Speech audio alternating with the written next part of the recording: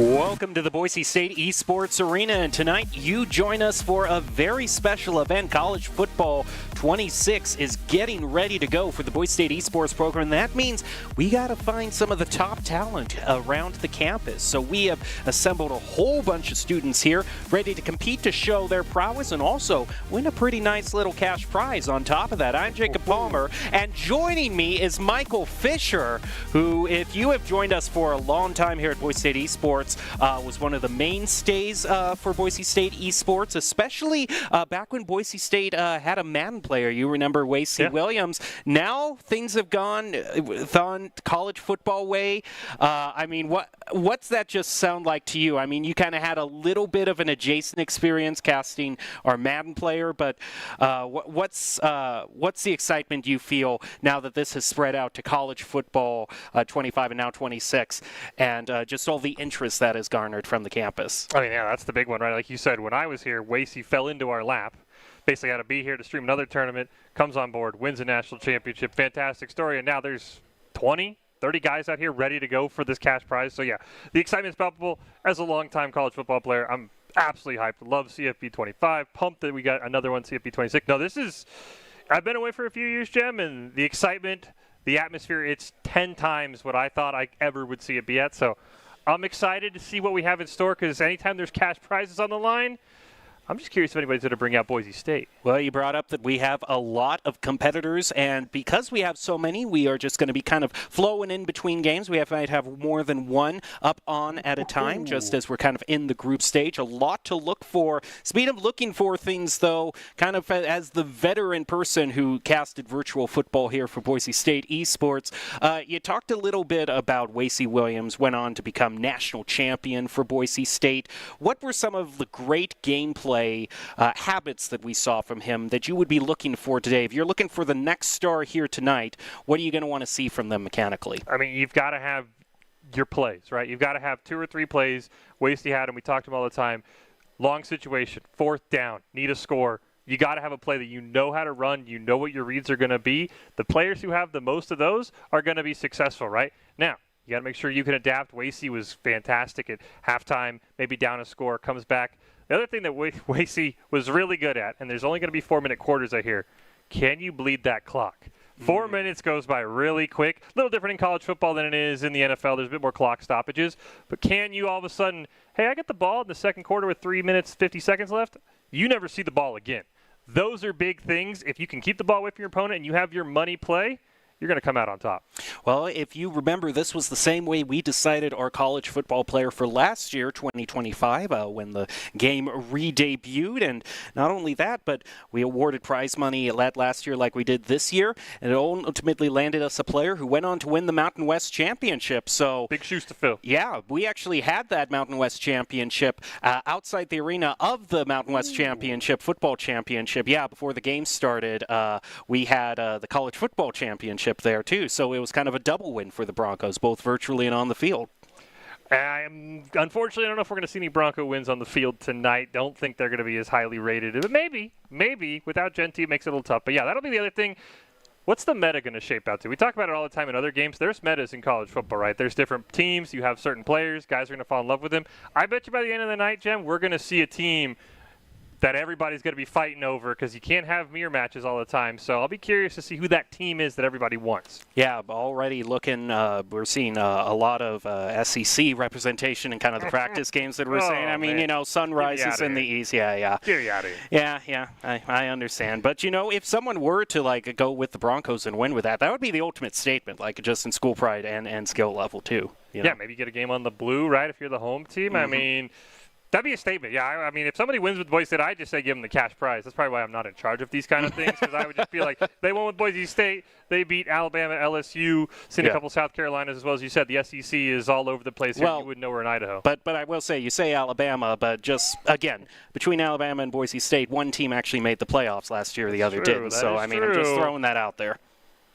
I'm excited. You said, who's going to come out on top? I mean, again, you walked in here, look, playing for some cash prize, you could find yourself at the Mountain West Championship game here in December and potentially be the Mountain West champion of a different game.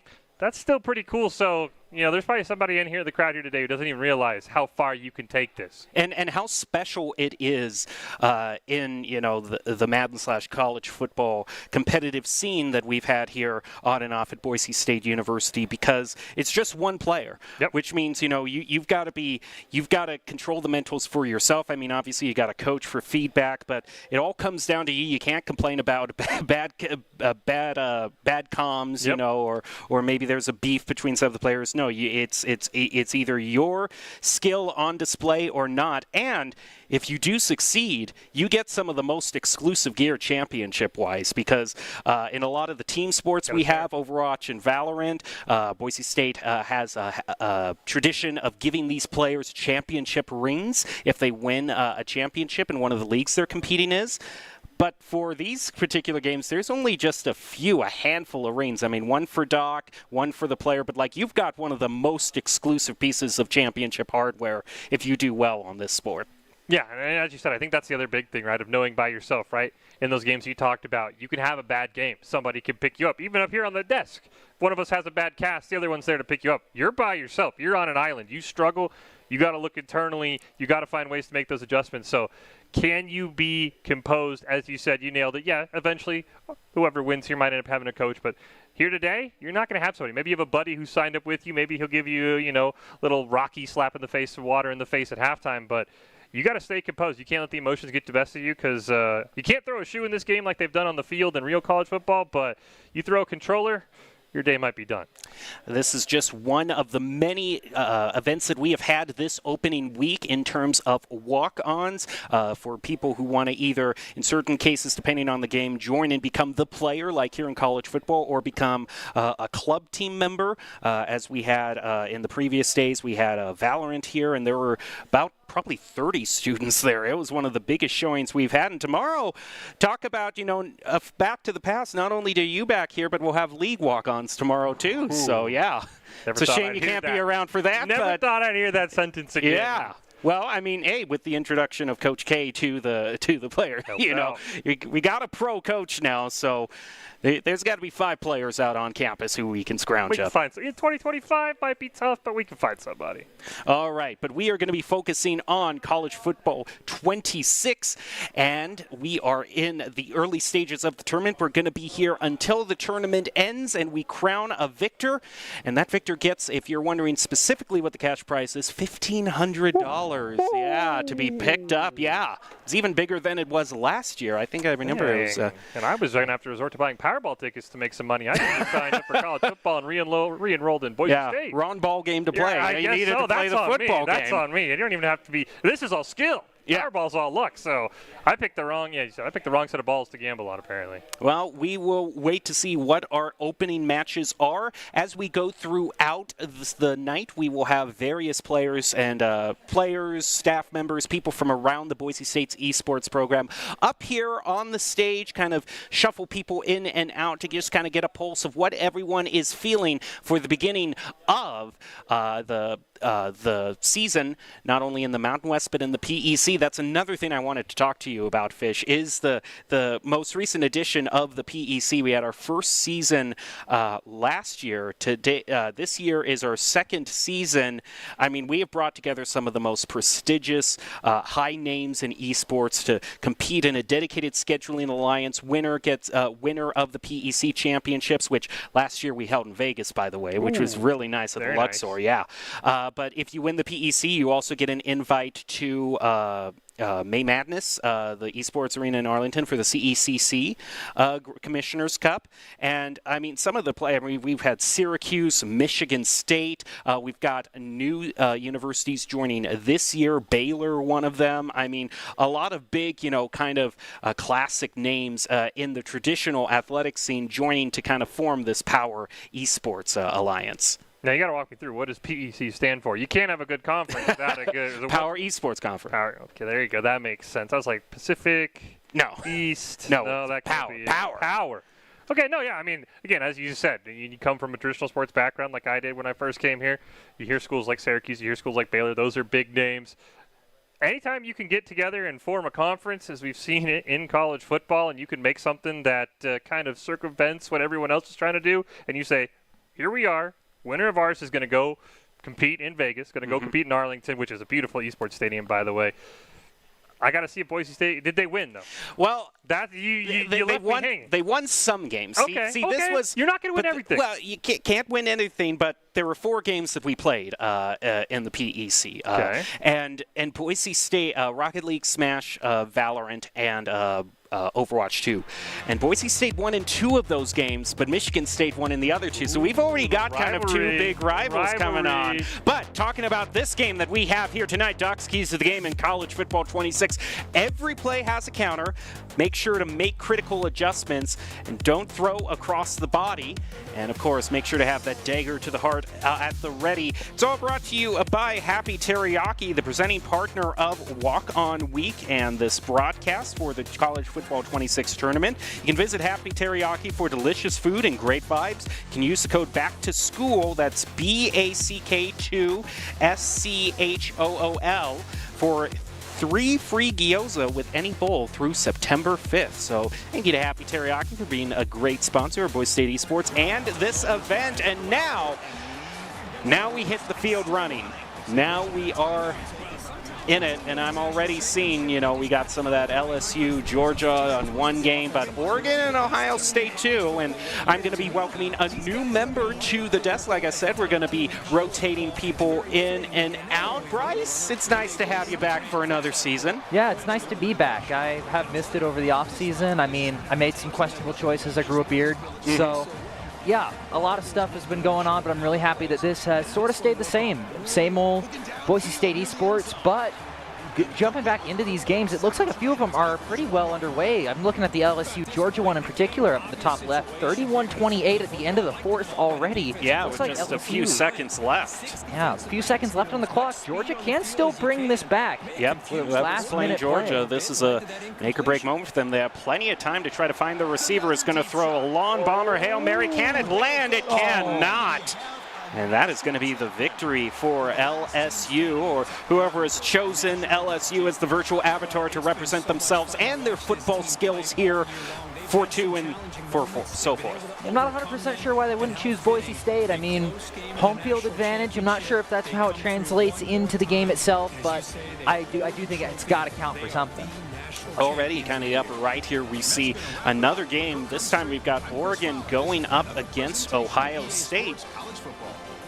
Yeah, Oregon and Ohio State up in that top right, bottom of the 3rd quarter. 1 minute 50 left on the clock. We were just talking about the Power Esports Conference with Fish. Ohio State has been one of the universities that has participated in the Power Esports Conference, so kind of has been a great way to, like I said, bring in those big names from traditional sports that are also investing heavily in esports. I mean, you talk to Doc about like Syracuse or Baylor. I mean, they are pouring money into their program. They want to be top name competitors, so the competition is there. It is fierce. All the more reason to have a great performance tonight and represent the Broncos well. Yeah, and we honestly kind of have an advantage in that regard. I mean, like you were saying a little bit earlier, Boise State had a really good showing at the brand new PEC conference, only losing out 2 titles to Michigan State. Boise kind of has their Boise State has their foot in the door when it comes to esports. And like you were also saying, there's a lot of good talent in a lot of these big schools. But I would say that, like Doc was saying a little bit earlier during our media showcase, we have this culture about us at Boise. We're really close to one another. A lot of our you see it in our players, you see it in the rest of our staff. They're all incredibly close to one another, and I feel like that's something that we kind of do better than other schools, and something that maybe some other schools can take into consideration. And they're big schools. They definitely have a chance to do so. Right now, for our Ohio State player, it's really a must to actually convert on this drive here, because they're at second down. Got stopped right before the first down line, and that's going to mean, I mean, with as much time as left on the clock, I mean, just 1 minute. Fish mentioned earlier that each quarter is only 4 minutes, so I mean, I'd say it's probably doable if you're behind by just 1 score going into the 4th, but anything more than that, and I got to think our Oregon player is going to be looking pretty. Yeah, they're going to be shooting through these quarters. At only 4 minutes, that's only 16 minutes on the clock for both sides. Oregon's still sitting at 21-7. And Ohio State really struggling to get the ball up the field on that opening drive, or on that final drive of the 3rd quarter. But you never know. There's a lot of good things that can happen. He got the first down. He's first and 10, 45 yards left to go. Makes the catch on the 25. And is going to bring himself a little bit closer, just a little bit less than a minute. Yeah, a bit of a shame there. A bit too much momentum heading toward the left. Went out of bounds, stopped the clock. Probably could have gotten a few more yards there, but forward progress is forward progress. And he sees the opening, gets another first down. Just barely before being thrown right back off, but that first down is a first down in the books. Going into what could possibly be the second to last drive of the quarter. I think here, I mean, you got to get a touchdown and at least have it one score. A field goal, not really in too much consideration. Another pass for a 4-yard gain makes their way up to the 11th. 11-yard. Inside of that red zone, almost to the spot where you gotta be. You gotta get to that 4-yard line in order to get yourself another first down, just to close things out with 5 seconds left on the clock. Throws triangle. Touchdown to close out the quarter. Now with just one extra kick, it's like you were saying, you got to get into that you got to get into that one scoring range. Keep it close, especially at those shorter quarters. Keep it winnable, and Ohio State has managed to do that. Although, even though they got the touchdown there, I got to say the Oregon player is still very much in the driver's seat. This is where what Fish suggested in having that sort of clock control is really going to pay off heading into the fourth, because you've only got 4 minutes to play with. That's plenty of time to work with on your offensive drive, but ideally you want to burn off as much time as you can, leave your opponent with very little. I think we're going to see the Oregon player, make steady progress, but if they're a touch above, they're going to be using as much of this timer as they can. Yeah, no sense in really rushing forward with it. Maybe score a field goal just to make it a little bit more awkward in order for Ohio State to really tie up the game, send this thing into overtime. But overall, Oregon has a lot of tools in the belt right now. They can run the clock for about as long as they want. They can play it as safe as they need to. And overall, they definitely have the control. Already got the first down on to Garcia, almost to the 40. Not quite there, but he did get the first down, keeping it in Oregon possession for just that little bit longer. We're at 4:30 on the clock. It's slowly ticking down. Find some wide open in the center. Meanwhile, on our upper left, Game hands it off, only gets a few yards before getting stopped at 41. Yeah, moving on to the Penn State South Carolina game. This one's fresh off the iron. Only 2:30 into the first quarter, halfway through. Passed over, doesn't quite make it though. Yeah, big opening now for Penn State. Bring South Carolina to 4th down. This early in the game, I don't think you just want to be that gung-ho about your strategy. It's probably going to have to be a punt here. Give possession over to Penn State. Because it's really hard to score a field goal from the 40, so they're going to have to run it. 8 yards is all they need, but they're just going to let him through. They pay. Sellers is going to be sacked at the halfway point. Yeah, and that gets given over.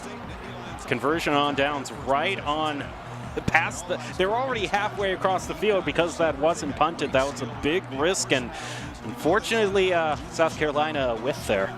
Yeah, South Carolina defense unfortunately let them down for this one. Penn State being such a powerful team. As you can see, they're ranked 2. Rankings don't always mean everything, but they do kind of give you a good estimation on how good some of these teams are. And really when it comes down to Madden though, it's all about how you pilot the teams. You can have a really good team, you can have a really bad team, but the pilot is what really determines it. Moving over to that Oregon State game, almost an interception by the Buckeyes, which would have really thrown a wrench in Oregon's plans. Still, I like what I'm seeing here, talking about piloting, has already burned almost 2 minutes away from that clock. If they can leave their opponent kind of less than half of the default time in the fourth quarter, then that's going to spell good things for them. They'll gain a few yards, get 3rd and 5 on the 25-yard line. Yeah, 3rd and 5, definitely still doable to get that first down. It all comes down to the Ohio State. They got to stop this play as soon as possible. They are in range. Oh, what an interception! Styles down the board. The 50, the 40. Can Moore get to it? 20, 10, he misses, got it. And a pick 6 for the Ohio State Buckeyes, tying up the game at only 2:30 left on the clock. And the importance of staying within one score leaves the game open to a dramatic turnaround in the fourth. Now both teams tied at 21. Ohio State Buckeyes slowly clawing back. I mean, when they were behind 2 goals, now we're seeing a dramatic comeback in the fourth quarter. Meanwhile, if we go back to Penn State, South Carolina, Penn State on their first drive at 2nd and 5 at the 29. Getting pretty close, though, to where they can rely on a field goal should a touchdown not be in the cards. Gets stopped right before first down, 3rd and 2 on the 25. Now, bullet to Ross is going to bring him to that 2-yard line. A good rush here is enough to get you first down, but is that really the play when you're so close to the goal? You might as well just huck it downfield and hopefully maybe see yourself with a Hail Mary. You never know. There are a lot of teams that'll tell you a bad pass. The game we were just watching, I mean, you don't want to throw an interception at a point like this, but that's going to be a nice short pass. Brings it all the way up to the 6. That's going to be 1st and goal. Chance to take the early lead for Penn State. Almost made it there, too, if it wasn't for a really good defense by South Carolina, keeping them in line. But can they close out the game? It is 1st and goal. They got 4 attempts to get this in, and even then, they still have a really good chance for a field goal here. But Aller is not going to take that. On to Singleton, does grab it. 2nd and goal, right in front of the goal line. On just about anything will get yard line. Just 1 yard here, and you've got so many downs to play with. You could just try to brute force it through with a run. Maybe hand it off to Singleton, try to get him to run it on in there. Quick pass over the side, and that's going to be it. That's going to be the first touchdown of the game. Penn State makes good on their first offensive drive, and the kick looks like it's going to be good as well. So that'll be a 7-0 lead starting off for whoever's playing as Penn State. Although, flag on the field. Yeah, we got a flag. But it's going to be look like that's on the defense. So roughing the kicker. So, I mean, nothing really to determine the background. Penn State's going to say, yeah, we'll still take we'll take what we already scored. We'll take what we can get. It didn't really change the outcome here. Off to the end zone. They're going to take the 30 yards. Keep it up. Keep it rolling up the board. South Carolina with their 2nd possession of the game, but only 15 seconds left in that first quarter. They're going to start out the 2nd quarter with the ball. As long as they don't, I mean, they could throw a pick 6 too. We saw it in Oregon, Ohio. And actually looking down there, it does seem like Oregon is marching their way up the field once again, but can they avoid a detrimental incident? I mean, everything I said about clock management goes double here in this scenario, because now the game's tied up. You have a lot less time to work with at the 22, 1st and 10, so they got all their downs to play with. A lot of time they could potentially bleed off. Throws it off to the side. Casper gets taken down at the 19. Looks like a timeout is going to be called by the Buckeyes. Trying to give them a little bit of time left, just a little bit more time to come up with a strategy, change up their game plan. What they're doing isn't quite working out, getting through the Ohio State defense. Honestly, it's kind of a hard game to call. With that pick 6 being able to keep it a tie game, they're going to have to work a little bit harder, but Ohio State is going to push a little bit more. Oregon falling back, and as another timeout is called by Ohio State. That Penn State game, already they forced South Carolina to give up the ball again. Or at least that's what we're going to think. It's 4th and 8. Now, last time they went for it on 4th down. Are they going to try the same thing again? It looks like this one might actually be a punt. Oh, no, they're actually going for it on 4th, and it pays off. They managed to get the first down, make their way up to 37th. It's still a long way to go. I didn't know South Carolina liked to party like this, but apparently no punts, just going to go for it on 4th every time. Yeah, it's like they say, you always go for it. You never punt. Oh, my goodness. Is showing us that. He's running down the board, and he does fall to 35, but manages to get far up, way farther than the last time, and South Carolina puts themselves back on in the game. But, of course, they won't really be in the game until they have points on the board. Looks like Stellars is going to go for something deep, manages to get it in, and to the line. Not quite to the first goal. Not quite to the first goal line, but 2nd and inches. Easier to make than a lot of people make it seem. In the other games, we've got scoring all around. 2 touchdowns just made by LSU and Oregon, respectively. That'll put Oregon at a 1-goal lead, but not too much time was bled off from Ohio State, so this is still very doable. And the question is, you know, if you get the touchdown here, then you got the choice if you could either tie it up, maybe head into overtime, or just try to take it outright with the 2 point. That's true, but you do have to stop Ohio State first. Like you were saying about bleeding the clock, it really only works. Oh, an that's not even going to need to be considered as an interception. Well, never mind. I guess Oregon is back. Yep, that was a nice little hypothetical situation, but now we get back to cold, hard reality. Yeah, reality. She's a cruel mistress. And while we see here, oh, wait, juking him out, takes out 2, gets stopped by the 3rd, unfortunately. Another timeout from Ohio State, trying to keep themselves in this one. What are they going to do? What is the game plan? Ohio State lines up on the field looking to do some sort of passing play right over to the left side, but Garcia is going to take him down. 3rd and 5, 2 more chances to keep this ball in play, burn more of that clock. All Ohio State can really hope for here is maybe some sort of interception, because if Oregon gets the touchdown here, a sack. Yep, gets sacked, and that might just be a shot in the arm for Ohio State, because they'll go for the field goal. If they miss, though, and kicking can be difficult, and the game is still up for grabs, with Ohio State getting the ball back at the 26th. Yeah, not the worst spot to get your ball, not the worst spot to get the ball, but definitely far from the best. 34 seconds left in the 4th quarter. We are nearing the end of this game. Ohio is going to bring it up the field, not quite getting that first down, but getting really close within 3. 30 seconds is plenty of time to get stuff done. The game isn't over until that whistle's blown. Looking over at a few of the other games, Penn State still leading 7-0 to South Carolina. Oh my goodness, what game even is this? Oregon intercepts again to take it back, and yeah. The setup is great for having a bunch of teams on the board, though, but you do miss it when you're trying to look at other teams as well. 23 seconds left on the clock. Garcia once again with the ball, sacked at the 50. Yeah, and just let that sucker run. Yeah, just keep it ticking, keep it going. 16 seconds left on the clock. Not a whole lot you can do if you're a Buckeyes fan here. Ohio State doesn't have too much to work with, especially with them getting the first down as well. 8 seconds left. They're just playing with their food at this point. Meanwhile, over to our other games, both have a 7-0 lead with still a lot of game left to play, not even halfway through. Pass over to the side. Penn State looks like they're going to be able to complete their first down, make their way up to the 15th, though, so it's the first little bit of momentum in what's going to be a long drive for them. Yeah, but it does look like Ohio State is going to end up losing their game against the Ducks.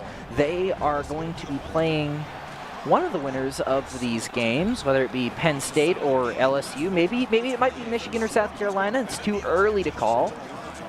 We are currently 3 minutes, 50 seconds into the 2nd quarter of the Michigan-LSU game.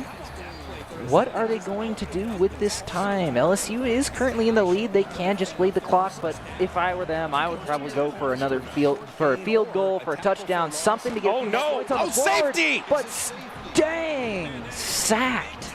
Yeah, not only that, it's going to be a safety as well. Not great, not great. 2 points Give 2 points over to Michigan. Take it where they can. Now if they're able to actually complete their drive here, they will go into the lead. Got 3 minutes, 26 seconds before halftime. On the 36, 1st and 10.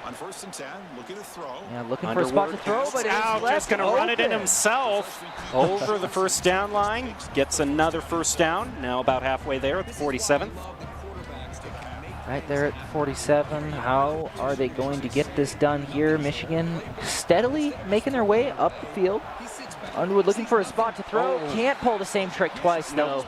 Can't sneak on by like he really wanted to. It worked well the first time, but unfortunately. Loses 3 that time. Now 2nd and 13, just below 3 minutes. Has a bit of time, is getting pressured too much, manages to make a pass and gets a gain of about 6 yards there. Make it 3rd and 7. Far from a small game, because any yardage gained is definitely yardage that you would need. I mean, you got to get 100 yards in order to get up to there. But an interception by LSU is going to flip the script on Michigan. Unfortunately, an injury is going to force a timeout, but we are back in the game. LSU currently with possession. 7-2 is going to be stopped a little earlier than they'd like to be, losing 3 yards in the process. But, you know, they could go for another safety, make their score a whole 4 points. Make it 4 points. I mean, they did shove them back last time. Just keep them pushing, keep them moving back. And I mean, the farther they go back, the easier it is, especially if they don't kick field goals. Yeah, they're going to need to get some sort of sack here. But that's not going to be in the cards. Nice pass as we hope to the other game. And Penn State has an opportunity to go into a 2-score lead right at halftime. Yeah, they only have 8 seconds to go, because after halftime it will be flipped to South Carolina, whether they be on the 10 or the 1-yard line. So they have to get this done in 8 seconds. Easier said than done, but definitely still something that could be. And it's passed. Nice, gets touchdown, Penn State. Gets the touchdown. Can now end this. They go for the kick, make it, which it looks like, according to all signs, that will be made and is good. So it's going to be 14-0 for a Penn State-South Carolina game. Penn State in the driver's seat leading. Kicked off. Not sure what you're going to do with 5 seconds, but I'm sure South Carolina will figure something else out. LSU still pushing the ball up the field. Just under 2 minutes left to go. Plenty of time to get themselves a touchdown before halftime kicks in. What are they going to do? It looks like they're going to be passing it out, running in, not quite there. Timeout does get called by the Wolverines. 2-7. You don't really see 2 on the scoreboard very often. Yeah, it requires a safety, which isn't the most common thing in the world. Passed it off. Durham going in. Takes the first down. Wide open. LSU expanding their lead to 12 points. I'm not going to say that you're going to cause a bit of a friction between your offensive and defensive line, where your defense was the only one who managed to score in the game by getting the safety, and they're like going to the offense like, where are you at? What have you done? Man, we've scored more points than you have. What are you guys up to? All right, well, now is the time. Is actually just going to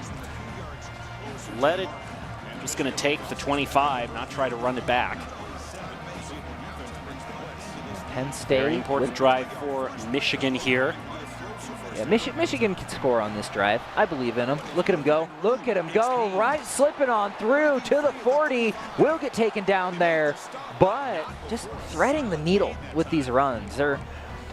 They seem to get at least one really good rush play with every possession. Haynes runs it in all the way to the 41. Now another first down. Underwood looking, passes it over to Klein, and will get it to the first down line again. Now the 49, pass halfway. 1 minute, 15 seconds left. First down, Michigan. Looks like we are starting another game on the bottom screen, and from the looks of things, we have a Boise State game. There we go. The black jerseys, in my opinion, they're best jerseys. I mean, I love the blue and orange schemes. I love the white, but the black just has. Oh, and this is it'll be Washington State. Kind of a regional thing too. Washington State.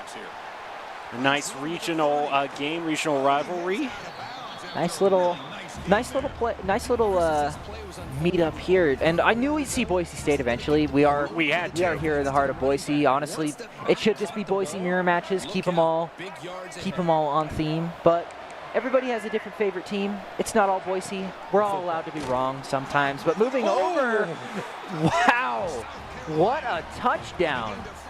South Carolina finds their first of the game, brings it back to within 1 score, makes the kick.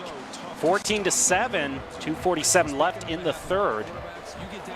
Speaking of Boise State, it's going to be their home opener pretty darn soon here. In fact, Boise State Esports tomorrow on Friday is having a tailgate. Yeah, that'll just swing on by. That'll be a really fun time for anybody in the area. I mean, I'm probably going to show up before I go to the game. Tailgates are always a great time, especially on Boise State games. There's an air. There's as the kids say, an aura.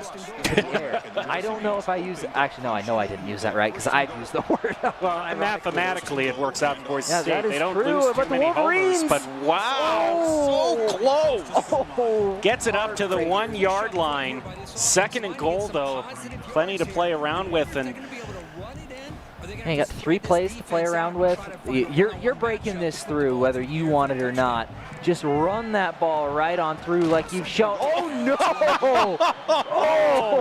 Oh, slamming the door right in your face.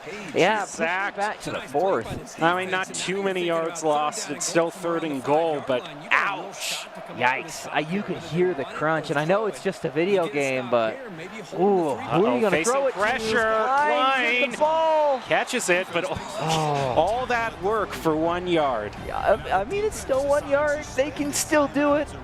Michigan can still get it done. Get 9 points on the board, maybe. I mean, that's the hope anyway. Moving on to Penn State, they're going to actually take the ball, getting the first down. And they're going to be stopped at the 40 through a little bit of roughhousing from South Carolina, but not too much outside of that. South Carolina pretty much just has to keep them locked down for the rest of the game until they can get the ball back, tie it up. And we saw it with Oregon. We saw it with the Oregon-Ohio game. Miracles can't happen. But moving on, looking at Alice. First drive for Washington State here. Broncos don't look. Oh, interception! We got an interception in the upper left. Oh, no. Oh, Michigan. Wow. You should have just taken the field goal. Oh, man. Yikes. Oh, it hurts. It hurts. And the L getting thrown up. It feels bad. Well, like I said, there's always another safety. That is true. Could end it with 4 whole points. Hey, 4 is far from 0. It's far from getting shut out. Oh, nice little bit of footwork there. Still First on. and 10, and LSU with the opportunity to pile it on again, maybe drive it to 21. Incomplete pass. Almost looked like that could have been an interception. Well, back to our Boise State, Washington State. Huge pass, doesn't make it. Now they're at 4th and 21. Might just have to be forced to kick it there. Yeah. Yeah, you don't want to give it up at the 32, so. And not a great spot for you to be if you are Washington State. That's going to put Boise at the 30, trying to get around, but they are going 1st and 10 on Washington's 36-yard line. But this will be interesting, though. This is Madden 26. I'm not sure if Genty is still... No, he's not. Yeah, okay, that's what I thought. I wasn't 100% sure with everything going on. But you never know. He might have slipped through the cracks. I know he's playing for the Raiders now, but he still lives on with the Broncos. Meanwhile, I mean, let's go back to this. I mean, you're at the 1 yard line. You need to score to keep it, within 1 touchdown, and you just throw the interception. Feels bad. Didn't quite play the replay I was thinking they would with that interception. Meanwhile, Penn State pretty close to the goal with the lateral to find it. What a play! Man, they kind of pulled that out of nowhere. Yeah. It up to 21-7. That's beautiful.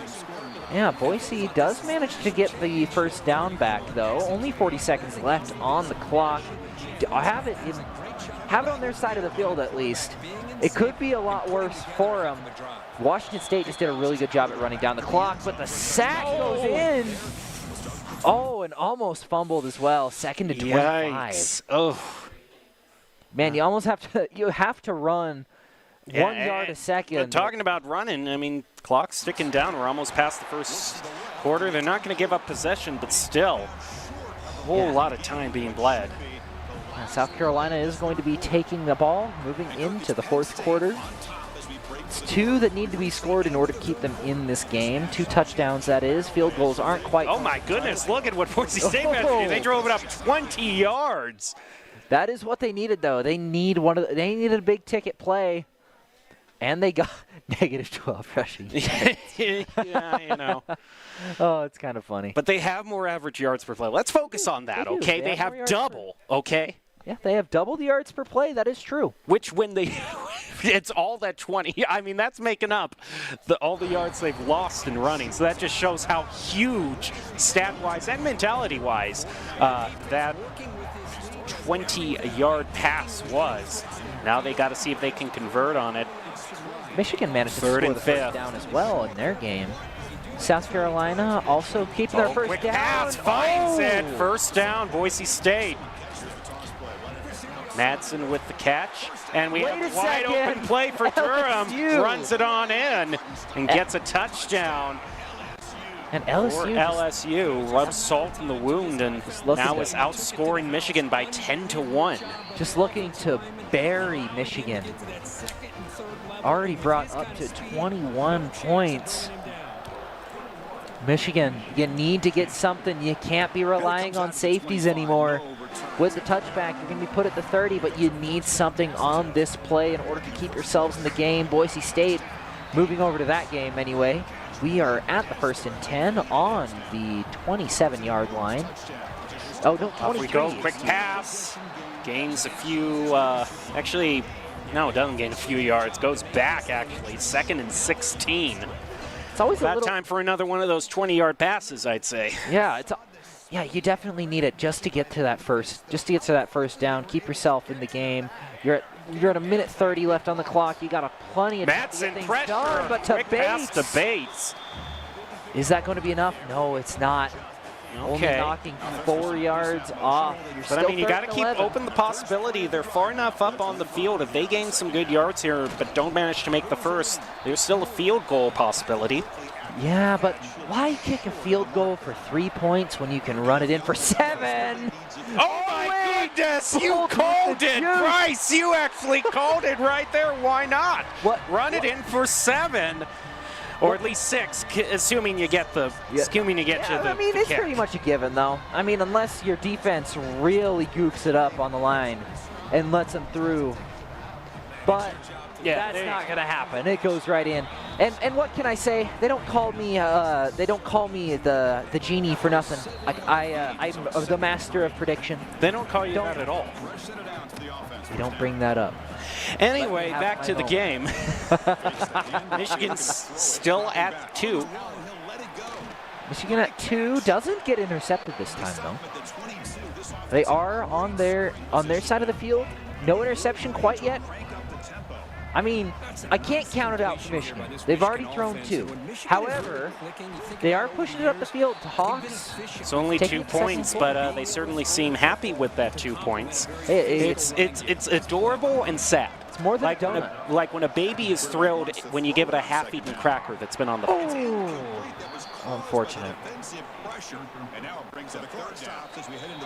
Fortunate pass from Michigan is going to bring them to 3rd and 4.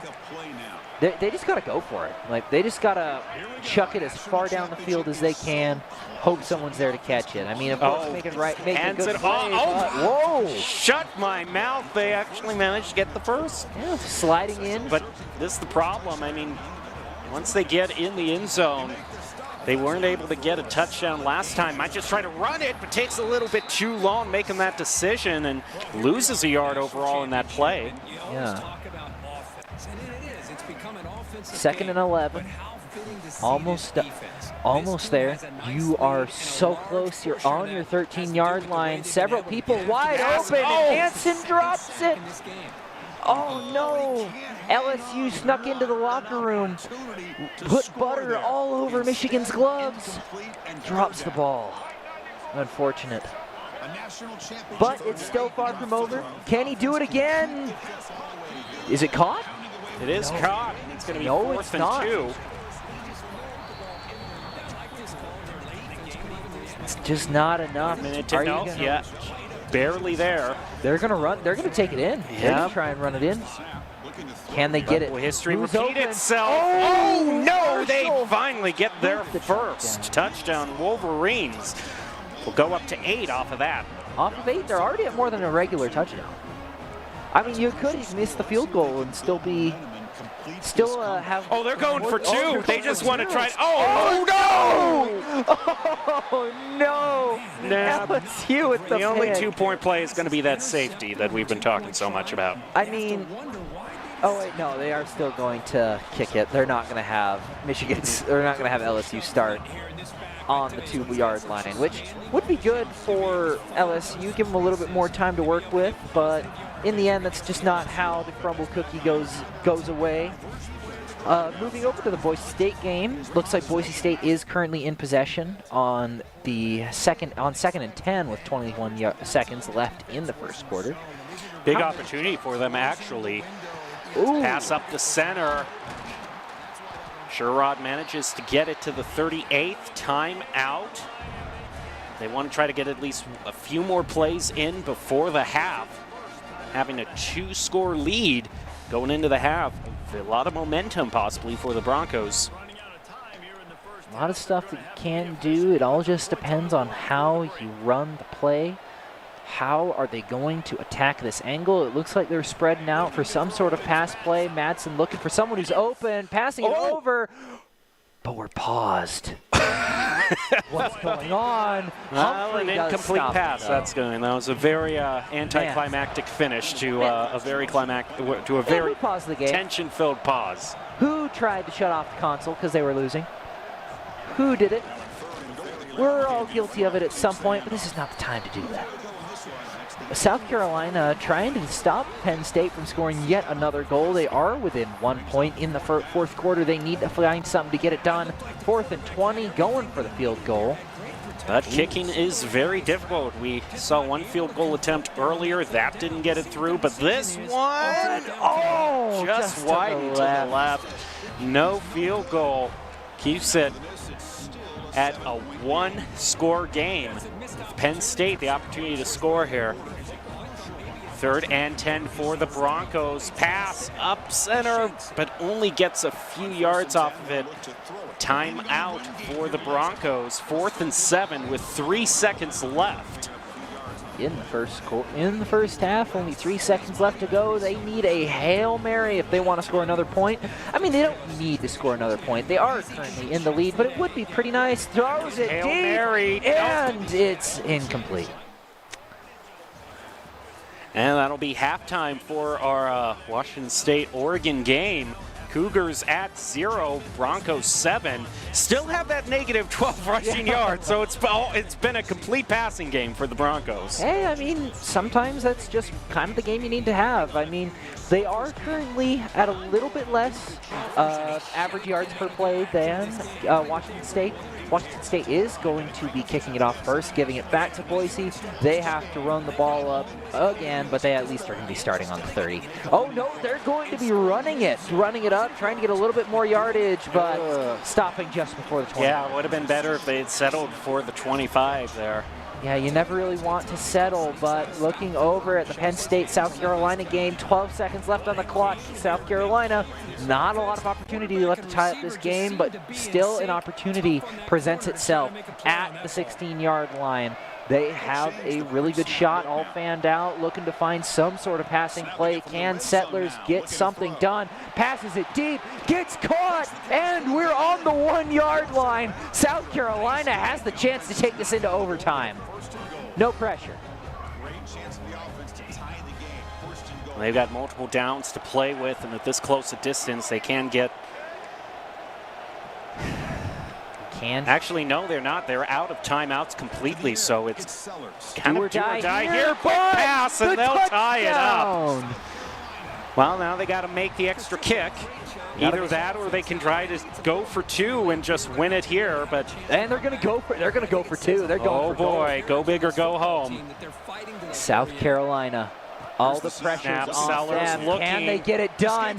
R1 is completely open. Oh, he gets it! Oh, no!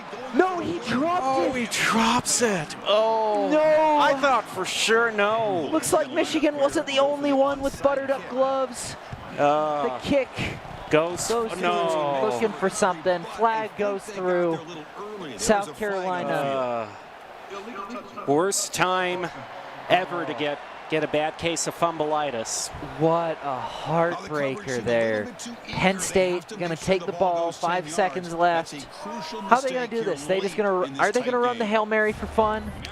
I think you just take the knee and just take your win. Yeah. Especially when there's $1,500 on the line here in this tournament. That is true. That is a lot of money. Meanwhile, back to Boise State. 1st and 10, handoff to the left and gets it past Sherrod. Might actually get the touchdown all the way up to the 1-yard line. Another 1-yard line play. But hey, first down. No need to pass here. No need to pass. Run the ball. Run the ball! And Sherrod is going to bring it in for a touchdown. Boise State goes up to 14. Or 13. They're at 13. They still got to score the extra point. Can they get it? Oh, wait! Yep. Off the bar. Barely. Almost did, though. That would have been something else. And a bit of applause from Buster Bronco as well. Doc Caskell, head coach Boise State Esports, was Buster Bronco when he was in. So, proposed to his wife in the full mascot costume. I did not know that. That is an interesting piece of Doc lore. Got to put that on the board. Well, now Cougars look like they're really being pushed up against it. They have a little bit of the third quarter left, and then 5 minutes once fourth quarter starts. And yeah, LSU will take the knee and be able to win that round. In fact, we're in between 2 rounds on 2 of our consoles here, so looks like we'll just settle in for our Washington State-Boise State game. Yeah, it looks like Washington State going to be taking the ball on the 20-yard line. Timeout does get called. Oh wait, no, that's halftime. Nope. Oh no, end of the third quarter. it's something or other. It's 3 quarters time. It's 3 quarters. It's 75% time. There you go. All right. 2 minutes on the board. Not a whole lot of time to work with. No, and they need to make up 2 scores here. I mean, Boise State, opportunity to just completely shut them out with some sort of interception. Looked a little bit shaky up there. Meredith will find the catch. Gets stopped at the 37. 1st and 10, 154. Washington State on a do-or-die drive. Eckhouse sends it up the middle. Banks with the great defense. Incomplete pass. At least for the incomplete pass, the clock will be stopped, so Washington State won't have to worry about too much time running out for them. 2nd and 10. They're bleeding time right now. They need to get this ball up. The fake rush play. Meredith once again with the ball. You're running the wrong way. The goal's the other way. But he does get the first down. 1st and 10 on the 44-yard line. After a catch like that, it was just not too much. This isn't T-ball here, levels of running the wrong way. This isn't flag football levels of your goals on the other side. Plenty of time to make his decision. Might just try to run it himself. Gets pushed off to the side, 2nd and 8. Gains 2 yards from it, so it wasn't completely fruitless. However, definitely a little bit better things you could have done there. There were a lot of spaces to go, but I guess rushing was the best option in the end with your lines being broken through. Looks like Noga is going to run it up to the 18-yard line. Completely wide open. Boise State getting a little bit cocky in their defense. But here's the thing, both teams still have their 3 timeouts, so Boise State is going to have all the tools in the world they need to possibly run out the clock here. And what a pass! Cougars will get their first touchdown in the 4th. Man, 2 passes in a row to completely wide open targets. How is Washington State going to attack this? Are they going to go for the 2-point? No, they're just going for the 1. No, you don't at this point, no. Hey, I mean, we've seen some wild plays. We saw the 2-point conversion on the on what would have been a tied game.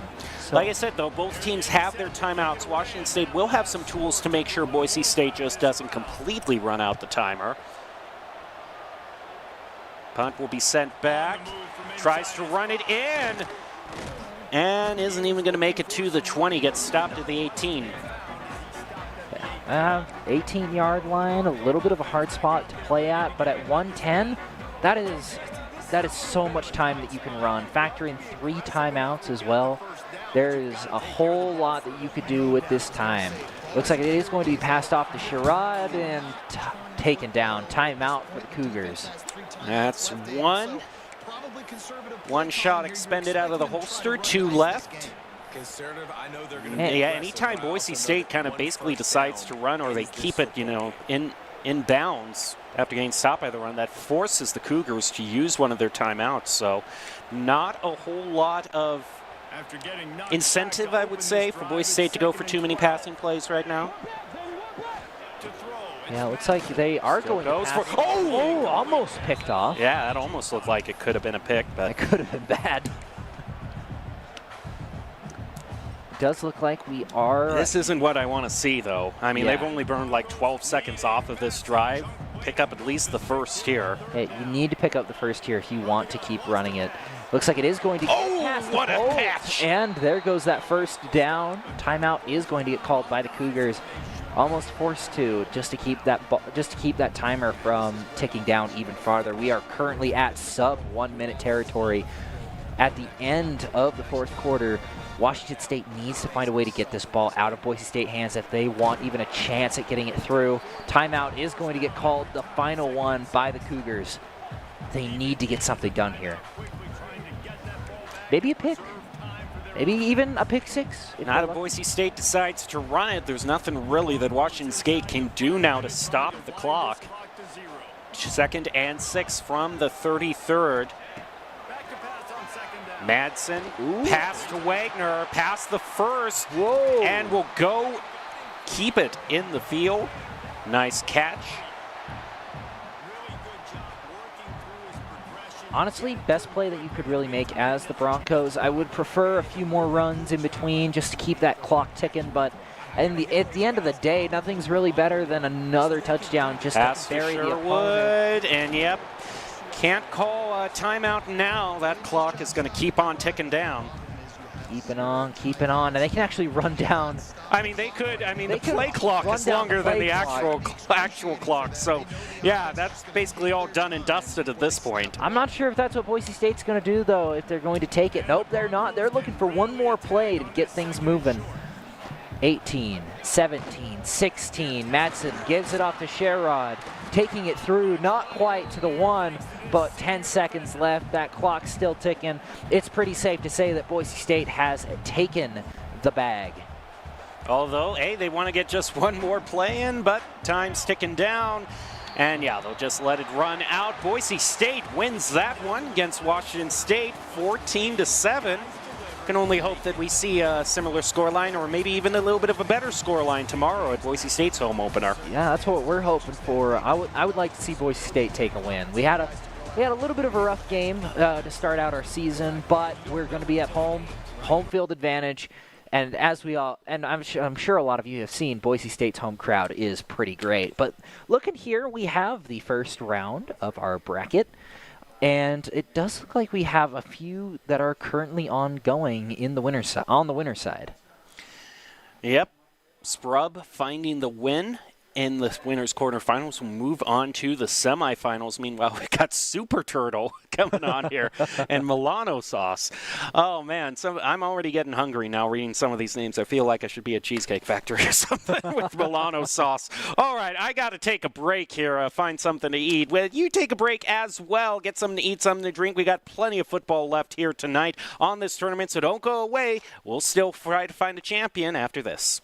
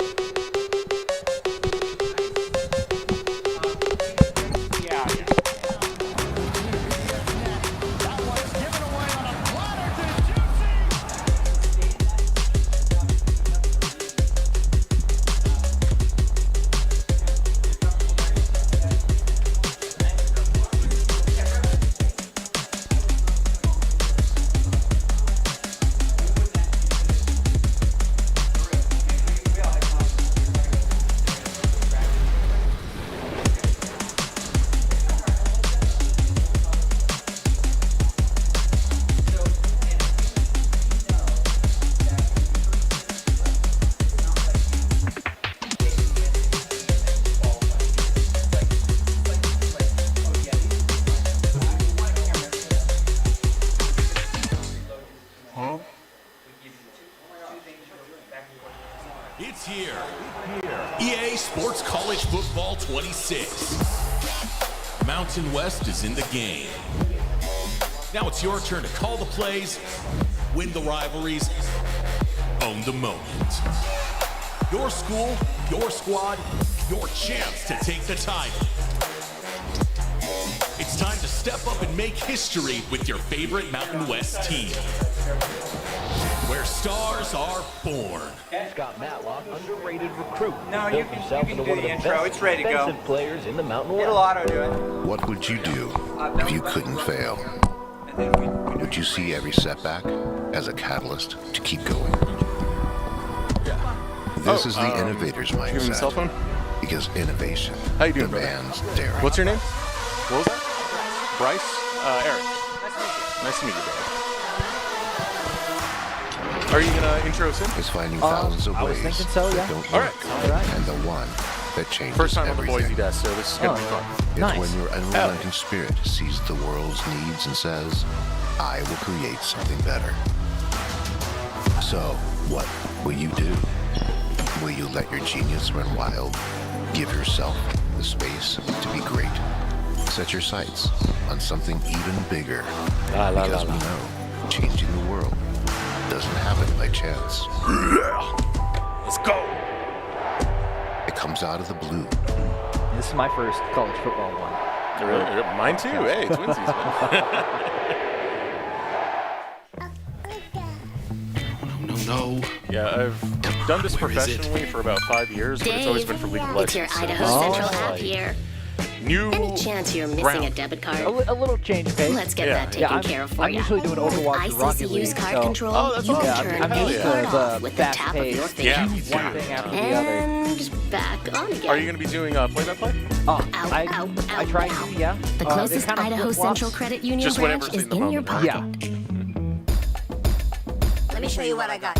With the Dairy West Fueling Station, we really wanted to create a place that Hell our yeah. players could come and be fueled and hydrated in a healthy way, fuel their minds, fuel their Do you- bodies do you use so they the can fist roll compete for at the this highest one? level. What? Dairy West Do you use has the really fist allowed roll us for to the do mic? that, and we're excited to see I what this don't. space No, I turns just put into. it close This to is my only mouth. phase one. Okay. It's There's just kind many of iterations a to feel. come. Yeah. I get like a Truly feel unique for in it. college esports. I just We're know some excited to see productions how that get a little bit continues to anal evolve. about Yeah. Really thankful for Dairy West support and look forward to continue working They with can them. me show you what I adjust got. it. And I am naturally way louder than I should be. Yep. So No. yeah, Not they- should be as loud as, exactly as loud as me.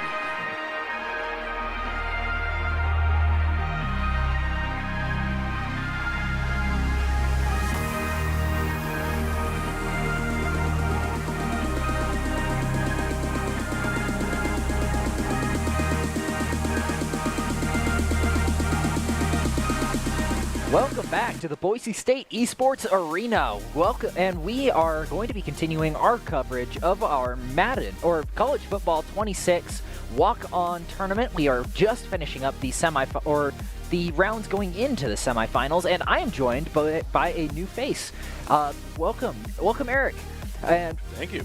you were telling me a little bit earlier, you do this a lot for League of Legends, but this is also your first college football broadcast. Yeah, this is going to be a lot of fun. I've done this professionally for League of Legends for about 4 to 5 years now, so, it's the same energy, right? You get team fights. Instead, this time the whole team's on the line looking to fight through and, take the ball home. Yeah, it's individual fights that all add up into one team. I mean, it's a lot more team-focused than... I don't know a whole lot about League of Legends, but I do know it comes down to the 1v1 a lot of times in that game. I guess same thing with football. If you're not on your man, your team loses. Like your quarterback gets sacked, you're done. You're taken down. But I am excited to keep going into this game. We've had some really close games so far. A couple interceptions in the final rounds. I've honestly seen a lot more fun games than I really thought I would. I have been watching so far, and some of those have been a blast, especially the one where it was 20-21, where they tried the 2-point conversion to try and close it out and just barely slipped up. Talk about that's a lot of fun stuff, man. Talk about a heartbreaker. If you just would have went for the field goal. Take it to overtime. Yeah, take it to overtime. You got 5 more minutes in overtime. Plenty of time to make a play. I mean, both teams could have, but you kind of sealed your own coffin with that decision. And I guess that's just kind of how the game runs down to. You try to make a good decision, and unfortunately it doesn't always work out. But as we keep moving forward, we're going to keep seeing some of these good plays. And you never know, we might see somebody come back. I mean, we were starting to see it with the Michigan LSU game. I mean, they got up to 8. They scored 2 points, something that I don't really see too much in football at all. But you never know. Football is such an odd game. Yeah, it definitely can be. By the way, I've played a lot of football back in my time. Nice. When I say my time, I mean flag football in elementary school. But we're still going to count it, man. We're still going to count it. Hey, I'm the same way. I was center lineman for 2 years, 3rd and 4th grade. Best years of my football career. But yeah, this is definitely going to be a lot of fun, especially with the way the game does run. You know, I've played a lot of Madden myself, even though I haven't been the most invested into it. So it's great to see it, you know, on the collegiate stage right here as we're already ready to get into the game. Does look like we have an Oregon mirror matchup. The Ducks versus the Ducks. It looks like the Ducks are going to be throwing the ball to the Ducks. Garcia's going to take it. I'd say right there, he didn't give a duck. Yeah, he did not give a single duck. But they are playing on the blue turf, which I find to be That's kind of very fitting. Actually, yeah. Honestly, I'm surprised not all of the games are played on the blue turf, because that is an option, and a touchdown for the Ducks. The Ducks are going to be beating the Ducks 7-0. Oh wait, no, the Ducks are currently tied to the Ducks. No, we're about to tie up right now. We're about to tie up. The Ducks to the Ducks. I mean, we should really just call them the yellow and the white. The yellow team and the white team, because that's the color of the jersey. Let me be honest, I'm still trying to figure out which side is which duck. I'm still trying to as well. I guess we're going to figure it out here pretty quick. It looks like white is the left side and yellow is the right side. All right. So, but of course, Oregon isn't the only mirror matchup. We have Broncos versus Broncos on the bottom screen. Are you kidding as well. This one better be on the blue turf, though. That's what I want to see right now. If we're not on that, then we're not doing the Broncos right. Yeah, we're all 3 games are on the blue turf for the semifinals. This is interesting, to say the least. It does look like Sherrod is going to be taking it to the first down. Yeah, that was pretty sick nasty right there, able to get the running play driving it through for that first down. And considering, you know, it's still the first quarter, still got a lot to go for this Boise blue mirror matchup. Yeah, 5 minutes per quarter definitely gives you a lot less time than you'd expect for any football game. Of course, standard time for football is 15 minutes per quarter, but we can shorten that down quite a bit here. And 5 minutes doesn't seem like a lot of time, but a lot of plays can happen, and even just a few seconds. Looking over at LSU and Oklahoma, the only teams that we haven't really taken a look at here. LSU running it up the board, currently down 7-0, but on the 46-yard line, they still have a good shot to get something done before the quarter ends. Yeah. Of course, with the quarter just ending, you know, it still means they do have a lot of chance to continue this drive right now, and they're really showing it with a lot of these passes, man. Yeah, a lot of passes, moving it up the board slowly and steadily, 2nd and 5. Unfortunately, the first quarter is going to end, but we are going to end it. We'll start the second quarter on the 40-yard line for LSU. Yeah, so a lot of time to work with right here. I mean, again, it's only 7 points coming in. You can see that it's been a lot of rushing yards coming in from Oklahoma, 43 so far. In just the first quarter as well. It's pretty impressive. Yeah, just run that thing. Just run the ball up the field as far as you can and don't look back. It also looks like we're playing in the Potato Bowl, which is kind of funny. Incredible name, by the way. Yeah, amazing name. I love the Potato Bowl. I also love a good bowl of potatoes, too. Yeah, you know, I got some meal prepped potatoes sitting back at home once we're done with this, you know. Potatoes O'Brien and your eggs and sausage in the morning. Add a little bit of Idaho goodness. Looks like Oregon still tied up, moving in to moving towards halftime. We got to reacclimate ourselves with the White Ducks and the Yellow Ducks once again. The White Ducks and the Yellow Ducks. I said Yellow Ducks are on the Yellow Ducks are on the right. All right. Yellow team trying to pass it over, but White team is going to stop it. 2nd down, 3rd and 13. So still a lot of ground to really cover right here for the Ducks, which is my cheap out of getting out of just calling them white and yellow. that is 100% fair. Moore looking for something to do. It looks like they're going to be running this in, but of course, how their position doesn't really mean a whole lot. Passed over to Hughes. Nothing's going to come out of it, unfortunately. 4th and 15 on the 35.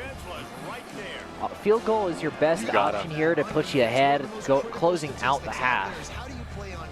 But are the Bumblebee Ducks going to do that? I don't think they are. They're not. No. They are looking to make a play and looking to make it now with the Hail Mary pass. It's not going to get there. Oh, stopped on the 25. An unfortunate spot to be stopped at, and the White Ducks are going to be taking the ball.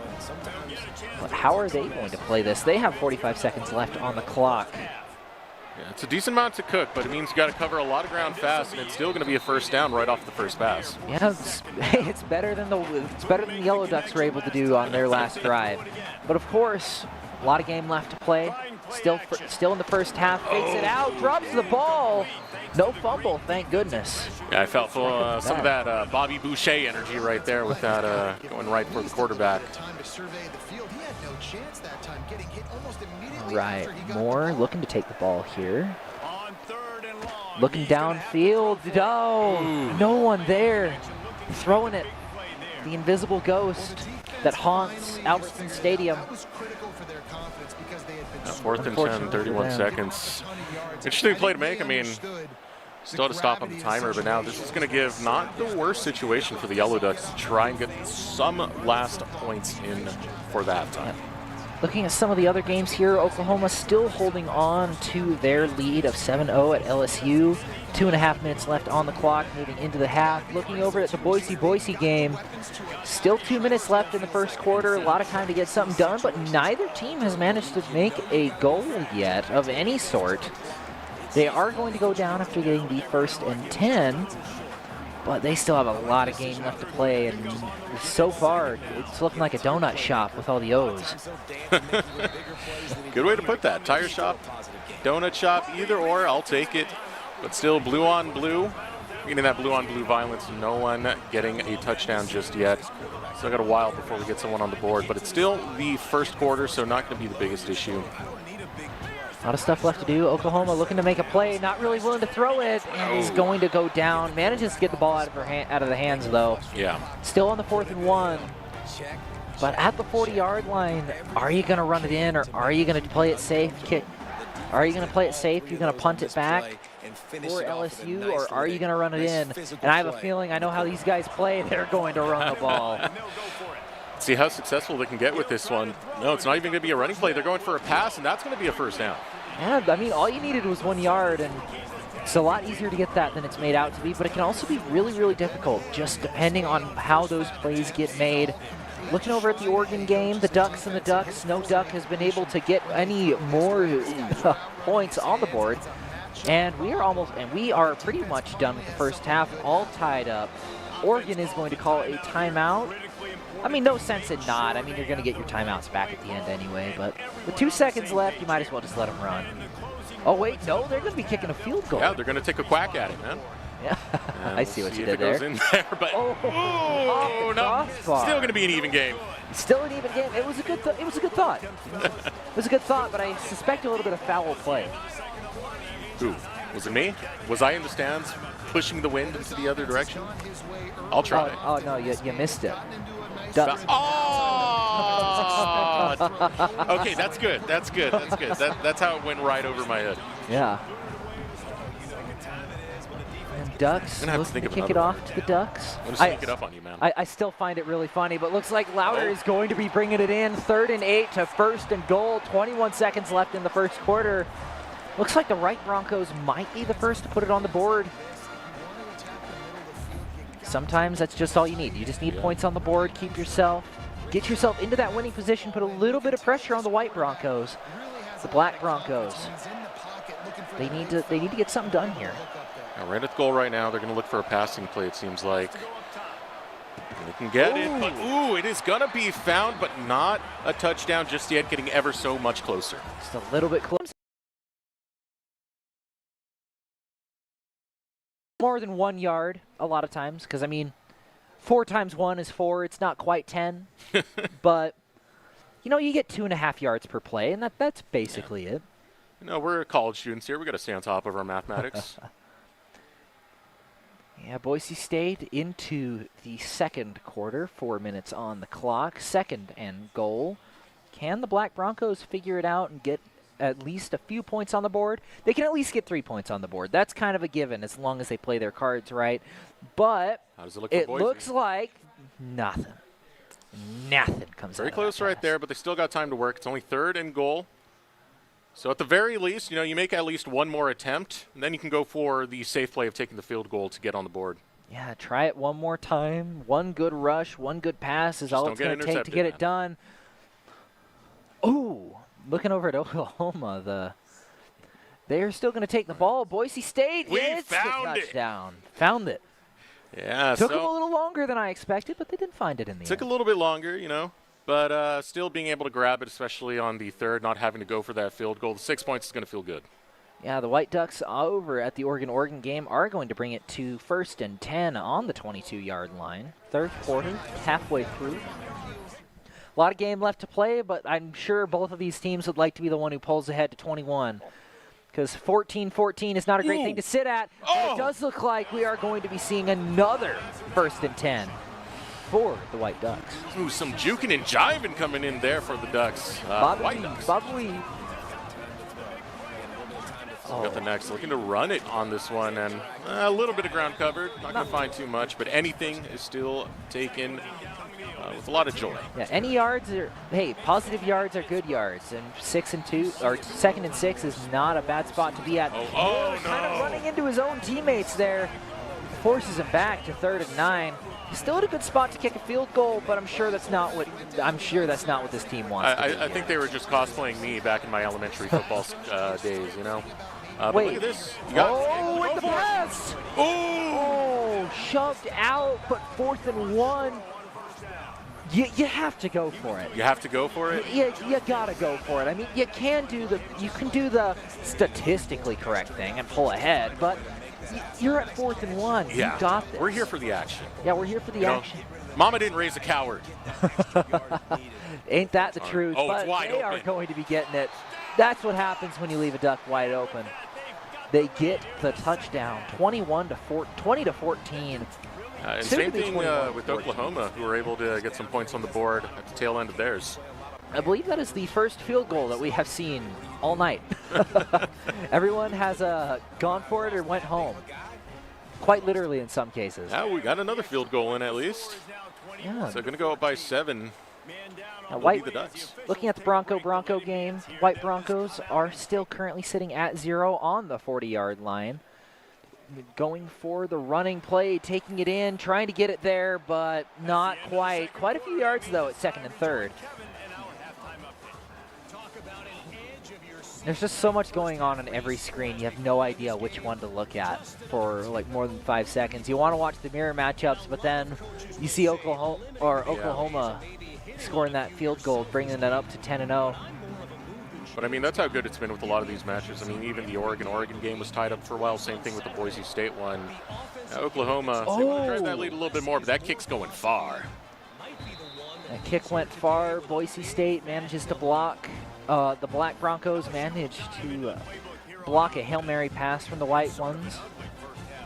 3rd and 3, still very doable. Oh!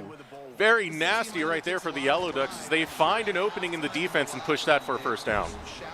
Sometimes that's just all you need. You got to find one small opening, but the White Broncos are going to be taking it away to the 30-yard line, giving them once again a 1st and 10 and closer than they have been before. Oh, wait. Oh, man. The Yellow It's Ducks, wide open. They're wide open. Oh. The 10. And they missed. Oh, bringing it back to a tie ball game.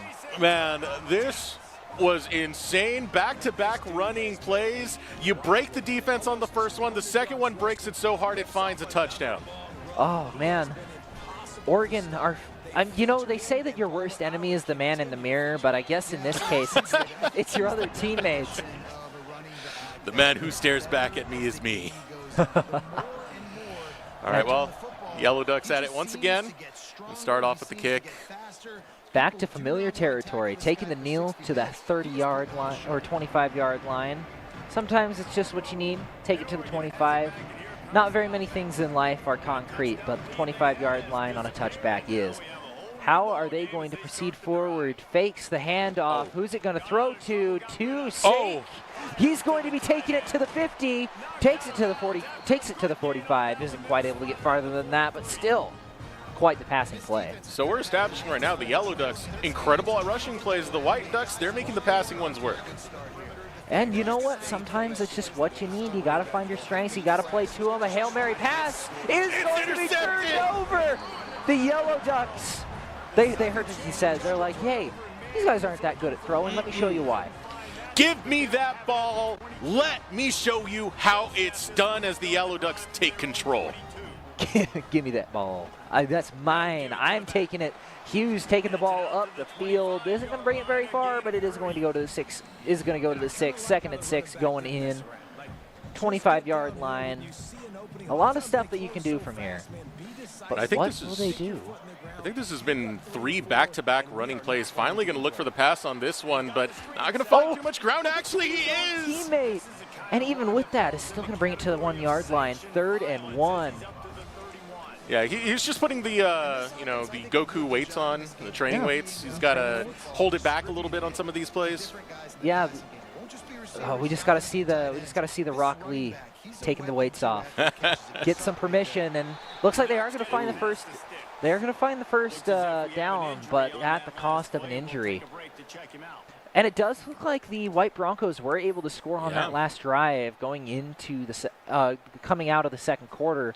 Interception over by Oklahoma as they'll take it right on the goal. Man, unfortunate for LSU. Almost had that as well. Just not quite in the cards for this one. Does look like the Black Broncos are going to score their first down, though. So lots of first downs across the board, lots of tie ball games as we are inching closer and closer to halftime.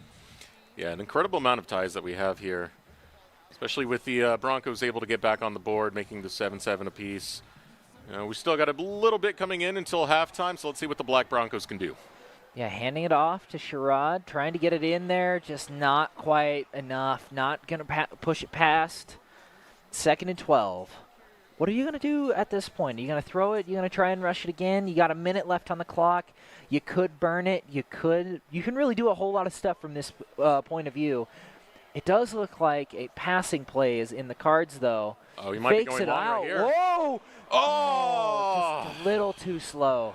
Didn't say enough prayers to make that Hail Mary come through, but that's the way the cookie crumbles sometimes. Yeah, Oklahoma, though, with the breakaway. Oh, my 50, word. 40, 30. Is anyone going to come in? He stops for a little bit to let LSU catch up for the adrenaline. What an easy touchdown for Oklahoma. The PM on this man, taking his time to find that touchdown. That shows you the confidence he has. And look at the Oklahoma game, Oregon game, as the Ducks will find a first down. And quite a good juke move as well, taking it away, almost breaking away. But White Ducks defense is a little bit better than the Yellow Ducks expected. Taking it to a running play, manages to sneak it by. It's wide open. He's getting it in, and another wide open touchdown. He sees weakness in the armor, and he punches right through it. These running plays from the Yellow Ducks cannot be stopped. Man, Yellow Ducks, man, it seems like they're a whole item ahead with how they're able to juke out these players, just making plays that no one else can really conceive of at the moment. And they're playing with the same players. You'd think they'd be able to do the same thing. And all the credit to them. These running plays are really helping the Yellow Ducks take control of this game. What was tied is now so much in their favor. 7 points now ahead as we'll find another touchback. Yeah, looking over at that Broncos game, they need to take a page out of the Ducks book, trying to find a way to get an advantage. Another Hail Mary goes in, and there's another touchdown from beyond 30 yards. What is with these long haul drives? Yeah, vitamins taken, prayers have been said, and Mary is here to help as a long drive comes in for the Black Broncos as they set up for the field goal. Easy field goal, straight down the middle. A little bit hard to miss it from that yard line, but I'll miss it. It has happened before. I couldn't kick it. That is for sure. Heck, I can't even kick a soccer ball, let alone a football. Oh, man, I'm going to kick it backwards somehow. That's how bad it's going to be. But look at this coming out of the White Ducks. It's a breakthrough. He still has not gone down and finally falls. Oh, man. Both Ducks are just – man, defense for the Ducks is really struggling here. for both sides. Just not quite able to get these players down on in any reasonable amount of time. But there goes a sack. They heard what I said. They were not very happy with the criticism I was giving them. You're talking about their defense. They said, "Nuh-uh, Mr. Caster." What do you know? You don't know. You're just a voice, pal. You don't know anything about football. Let's see if we can actually get this going one more time. Ooh, almost an interception, too.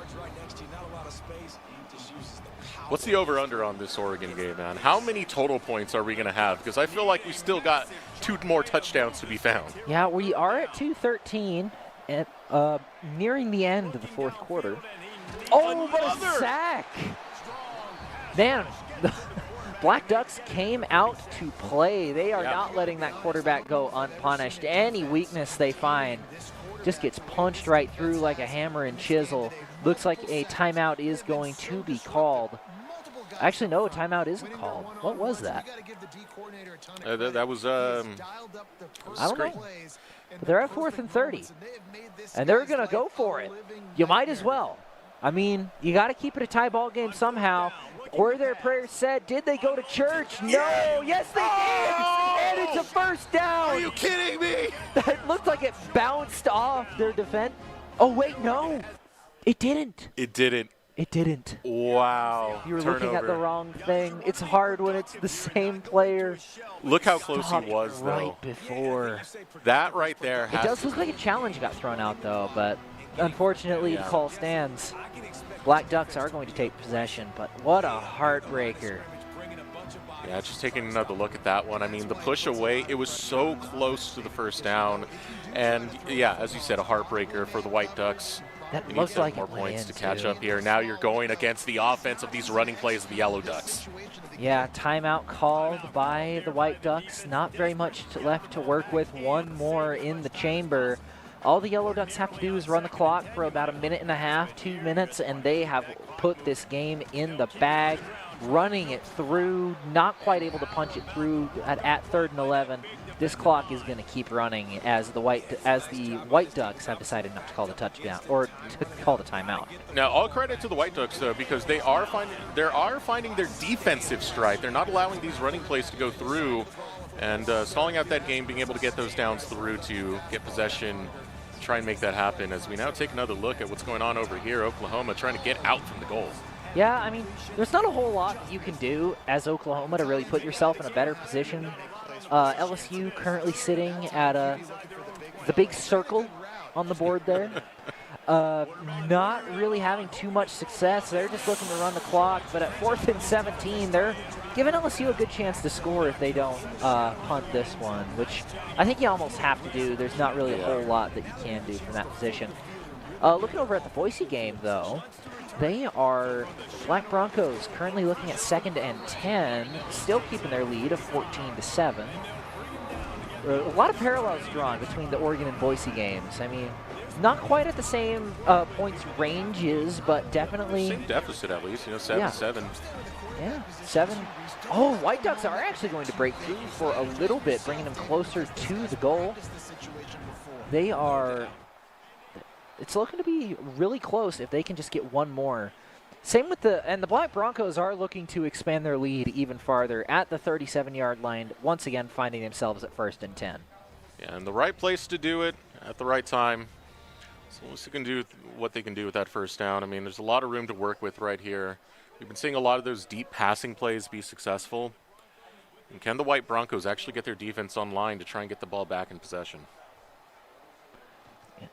Thrown back to Sherrod, taking it in over the line of word. scrimmage and gets the first down. Yeah, Black did you hear that? I heard a few ankles cracking on that play. That is the sound of helmet-on-helmet action. They say not to lead with your head, but it's kind of hard not to knock heads when you have so many big dudes just running into each other. The pass goes through to Wagner, manages to get it up the field a little bit, bringing it to 2nd and 3. Not a terrible spot to be in. Could make a lot of plays from here. You are halfway through the 3rd quarter, though. So really just kind of depends on how you want to do it. Interception by Oklahoma, too. Just a lot of stuff going on. I mean, as much as I want to hype this up, you got 17-point lead, man. You're already dominating LSU right now. So getting this interception is just salt in the wound. Stop. He's already dead. Looking over at the Oregon game, 4th and goal, last chance to really get this ball in. Yeah. No point in punting. Or no point in punting, no point in the field goal. This is a make or break. Can the Yellow Ducks defend? Or will the White Ducks prevail? Moore with the ball manages to get the ball through, but unfortunately for them. But fortunately for the Yellow Ducks, I believe that this game has gone in favor of the Bumblebees. Yeah, good color. The highlighters. At this point, you're just hoping a fumble potentially happens or you can find an interception because that is your only hope. And as this clock ticks down, it's not ticking down in favor of the White Ducks. A fumble, an interception, just something to get the ball out of their hands and back onto your side. We're hopefully just trying to get something done, but at this point, the play timer is longer than the actual timer itself.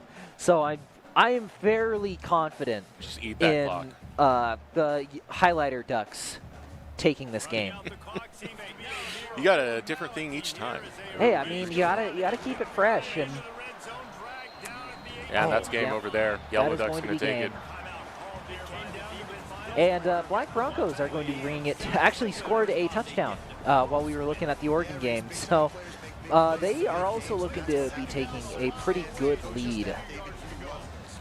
And I mean, it goes without saying that Oklahoma is killing LSU.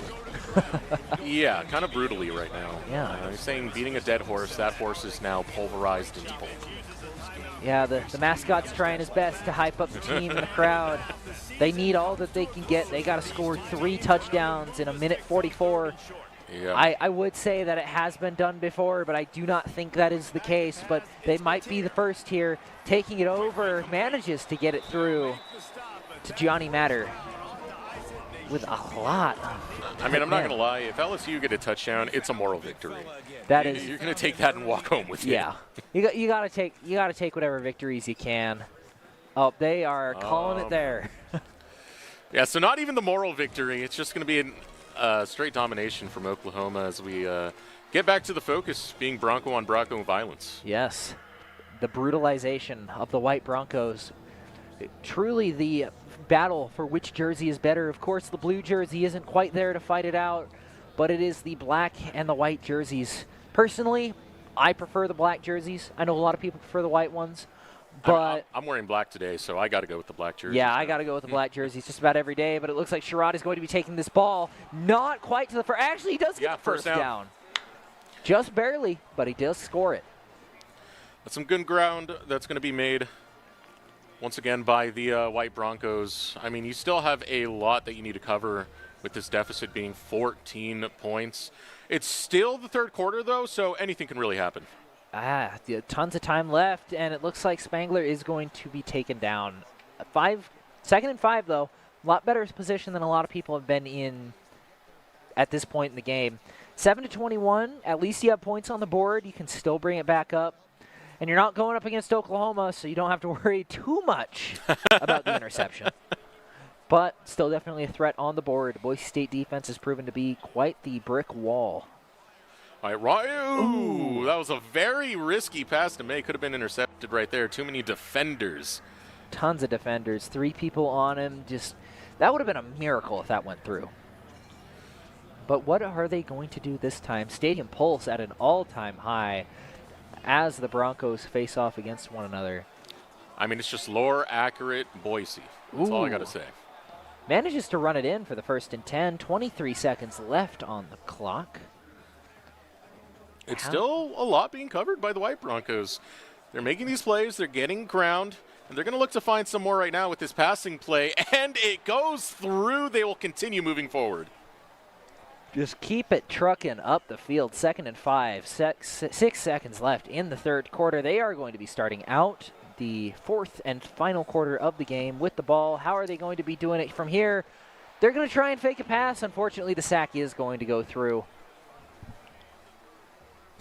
Buster, not quite sure who to cheer for here. I mean, both teams are, I mean, he's kind of mascot for both teams. It's a little bit hard to pick and choose which one's your favorite when you represent both. Moving in, we have another game currently going on. LSU and Penn State just starting off. 2nd and 4 for Penn State. How is this going to go through? Actually, I'm not sure. Is this, I wonder. I'm sure I'll figure it out eventually. Penn State with the ball, currently sitting on the 42-yard line. Lauer looking to make a pass, takes it deep downfield, manages to get it there, but the drop. Man, all these players sure like their butter. It's all over their fingers, dropping the ball left, right, and center.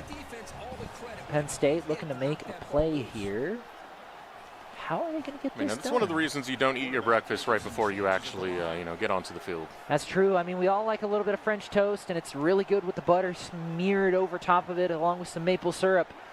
But if you're going to keep any residue on your hands, it should be that maple syrup. That sticky sauce should help you out. LSU with almost with the interception. Or not quite the interception, but almost forcing the fumble. Not quite there. Been a gnarly way to really start that one off, but you can see how aggressive this defense is coming into this first quarter. Penn State looking to make a play, 4th and 4. They need to get to the line. They need to get that first down here if they really want a chance. A lot of pressure on them. They got to get this pass, passing it up the field, manages to get it through, and that is first down. And that is what we like to see. Still pushing forward, 1st and 10 in the first quarter. For LSU, we still need a lot more ground that they need to really cover right now. But again, it's anyone's game to really put at least very early on. Going to be sacked and stopped and pushed back 2 yards, 2nd and 12.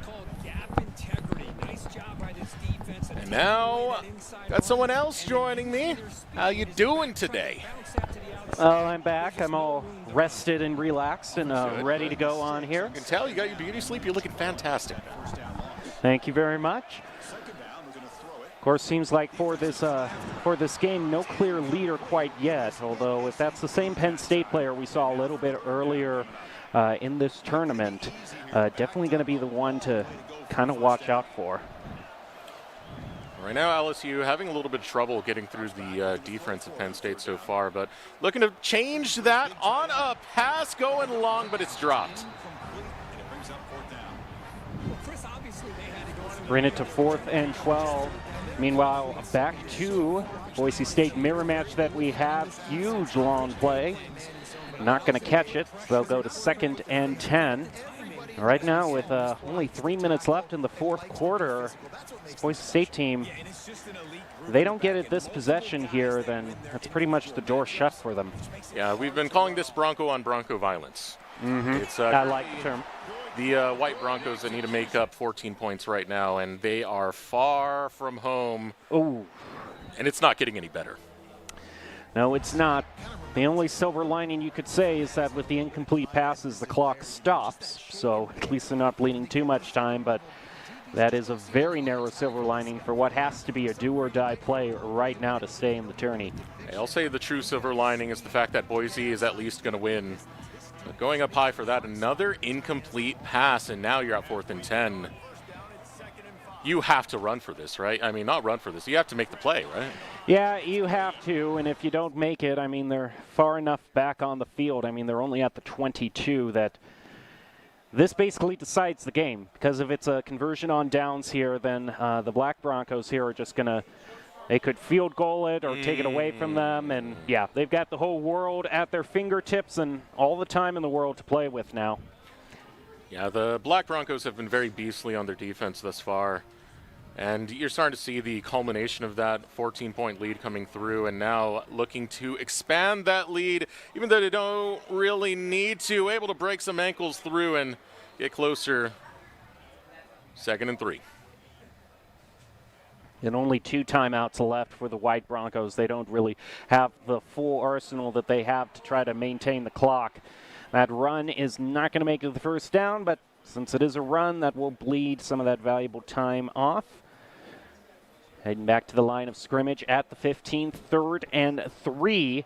2 minutes, 30 seconds left. Madsen finds his pass to Caples, and that'll go all the way up to the 3rd, 1st and goal. Yeah, the Black Broncos are looking to put the nail in the coffin. 14-point lead. They want to turn that into a 21-point lead.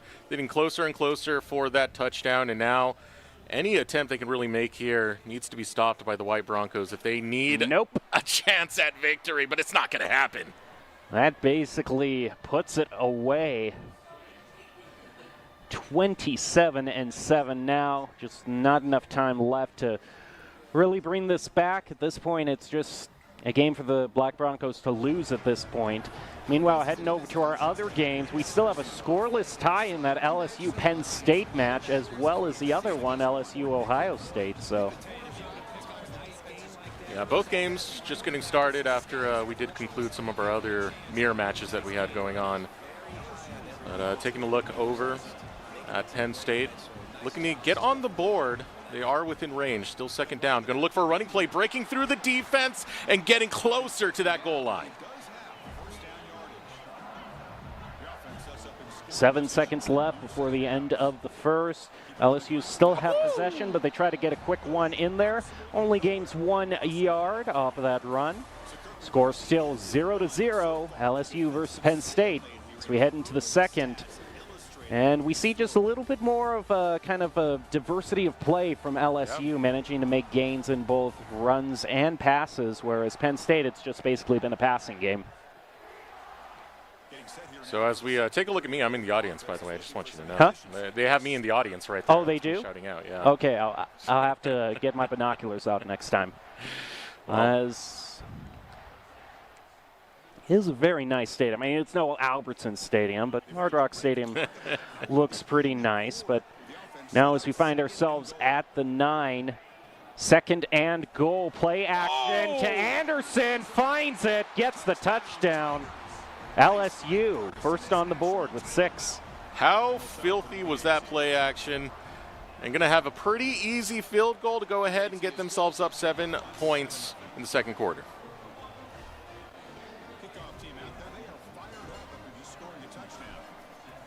All right, the kick is on deck. Penn State ready to receive.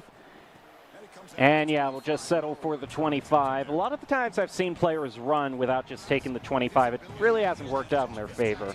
Yeah, I saw that in a few of the earlier matches where they're getting taken out around the 15, which definitely does hurt for your chances right there. So I guess we're learning as we go deeper and deeper into the bracket. I'm starting to put my attention over towards that Ohio State-LSU game. LSU up 7 points currently, possession of the ball to Ohio as they look to push forward. Still anyone's game, and if we see trades 1-for-1 in terms of touchdowns, then it's going to go all the way to the 4th. Wanting to make it on 7th and 6th. Pass up the center, gets stopped 1 yard short, 3rd and 1. Just 1 yard to make it happen. You can easily take that on a rushing play. Try and run the ball through. We'll see if they actually go for that or if they're going to see and fancy themselves a passing play. Ohio State definitely need to make up a little bit more ground. Still the first quarter, though, so not going to be the most intimidating prospect right here.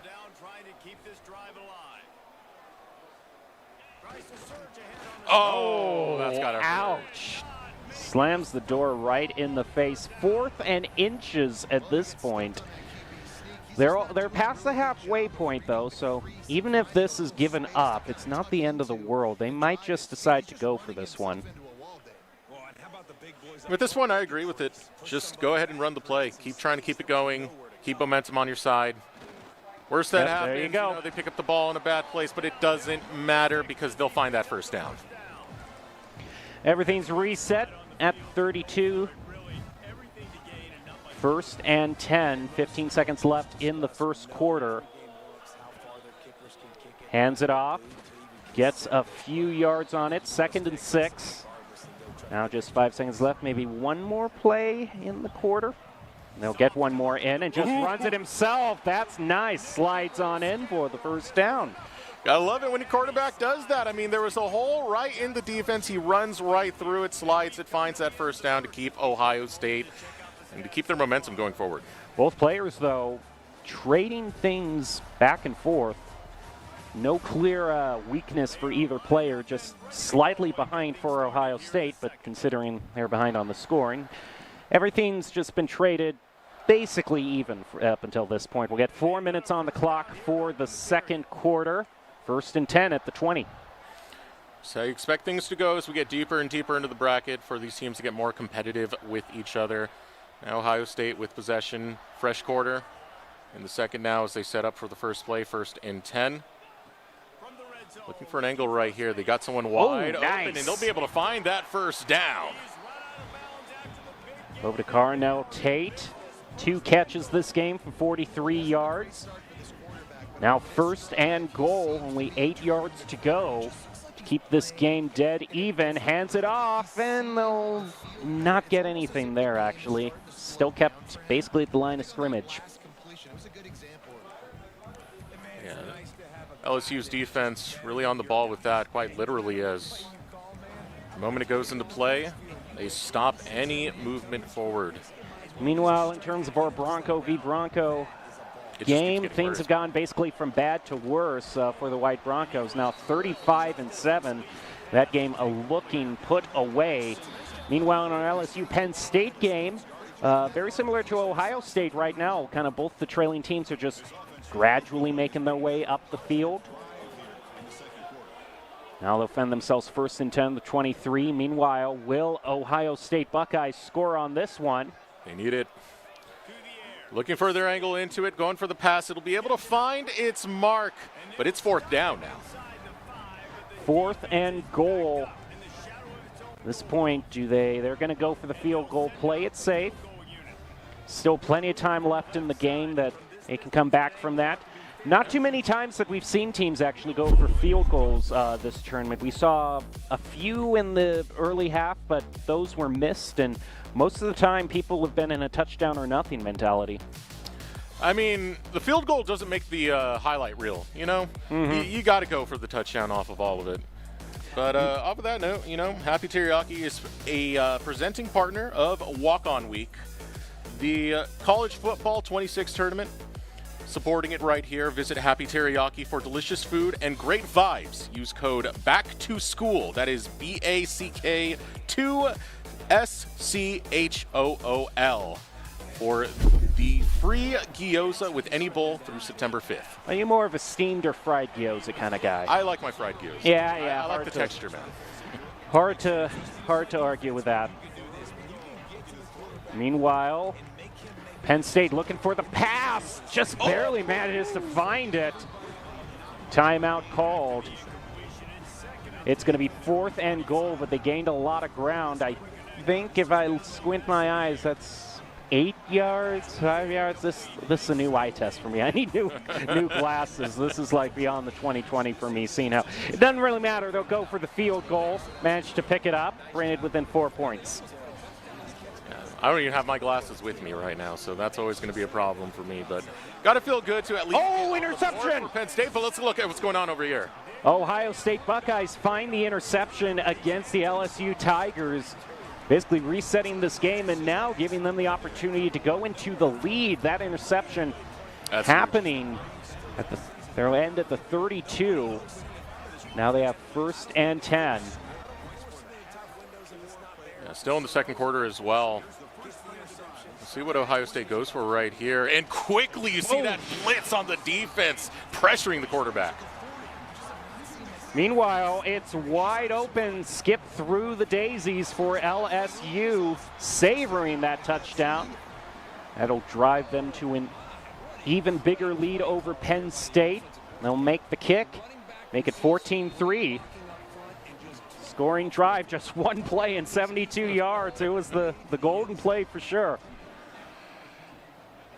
All right, off the kick right now. How much can you get back? I mean, at this point, is it going to be, yep, just take the knee right there.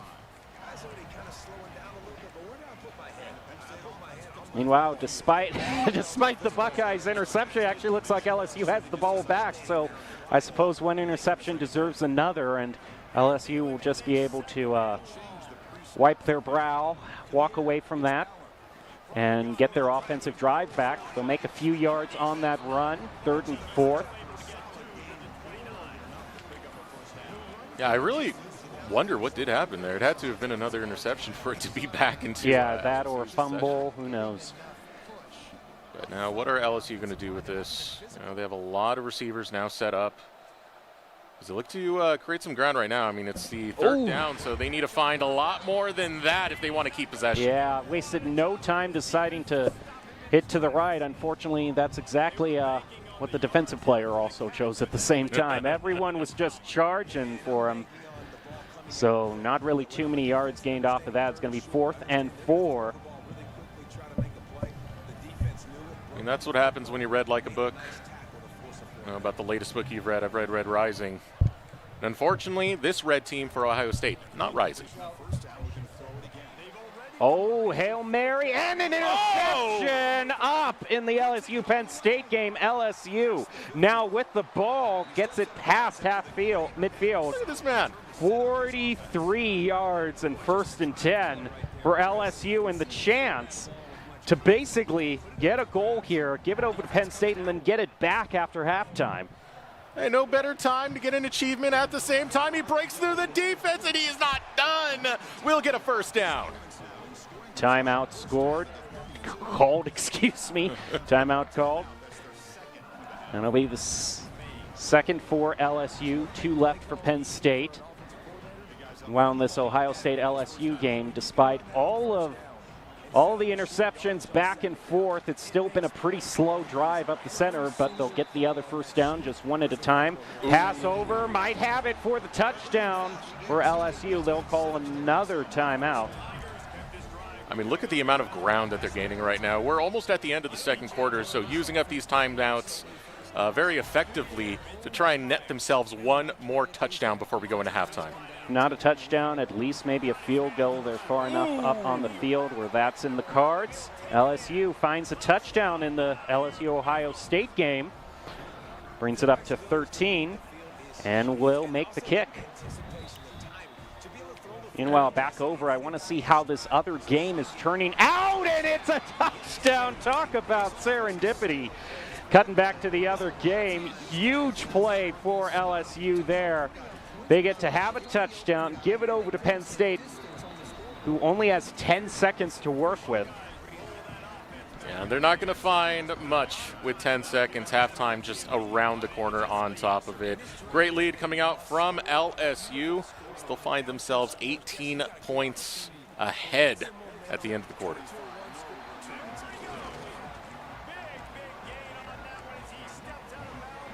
First and 10 now on what has to be a must-make drive for Ohio State. They lose the ball at that time. They basically could put LSU in the situation where both LSU score a touchdown right before the half and then have the ball given back to them. And for both games, that's probably the decisive play, should it happen here. Yeah, if Ohio State can find a touchdown right here, it'll definitely keep them in the game a bit longer. That's the angle they're going for, is they'll fake it out and find their way to the 1st down. A brilliant play coming through, a nice catch. Breaks through the defense and even covers a little bit more ground on top of it.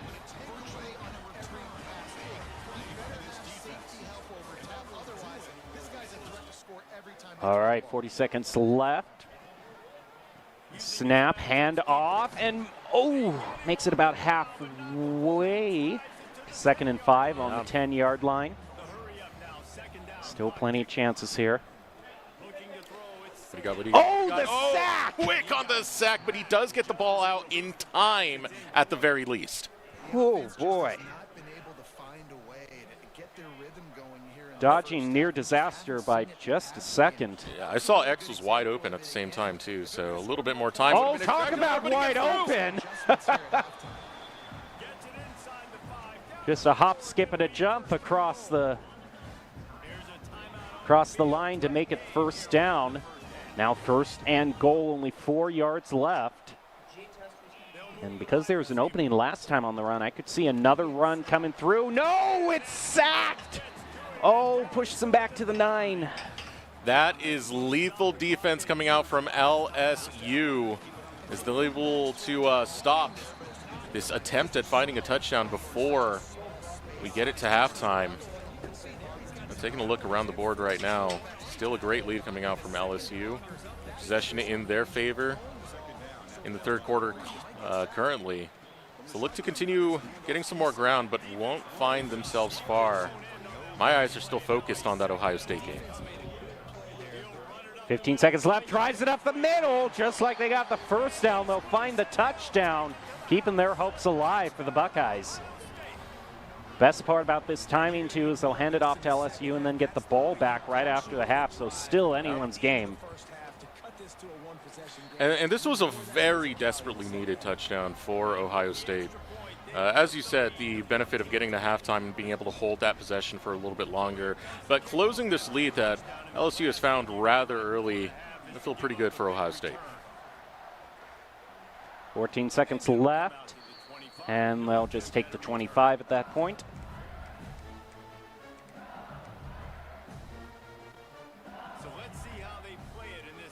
We'll see what they can do with 14 seconds left.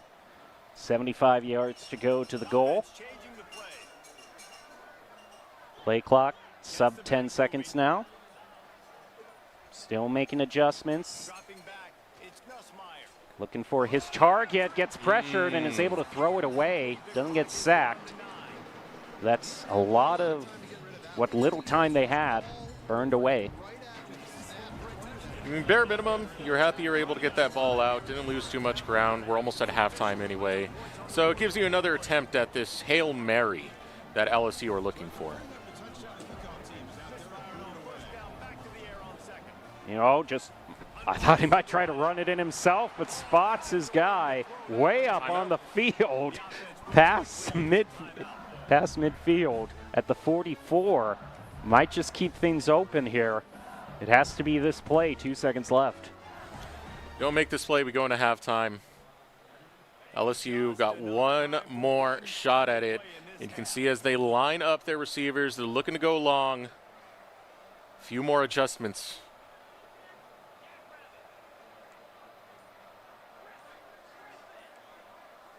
Play clock at 3. Flag out on the field. It's probably a false start defense. Yeah. That gives even more ground over to LSU now. We're working with the mind games now. You got to get through half this has field. To do it here. It's a nice catch. But yeah, only nice and thought. Halftime will be found. As we take another look, LSU going for the pass. It's intercepted by Penn State. And all of a sudden, Penn State finds a second wind. Should they score, they'll just be 4 behind LSU.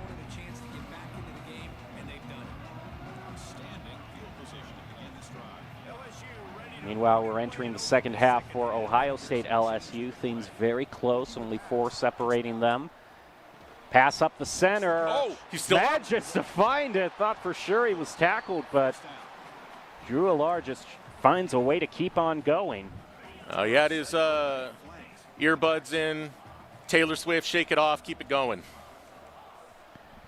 And we will shake off the third quarter, move into the fourth quarter now between LSU and Penn State, who is still entirely relying on passing yards. The run game doing absolutely nothing for them. Into the fourth quarter, they put all their eggs in one basket. Yeah, we've been noticing that as this tournament has progressed. You have some people who their cup of tea is running and rushing. Other teams will just prefer to go for the pass. Speaking of a pass, nice one by Ohio State. Puts them within 2 of the first down. Penn State. Good position. Now, really good position. Do they go for the run or the pass? And they'll go for a timeout. So we'll still be left on the edge of our seats wondering what the answer to that question will be. 4th and 3rd, meanwhile, for Ohio State versus LSU. Game really close, though. I mean, you definitely love to go into the lead, but I don't think you can risk it here, especially considering where you are on the field. 4th and 3 for Ohio State. Penn State still looking to shrink that lead that LSU currently have. Pass will go out, and it's found. 2nd and 4th. Oh, Penn State went for a pass. What a surprise.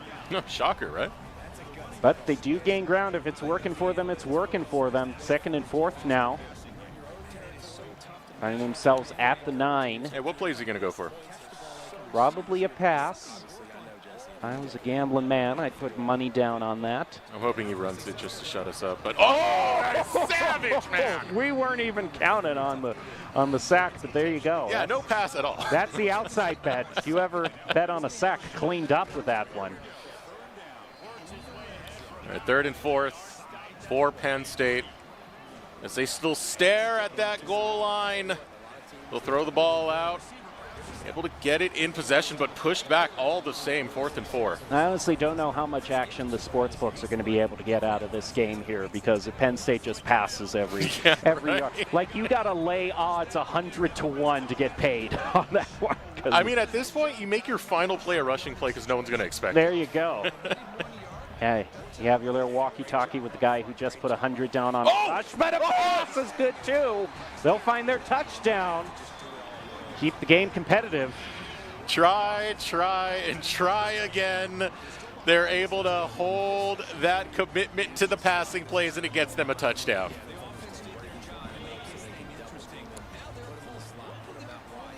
Meanwhile, in this newer game that we've seen, Oregon versus LSU, LSU has managed to get the first score, and it doesn't look like Oregon was able to get a touchdown off their drive, so LSU in the driver's seat now, 7 leading and a chance to pick up another 6. Quick shout out to Penn State for having the courage to go for that 2-point conversion. They were able to find it. And now shrinking that lead just a little bit more, and 3 points separating these teams. But look at this break coming through. Pretty darn big to make it into a field goal game. Now they just got to be focused on stopping Tigers here. Tigers setting up for their 1st and 10 at the 43. Pass. I mean, it's passes it to the right there. That is me using like that's me using like table logic there, you know, pass me the salt. You know, that's what I was saying. I was thinking casually there, and then as soon as I said it, I was like, oh wait, I got to talk football, not just casual dinner table speak. At the very least, you're technically right. Yes. So look at what's going on over here for LSU. They aren't able to get past the line of scrimmage. Still a good attempt coming through as they'll be standing towards that goal. 2nd down for them, so still time to work. 3rd and 1 for LSU. Basically at midfield. Just 1 yard away from the 50. There's a lot of people chasing him down right there. He was not getting through that defense.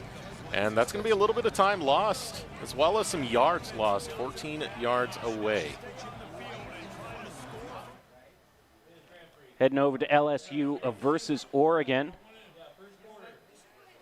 Nussmeier, Blitz puts pressure on him, and actually that pass might have even gotten tipped off.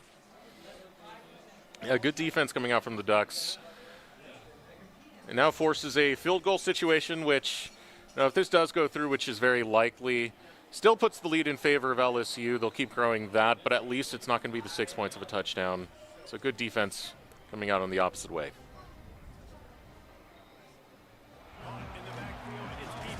Back to Ohio State versus LSU. Ohio State with the ball stopped 4 yards short.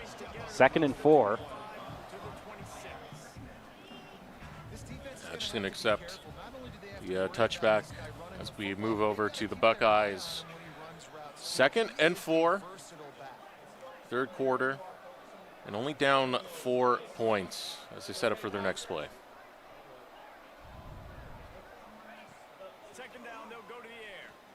He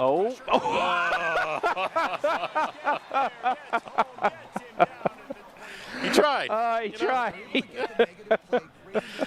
He walked into a brick wall. It was wide open for him, except it completely wasn't. But, you know, the thought was there. You know, it throws me back to the first time I ever rode my bike as a kid. The first thing I did was ride it right into my cousin's buggy. Oh. I just crashed right into it. Same exact For me, it was the garage door. It's the garage door. You know, everyone has something they have to get through. And unfortunately, physical objects like that, or the defense that we have from LSU, going to be the toughest. That would be the worst way for your quarterback to go out during the season. If that was the play that injured him enough that he had to go out for the season, he just runs right into the defensive line that's right in front of him. Well, taking a look over here at this LSU-Penn State game. LSU at 4th down, and look how much ground they need to cover. With this being the 4th quarter as well, they have to start making plays. They can't just give this ball up, so they're going to go ahead and continue forward. A lot of time to choose, makes the catch, but they were so far back they can't make the first down. It'll be a conversion on downs, and LSU gets the ball back. We can just put it away now at this point in time.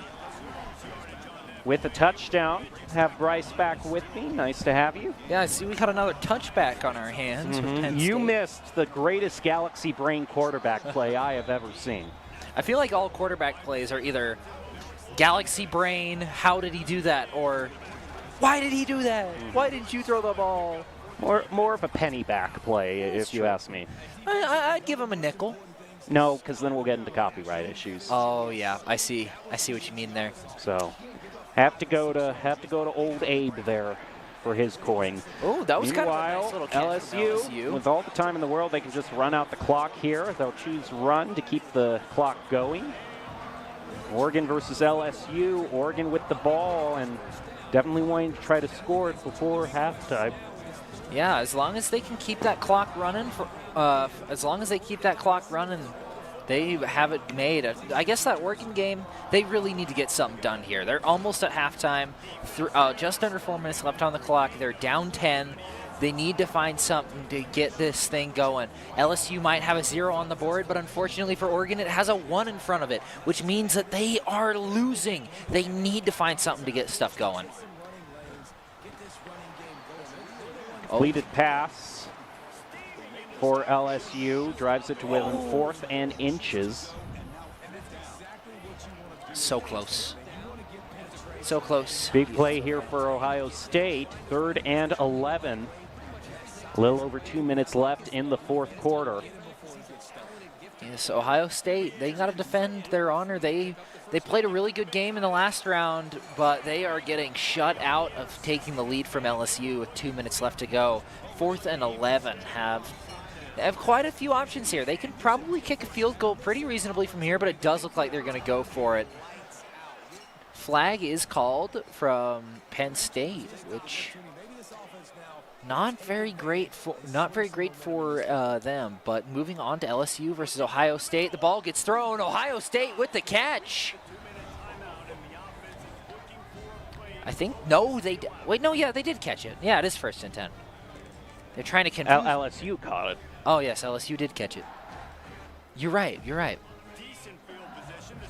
Man, I would say that there's too much going on and I'm getting distracted, but I cast Overwatch right. Well, when we cut between 3 games, in like 10 seconds, and there are 3 different LSUs on the field. That is true. It's better than having Oregon, Boise, though. Yeah, that's true. Meanwhile, though, for sure, I can definitely assure that LSU is at 2nd and 10 right now. 34. Yeah, the 34. Plenty of time left on the play clock. Make their decision. Hands it. Only don't think I even made that back to the line of scrimmage, or at least not past it. Nope, they gained 1 yard. They gained 1. It's 1 more than some other plays have gone. And at least they didn't go backwards. That's what I call progress. Yes. So you got to take it 1 piece at a time. I guess 1 yard at a time is better. But now they got 9 pieces left. They got to do all in one at this point. They got to take 3 pieces at a time. What a pass! Wide open, and they'll get their first down. On the 48-yard line, finally on Ohio side of the field, running it in. Nussmeier's had 2 receptions. All right, what are they going to do? Are they going to throw it? Are they going to run it? It's going to get thrown, pushed over to the side. They do gain a yard, though. They didn't lose anything. So could have always been worse. Could always be a little better. Timeout does get called. Ohio State fresh out of timeouts. They need to keep LSU off of Ohio's side of the field. If only it were that simple. Meanwhile, spots it right up the center, and this is wide open. No, he missed! Right out from the corner. That was Oh, it's too perfect, coming in Oh. like a cruise missile, but just missing its target. Unfortunately, whoever programmed that cruise missile was a little bit off in their numbers. It just Meanwhile, Ohio State now falls 11 behind in the fourth quarter with just 1:31 left to go. Not looking too good. not looking too great, but games are won and lost in the final seconds. Can Ohio State prove that they are the team to beat? A little bit of slow off the get-go. Maybe missed the kneel button, but they are going to gain quite a few yards from it. Only on the 16, though. Touchback would have put them a little bit farther forward, but who knows? There could be some secret strategy to this that we're just not thinking of. Looks like we are getting another game started. We have. Oh my goodness, this Hail Mary here is intercepted! Oh no! Oh goodness. Ohio State. And I think that is GG. Yeah, that's going to be GG's right there. They're going to call it right. You know, sometimes enough is enough. And sometimes you just got to know when to fold them. And when to fold them, and that was a fold. Throws all the cards on the table, lets them scatter.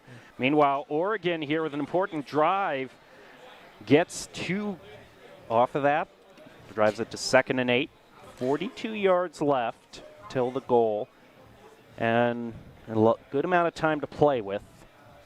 Yeah, minute and a half left in the half. Oh, Takes wide it over. open. Wide open. Oregon with the drive. Putting them in the lead, I believe. Got to see the score again, but yeah, that puts Oregon firmly 3 points in the lead. Adding on a nice little field goal, extra point after that. And like pie, they are up 4. Oregon manages to take the lead just before the half, but the real question comes in, can they keep it? Well, there's still enough time for LSU to answer on back. They'll just let it fly, take the 25, which seems to be the more fortuitous decision here tonight. Yeah, Very few have managed to drive it back past the 25. Yeah, you're not driving that ball any farther forward, unfortunately, with such a strong defense. Both of these teams have played great defense tonight from what we've seen. With the ball going towards it, LSU with a good breakaway play. Not quite enough to get first down, but 2nd and 4 is certainly nothing to scoff at. Moving over to the brand new game, Georgia versus Penn State. And nice pass by Penn State to gain a good amount of yards, go within 2nd and 1.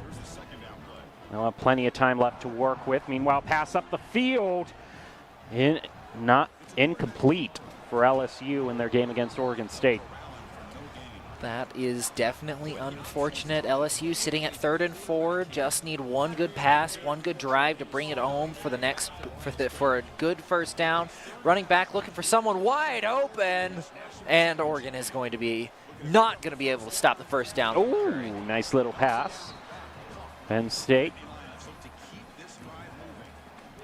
They'll be able to get their first down. Won't waste any time getting back to the line of scrimmage. LSU and Oregon still going at it strong. LSU looking for something to go, but they are backing up hardcore, but it's thrown away. Didn't see anyone. Quick pass over to the left, doesn't complete. Penn State now left at 2nd and 10. Yep, thrown away like an old candy bar wrapper.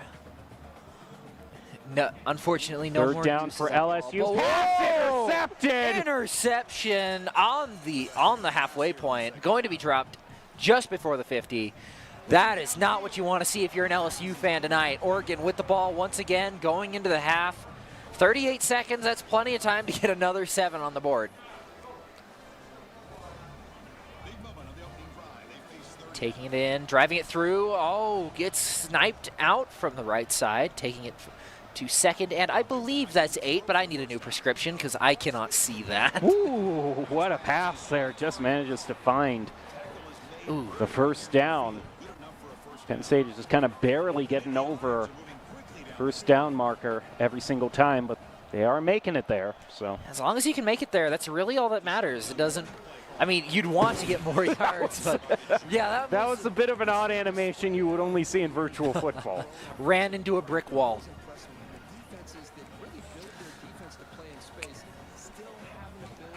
Everybody is strategizing, choosing which play they think will work best.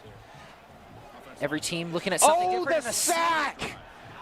And the fumble as well. It's recovered by LSU. Poor Oregon. They had a good. Their defense had a good show, and they got the interception. But LSU's defense right was after the interception too. Oh, how the turns have tabled. Oh no! What will we do? This is most unfortunate. All right, first and 10 for Penn State at 31. LSU is going to take a timeout. We are inching ever so closer to the second half. 13 seconds left on the clock. Can Oregon make a good play? Nice, It looks wide like open. Penn State was able to, almost making it all the way. Stopped by Georgia and the Bulldogs, but Penn State really running it up. Another sack.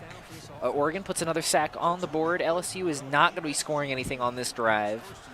Or maybe they might. One last play to determine it all. Hail Mary goes down the field. Didn't pray, unfortunately. First touchdown of the game goes to Penn State. And for the kick, extra point looks like a certainty at this point. Penn State, 10 plays, 75 yards, only about 7 yards per play. Like I said, it was kind of slow and steady. They used up the majority of the time in the first quarter. See what Georgia can do now with the ball. And you know what? Sometimes that's just what you need. You need to burn the clock down. And if you can score, that's great. If you can't, they still don't have very much time to work with. It's sort of the downfall of these shorter quarter times. I mean, one person, if you are just barely getting it to the line over and over again, you're burning 3 to 4 minutes off of the clock.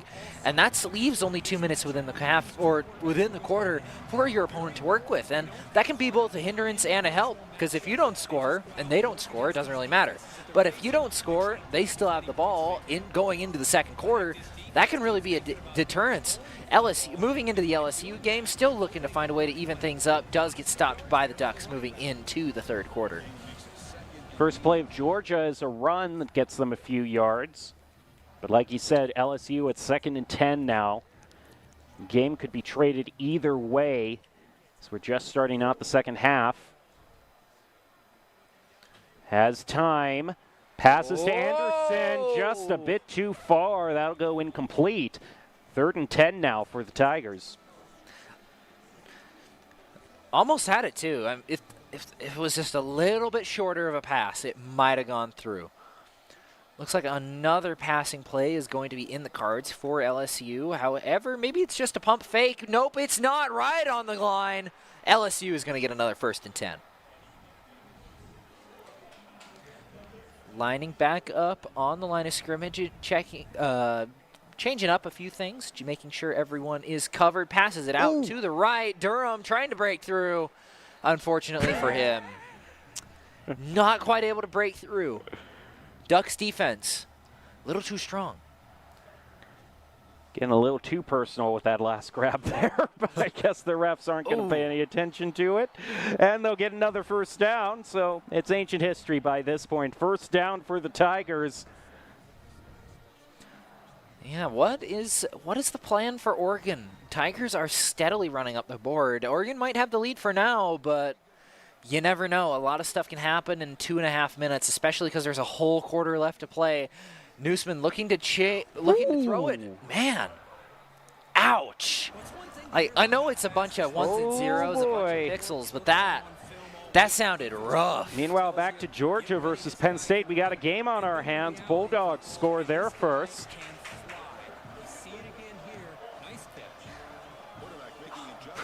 We are pretty much done with the first quarter there, moving into the second. It looks like Penn State's going to have the ball, running it up. Still 2nd and 10, unfortunately not enough room. LSU, though, managing to get their 1st and 10, finding themselves on the 34-yard line. I can't see.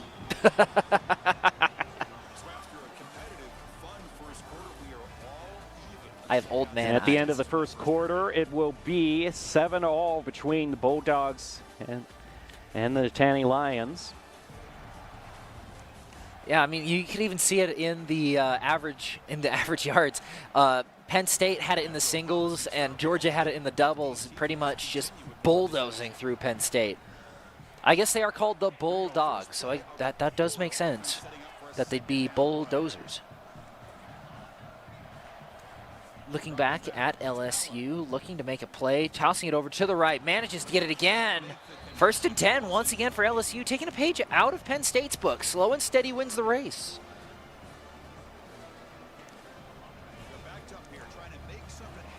First and 10, about a minute 30 left. How are they going to Snap. attack this? Has lots of time to decide, has all the time in the world, and might just try to run it in himself. He'll gain a good amount of ground with that. 2nd and 8, not terrible. Definitely could be a lot worse, especially for a run. Just not a whole lot you can do with everybody else trying to block passers. It kind of leaves the quarterback allowed to do whatever he wants. What is going to happen here? A nice pass inward is going to bring them to the 5. Oh, Penn State at 4th and 10. Looks like they might be forced to punt here. No, they're going for it. 4th and 10. Big play. Oh, can they break it? No, they aren't able. And Georgia will get conversion on downs. Picks it up basically at midfield. A few yards shy of the 50. LSU now tries. Pass over. Oh! He walked out of it. Just a few inches from goal, 1 yard actually from goal, 4th and 1. Dove the wrong way, but LSU looking to make this a ball game. Can Oregon hold them off for one? Yeah, I got to see this here. Play. 4th and 1. Has to make it here to go into the lead. But wait, looking up, Georgia manages to get a touchdown. Yeah, that's We're nice looking and all, somewhere but else. this is really but this one is more important. Sorry, Georgia, you're kind of sidelined for now. You might be up, but LSU has the chance to bring this back. No! It gets blocked At the 1 yard line. They can't make it. They go for it all and get nothing. It almost made it 2. What a heartbreaker. Oh. Luckily for them, still a quarter left to play, but chances are slim they'll have another chance like that again. Oregon trying to charge through, manages to get 3 yards to the 2nd and 7. Going into the 4th quarter, I'd say this probably now Oregon's to lose. They have everything they need to get the win. You can see, even though they haven't had too many 3rd down conversions, but that's just because they've been making those 1st downs long before we even get to that point. Yeah, they are really rocking and rolling through the 2nd and 7 for the Ducks. 4 minutes on the clock. How are This is far back, though. I mean, a sack here could get a safety. Yeah. Oh, and they almost find it, but and it's recovered by the Tigers. No way! From a heartbreaking pass interception to another chance at pulling ahead. LSU, you have the opportunity. I need you to seize it. 1st and 10 at the 14th. Pass it to Jackson. Up the left, gets about halfway there, a little more than halfway. 2nd and 3rd at the 7-yard line.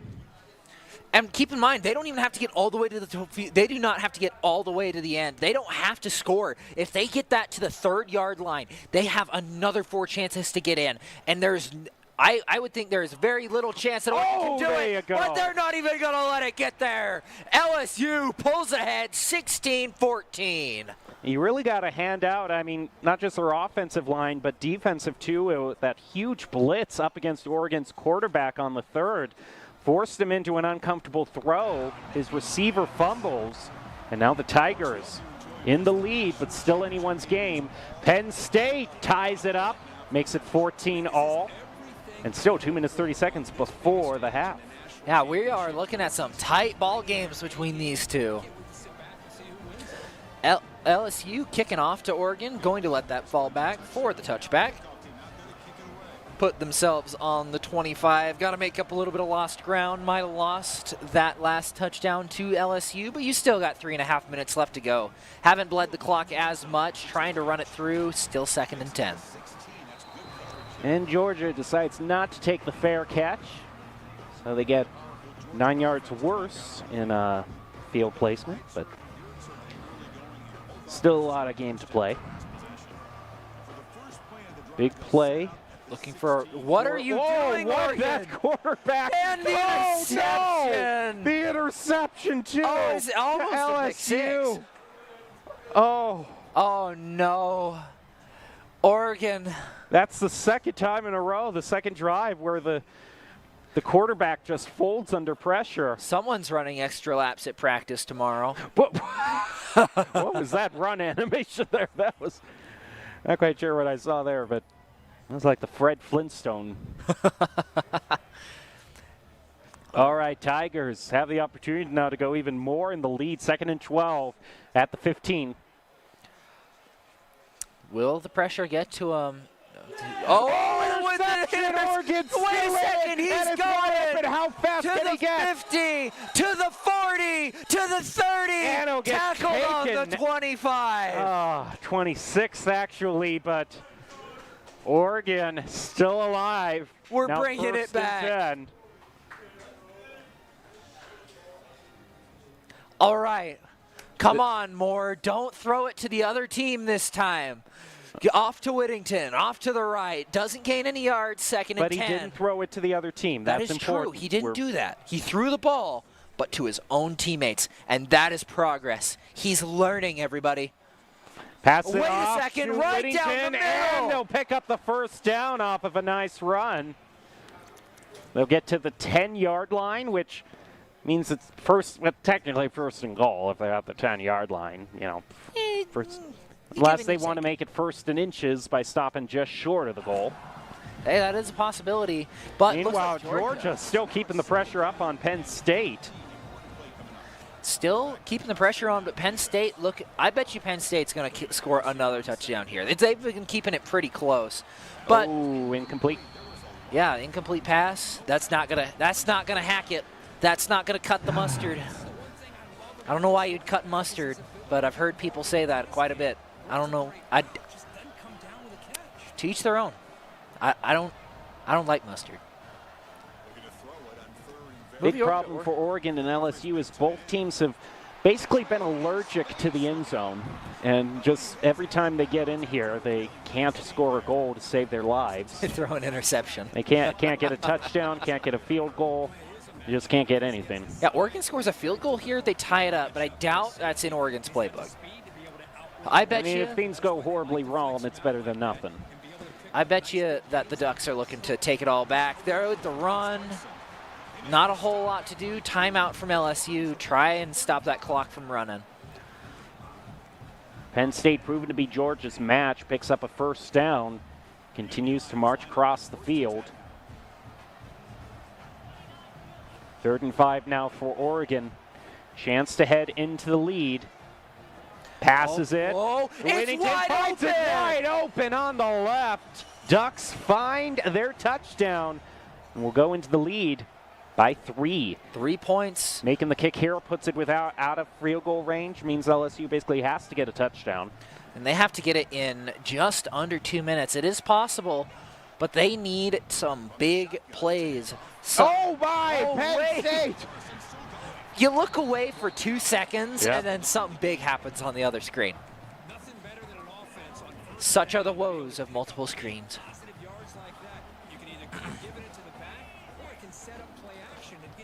Passed off, looking for a run in. Not anything gained, nothing lost though either. Timeout is going to be called. Georgia down to 2, just trying to catch a game plan. Throw Penn State off of their game. Hopefully give them a little bit less time. Nice. And that's going to go through, and the first down is going to be gained as well. Tiptoes right over. LSU with a good drive into the 40. Managing to sneak past a lot of Oregon defenders. LSU only has 1 timeout left. Oregon wants to run that clock down as much as they can before the end of the 4th. We are in the home stretch of that game. Of course, we are barely rearing the first half of the Georgia-Penn State game. But let's be honest, the Oregon LSU. You can tell how much the LSU player it's getting to its nerves. He instantly got back. Penn Touchdown. State gets a third touchdown to match Georgia. Oh, wait. And LSU the interception. with the juke. I thought I saw an interception there. No interception. Okay, no interception. It was just a good catch. And things all tied up between Georgia and Penn State. We might see. Oh, that was looked like it almost might be an interception. I have a feeling that we might see 40-point games for Penn State, Georgia.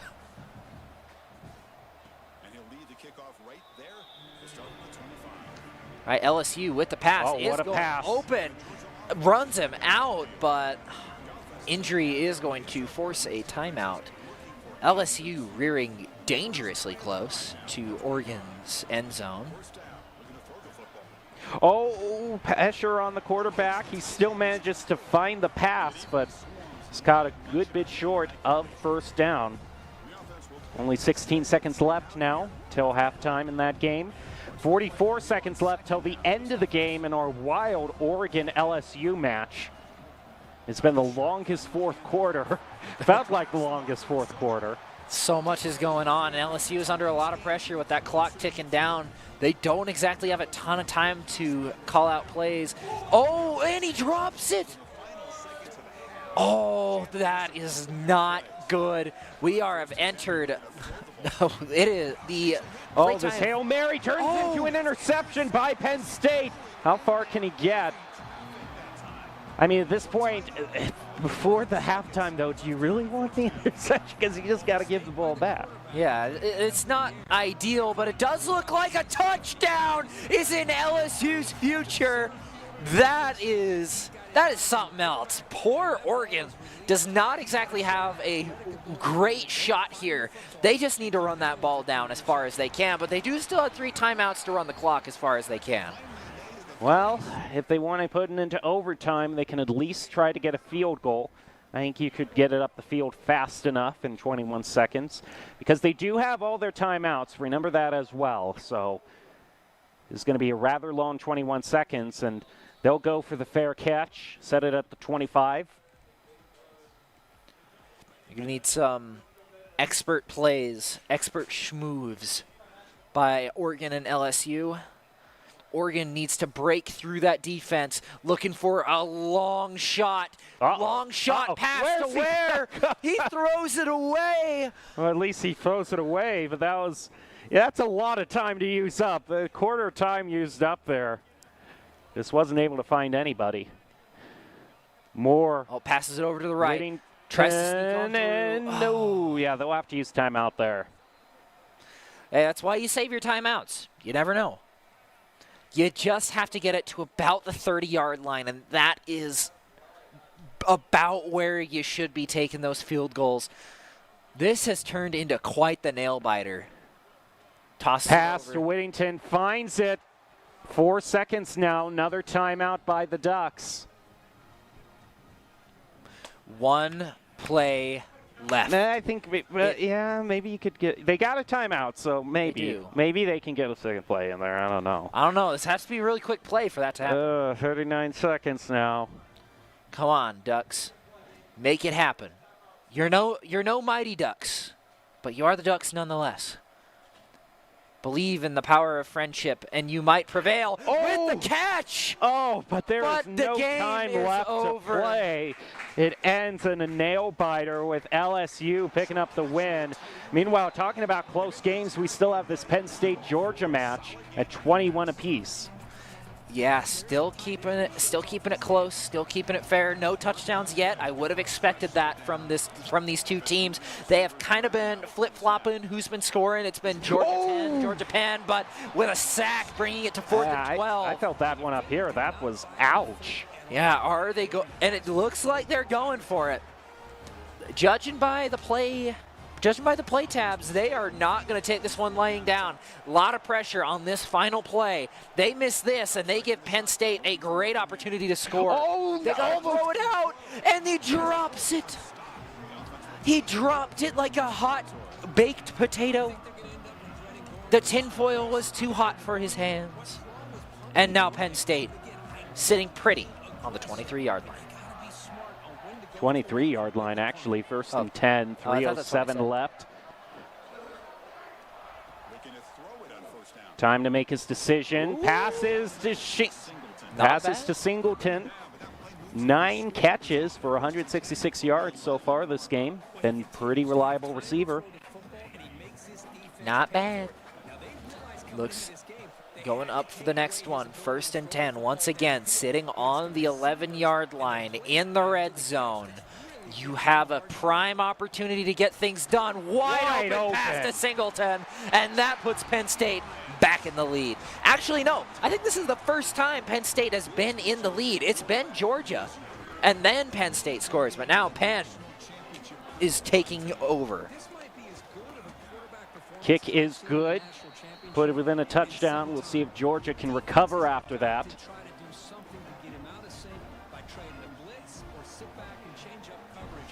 2 minutes, 40 seconds left in the third. We've been seeing as this tournament's been going on, a lot more have just been going for the fair catch and just takes a guaranteed 25. Yeah, you can get a lot more. You can get more than 25 yards off of that, but it's better to just get the guaranteed. It's like, would you rather get 50% chance of $1 million or nothing, or just the sack! Oh no! He throws it away just before, though, almost turning into a disaster. We'll be able to walk away from that with just a 2nd and 10.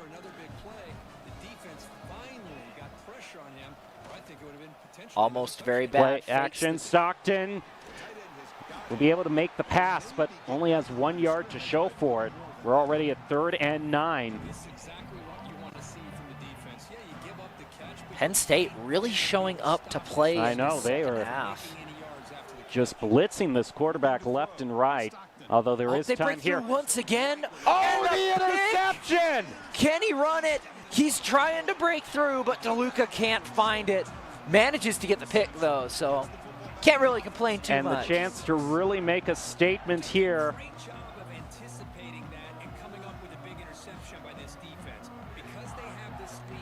1st and 10 at the 36 for Penn State. Close enough that, you know, just a few yards, and they have a very makeable field goal should things go wrong, but I have a feeling they're going to be wanting to go into the 30s. And none of these players really seem too field goal happy. But yeah, they just need to get a little bit closer to pretty much guarantee themselves a little bit of safety if Georgia manages to break through. Singleton with the ball once again, manages to drive it up, brings it to 2nd and 8. Not quite as far as he'd probably like it, but does manage to get it far enough. Now to 2nd and 8 at the 34. Penn State the opportunity to possibly put it away. LR now looking, has time, getting pressure, throws up the field, and he finds it! They make their way all across the field. Sherman's march to make Georgia howl. Now 2 touchdowns behind. Wow, what a rocket thrown to the end zone. That was an incredible pass. I wasn't even sure if it would make it there, but that puts Penn State at 35-21. Georgia really needs to figure out where the kinks in the chain are and flatten those out as soon as possible. You still have a 1.5 left to go, but that may not be enough time if you're not careful.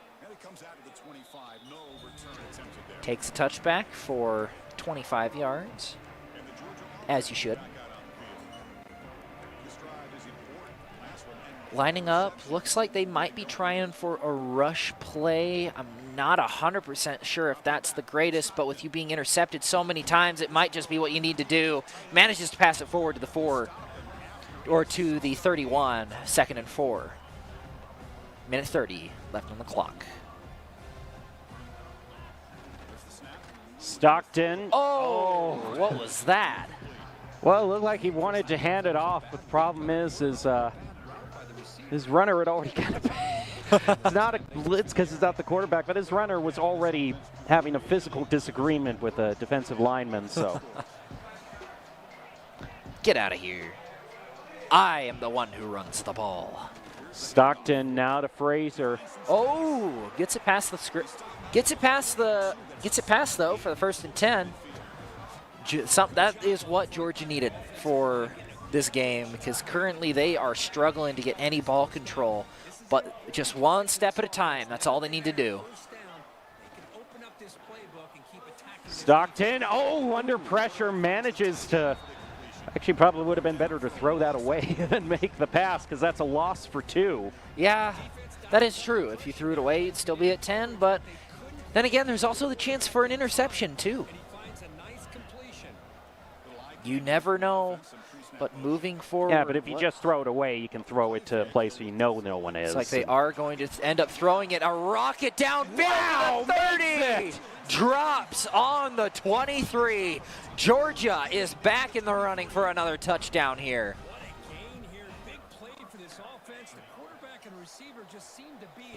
38 seconds left and ticking.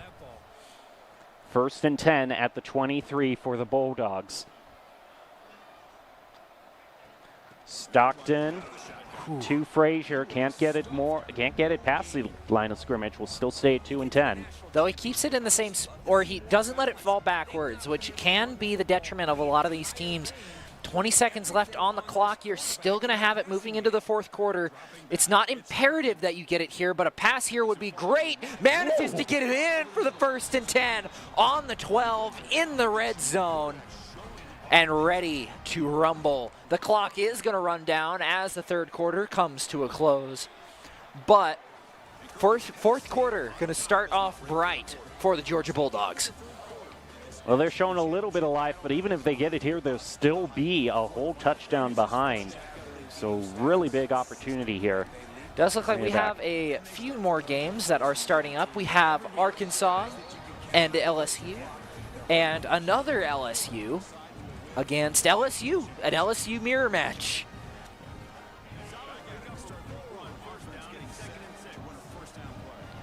All right. Moving back, Georgia gonna run it down, runs it in, manages to get 5 yards, 2nd and 5, or no, only got 4 yards, that's a 6, not a 5.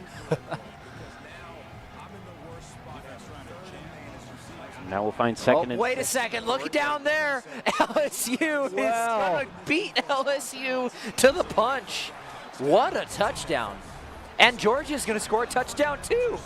Man, we are just, we're downing it up out here. So many touchdowns. Now LSU against Arkansas needs to score a touchdown, and we will have the trifecta. Kick is good for LSU. The LSU on the left versus the other LSU. And then the other LSU manages to find the 1st down against Arkansas.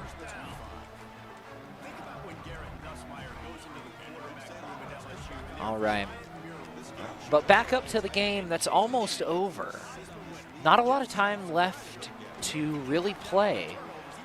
We are currently 28-35, less 3-4-3. One of the best game studios and the creators of Halo back on the clock. Manages to throw it up. Penn State not quite able to get to the line. 2nd and 1, still very doable, but Georgia needs to stop it in its tracks if they hope to keep this game or winnable. All they have to do is score one more touchdown and they tie things up. Bring up the chance for overtime.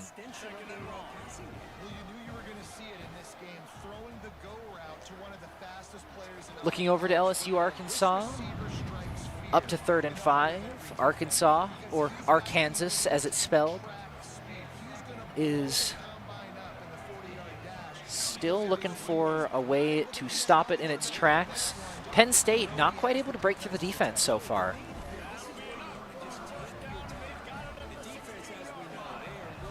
Meanwhile, Penn State's still in the lead, but has to keep the tempo up. No pressure, and sends it up midfield to make the catch. 2:45 left now. 4th quarter, 1st and 10 now for Penn State.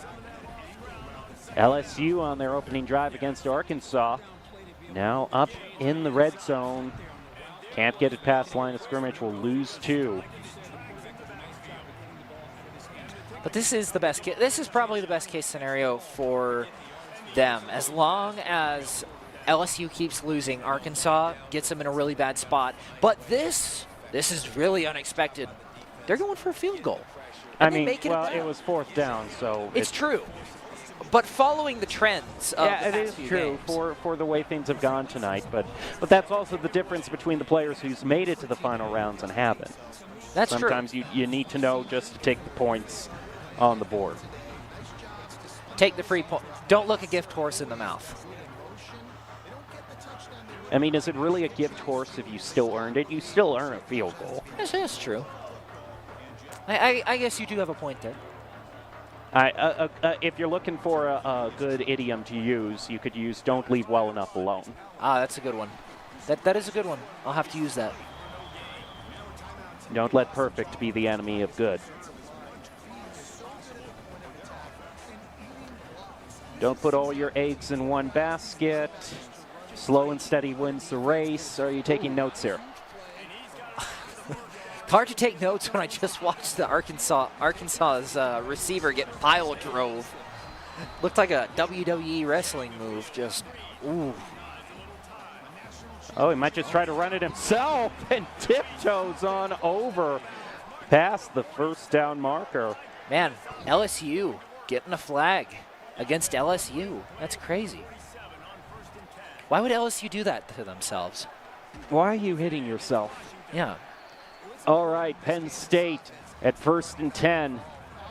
Now sub 90 seconds in the 4th quarter.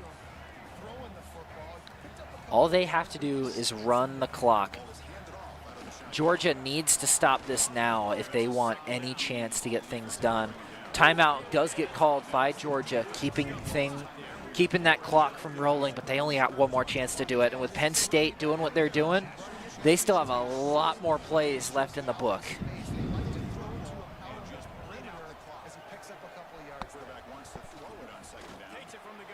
Oh! Pass made pass by Penn State. Picks up another 1st down. And an injury timeout as well. It is going to give Georgia just a little bit more time to work with. I mean, Penn State, poor Penn State, they lost a player and a few seconds that they could have shaved off as well. Oh, what a catch by Arkansas. Gets within 7 yards of the goal. Makes it 1st and goal now with 7 seconds left. Ticking down. They'll still keep possession, though, as the 1st quarter ends. So, huge reason to rush, but a great position for Arkansas to score. Georgia unable to stop Penn State. 1 minute left. If Penn State scores here, that pretty much seals the deal. It gets rid of most chances for Georgia, but if they can stop them, they still have a chance. The store is not closed. Victory is still on the shelf. No team currently has it in their cart, but Penn State is a whole lot closer. Georgia needs to put the pedal to the metal, use Black Friday tactics in order to get it. Penn State with the pass, manages to get another 1st down. We are at 35 seconds. Timeout by Penn State. Actually, no, timeout by Georgia. I don't know why'd they put up Penn State's mascot for a Georgia thing. That's a little. Well, Penn State still has the ball. That is true. They do. Pass it off to the runner, Singleton. Oh, past the marker, gets a 1st down, 30 seconds left. And this game looking like a sure thing now. This almost seems like a Penn State victory. Throw it in the books as such, but of course we're 2nd and goal still. Not nearly close enough to tell. At this point, just going for brownie points. They'll hand it to Singleton basically every single time. To just take a knee there and end it. And Penn State will get the victory against Georgia. Well fought game. That was a great game. That could have gone so much farther south. But Penn State, capitalizing on a few mistakes from Georgia, were keeping them in. Huh. Looks like LSU is changing up some of their controller settings. Arkansas did manage to score on that drive.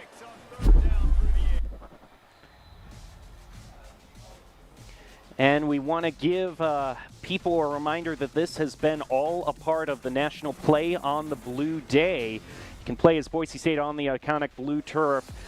The 3-time USA Today Fan Attraction of the Year on September 4th for your chance to win prizes like a VIP experience at Broncos Stadium. You can see the Boise State Broncos socials for details.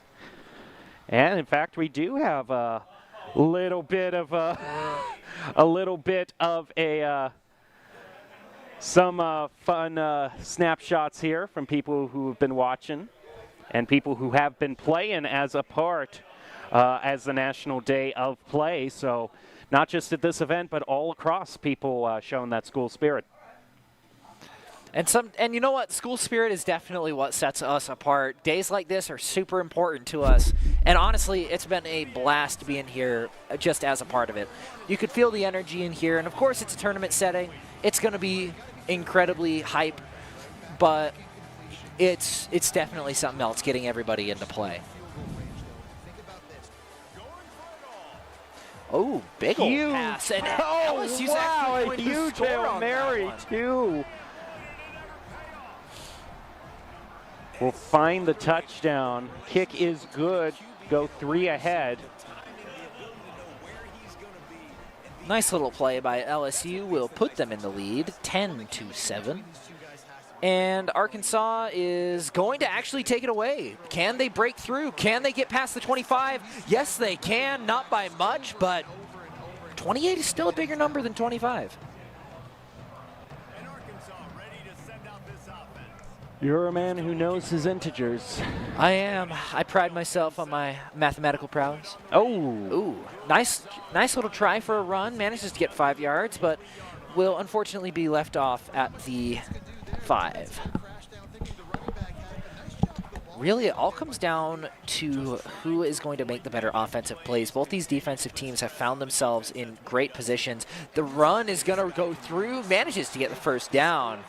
And that will be another 1st and 10. Arkansas really needs to find themselves way down the field here. They are not in exactly the best spot to get things done. But here we go, down the field, 2nd and 3 on this next play. Just under 2 minutes left in the half. Just slammed my knee, but here I am. Oh, I hate it when that happens. That hurts. Oh, yeah, I hit right on the funny bone. Ooh, not so funny. It's funny when it happens to someone else, but not so funny when it happens. Especially in the game, you know? Oh, yeah. That could just happen over there and not to me. But, yeah, rejoining the broadcast, man. Yeah, Arkansas finding their way up the field a little bit faster than the last time, taking it up, manages to get first down, and launch. Really putting the physics engine to the test. Yeah, no, it's a little bit of a dance, you know. We got to get our TikTok highlights in. Yep, you got your TikTok funny moments. Another rush from Arkansas is going to put them 2 in, and a injury timeout is going to force one out of Arkansas. Yeah, that one was for me. And it's the whole funny bone knocking my knee. They heard. Shout out to the players for giving that respect. It looks like another game has popped up as well, and that is a lo and winners behold, finals, by the way, LSU versus LSU. LSU is winners finals. Yep. Nice. It looks like LSU is also playing Penn State. I'm not sure how you can be in 4 places at once, but it's actually incredible. It's pretty impressive. Just field a big enough team and catch big enough passes as well. Yes, just like they're doing here, but unfortunately for Penn State, it's not going to be quite enough. 3rd and 7. You need to get up the field. You got to get something done here. And it's still the first quarter, but there we go. The pass is going to be complete, finding a first down. Real question is, how are they going to attack this? We are deep in all of the brackets now. These are the best players in the tournament. They know this game extremely well, and they're going to be playing against each other, and it is showing. Penn State with another 1st and 10. You ask the question, they deliver the answer. They attack by rushing and finding back-to-back first downs. Let's see if they can keep this momentum up because it's looking so good. Backing up, passing it up to Singleton. Not quite enough to get over the line, but enough to get close enough to where it doesn't really matter. You can pretty much get that over with about any play. I mean, you got to like this for the Lions, man. They're playing some great ball so far. Back-to-back first downs. Now they're just inches within getting another first down. This has been a very quick first quarter to cover some ground. Just about halfway through the first quarter. Penn State about halfway down the field, give or take 20 yards. But we are nearing a potential touchdown, and there we go. Another 1st and 10. Penn State really doing a good job at getting these first downs. In the Battle of the Cats, Penn State's offense is looking pretty solid so far. And still, again, a lot of time to work with. They've gained an incredible amount of ground so far, just shy of 30-yard mark. Yeah, you always hear the debate, who's better, Lions or Tigers? But I would like to say that you should really bring Mountain Lions into the mix. They're pretty cool. I thought we were supposed to go with the full Wizard of Oz, Lions, Tigers, and Bears. Oh, my. That's true. But there are no Bears in college football. Yeah, I mean, it's my state flag, at least. So, I'm kind of representing it by spirit animal. By proxy. Oh. Not quite able to get the ball out of the hands, bringing it to 3rd and 10. Got to make a play here if they want any points on the board. I mean, it seems like the LSU defense has finally come online. They're slowing down the Lions from covering so much ground, and now you got to really make it happen. Open pass on X right there, won't take, and instead passes it upwards, and it goes to absolutely nothing. Just a little bit too far forward, and from the looks of things, Penn State aren't going to be kicking this one away. They are going to shoot their shot, and they need a good pass here in order to get things through. A rush is not going to cut it. They need a good pass without LSU on the line. Looking around, trying to find something, and he drops it. Get that out of here. Gets slapped right out from the pass, and that's going to stop all that momentum that Penn State had generated early. Looking at our finals game, though, right LSU is going to be taking the lead at or closing out, or almost to the end of the first quarter. Left LSU, which I believe is the purple, like the full purple LSU. Yes, it is losing to white LSU.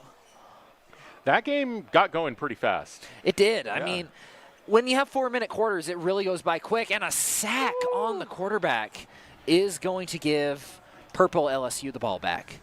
Yeah, respect to white LSU. Oh, white LSU. Being able to get their defense going. And now they're in prime position to find themselves a touchdown and try and even this up, but not if you're getting stopped before the line of scrimmage. Oh, no, this is the leader teams. Oh, you're right. Yeah, it's leader team's possession. They're looking to expand their lead. It's hard when they're both playing the same team. We got to stop these mirror matchups. So many LSUs. Stop recruiting players. Yeah. You can't be doing this. This has to be illegal. Save some for the others. Yes. Give them to me. I will make my own team. Throws it up and over. Quite literally over his head. Yeah. Definitely not quite able to connect. Up there. Yeah, maybe you've had the hops of a basketball player, but you're not on the court this time. You're on the field. White LSU now going for 3rd and 13. They set up the ball, looking for another passing play. It gets thrown over, wide open. First and goal. You'll get that first down, and now in position to continue raking in those points. Your first and goal, you got 4 chances to get it in, expand your lead by 2 going into the second half. Honestly, I couldn't think of a better spot to be going forward than 2 points ahead. You can afford to make a few mistakes, but of course you have to score it first. Durham trying to get forward, manages to push it to the 1-yard line on the cusp of 21 points.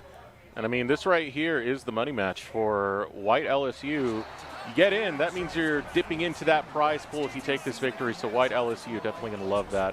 Does look like Arkansas is pulling away from the other LSU, from their LSU match, 23-10. Wait, no, I misspoke, 24-10.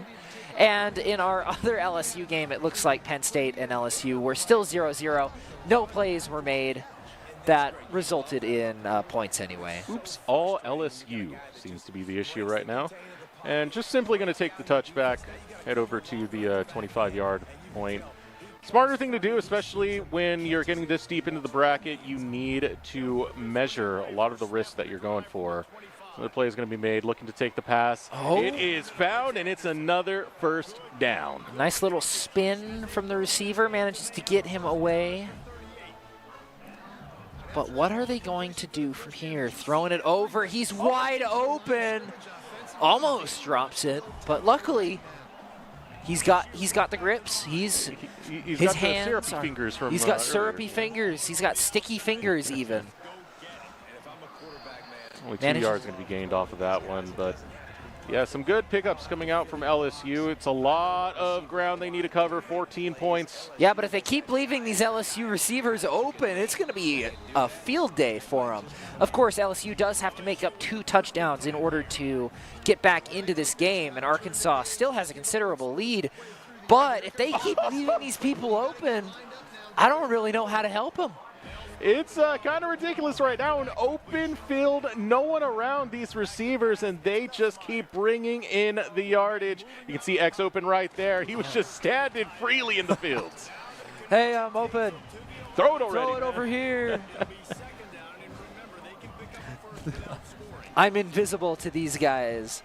Still 2nd and 9, though. Not enough for the first down. The rush comes through and gets more yards than I was expecting. 3rd and 1.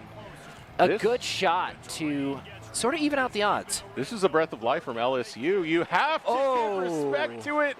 First and goal, so close, man. Almost. Just don't goof it up. Don't throw the interception. Oh. Hey, they got 4 more chances. You're right. That's okay for now. Just you got to get it in, and don't throw it to the other team. Don't fumble. Don't throw an interception.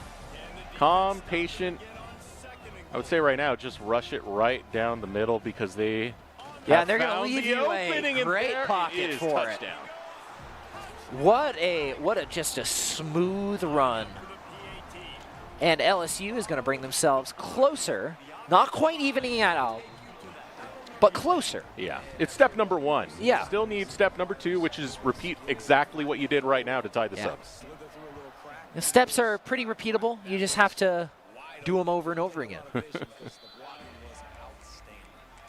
But can Arkansas, maybe Arkansas is going to find a way, run the ball up the field, get up to 31 points, just keep that 2-score lead. That's really all they need to do. Oh, but they're going to leave him wide open to run with the block. What a rush out of Arkansas, bringing them just shy of the half-field line. The defense was too heavy on your receiver, so hey, I'm going to do it myself. Runs on in, finds the first down, and still continues forward as another one. He's able to catch it, and the ground covered by Arkansas in these last 2 plays has been immense. Man, Arkansas is really rushing up the board. They must be looking for some Olympic sprinting records with how quickly they've been running up. Looking for a spot to throw to, finds him, and he's going to run through. Oh, he doubled back for just a second, and that was enough. But that puts him 1st and goal, right where it took LSU 2 quarters to get to. Arkansas managed to get to in 3 plays. They match the team colors. They're red hot right now. And now it's just scolding as a touchdown is found, and that lead continues to grow. And in our championship game, white LSU continues to pull ahead at 21-7. And in our other game, Penn State and LSU still keeping themselves at 0-0. The donuts, as you had called it earlier. The donuts. We're going scoreless. I mean, 3 minutes on the clock for the second. And all right, we got something going, but your own teammate is blocking you. Over for Penn State. They'll get the first down, but could have gotten a little bit more. Mix-ups, they happen. Slip over your own teammate. Yeah, slip over. Sometimes, it happens. Accidents happen. Everybody's human. Everybody makes mistakes. LSU looking for a good spot to throw. Once again, have completely open receivers, but 2nd and 7, not quite where you want to see it. You want to see them a little bit farther out the field. Now, for LSU, they have a lot that they need to try and accomplish right now with the last 40 seconds of this. Yeah. They've already fallen so far behind, so you cannot waste a single drop of time as we head over to that winners finals. But I will say this LSU team is bringing themselves a little bit farther, is bringing themselves back into the fight, 21-14. Still not tied up, still not quite where you want to be, which is in the lead, but at the same time, it's one step forward. You just got to take it one step at a time. Or no steps. Instead, we just let the ball fall back. Yeah, that also works. Or I guess it only really works for the kickoff, because if you don't take any steps, you're just going to get pushed back. But throw comes in from LSU. Once again, completely unguarded receivers. You think Arkansas would have learned by now that maybe we should cover the receivers a little bit. But that closes out the third quarter. Moving into the fourth, LSU has a lot of ground to make up. And for Arkansas, they might not be playing the best defense, but they're playing outstanding offense to get to 31 points. And you know what they say? Offense is the best defense. yeah, we'll go for it. I mean, they also say defense is the best offense, but I feel like those things can be interchanged. All right, we got a pretty good pass coming out from LSU as they were able to get quite a bit of yardage on that. It does pull them over to the 30-yard line. They'll look to continue that momentum to go for another pass, but not going to gain much ground, just 1 yard going to be picked up. Not a whole lot coming from that one. Looking over at LSU and Penn State. Penn State still marching just a little bit farther up the board with every single play. They need to find a first down here in order to keep the momentum rolling. First half is almost over, and no real clear winner. However, LSU on the right side is going to make the pass, but is quickly stopped at 4th and 3. You know, credit where credit is due. There was a lot of pressure right there. He got it off right before the sack was about to catch him, and it's a pass completed. So for Penn State, we're still going to take that, and we're still going to keep running forward. 3 minutes left on the clock. They need to make this pass, and they do. Catching the 1st and 10. It's just what you need if you're LSU right now. You need as many yards as you can. Get as much as you can before Arkansas runs it off the clock. Yeah, LSU are starting to get closer and closer to that point where they need a miracle against Arkansas. But look at what's going on with Penn State rushing forward, looking to finally get on the board 1st and 10. They're getting closer to that goal line. However, they only have a minute left, and unlike the swap between 1 and 2 and 3 and 4, they will lose all progress if they let that clock fall to 0. They need to make something happen now if they want to capitalize on their momentum. Managing to get the ball a little bit farther up, timeout does get called by Penn State to hopefully keep a little bit of that time in the bank. Yeah, you're going to need to utilize those timeouts, utilize as much as you can to make sure that you buy time to complete this touchdown before we hit halftime for Penn State. You can see the pressure going on over in the winners finals. LSU still trying to drive forward, and they're not that far off from where they need to get to tie up this game. Yeah, one touchdown will determine it all, just like with Penn State up here determining the first half. Flag gets thrown. It looks like, who is it on? False start. Oh, no. Penn State with the false start. That is not what you want to see in this crunch time. Looks like Arkansas is still running it up the board, but back to Penn State, LSU. They need to make something happen now, and they need to make it happen well. 40 seconds until we hit that halftime. Play begins. We're still seeing something over on the side of LSU versus Penn State. Now looking for the angle, tries to find the catch. It is incomplete. The defense ready and reads the play. That is unfortunate.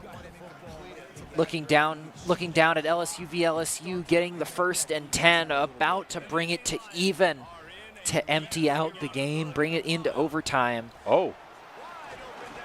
Still nice plays coming out from Arkansas. As they find the deep pass, quarterback really biding his time right there, but gets a man wide open in the fields. And found it at long last. Penn State are able to get a touchdown.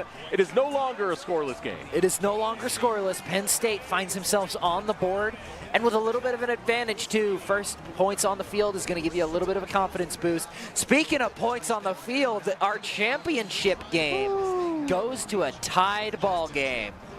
Yeah, this is getting kind of wild all over. Even the Arkansas LSU game, I mean, the points are getting so up there at this moment. Arkansas have such a strong lead to really work with, which means they are probably already sealed for this victory coming their way. I don't know. LSU with the ball back, all they have to do is run it up a little bit. All they have to do is run the ball up. Arkansas with 38, there is just under 2 minutes left on the clock. That's plenty of time for LSU to score. It's not enough to score, though. You're going to need to find back-to-back touchdowns. Oh, yeah, it is back-to-back. Yeah, my math did not math there. That makes sense. No, it's all right. It's not your major. Actually, I don't know what your major is. Oh, no, it is not my major. There is a reason math is not my major. Trust me, I'm not an English major, and every time I read an essay, it does not go well. Luckily, we're casting video games here. Yes. Not very much math involved in this, but a little bit more English than you'd think. It is the language we're speaking, after all. You can just change the language right now. Turn this into Spanish broadcast. ¿Dónde está la biblioteca? Oh, that's one of my favorite ones right there. This pass looking beautiful for LSU. Again, 1:36 on the clock. It is the fourth quarter, excuse me.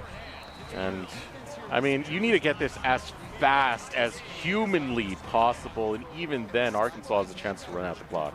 Yeah.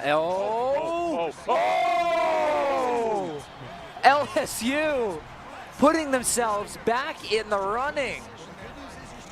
What a pass. I did not expect that to go through. I did not either. Deep into enemy territory, and it is complete, which puts them one touchdown away.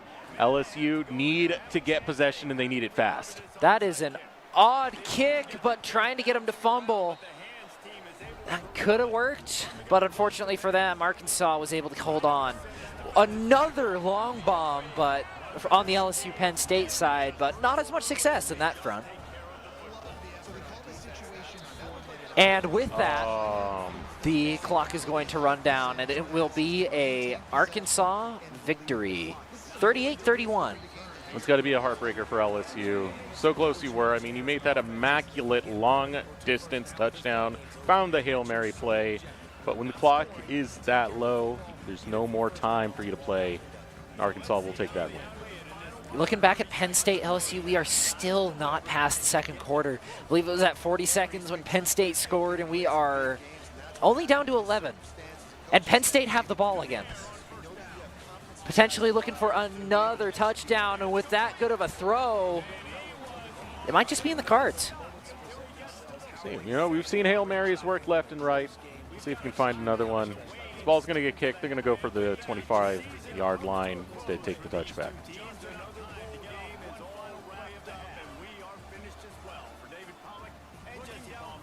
Looking back, Penn State looking to throw deep, looking to long bomb, but it gets thrown off, and that is the end of the first half for LSU Penn State.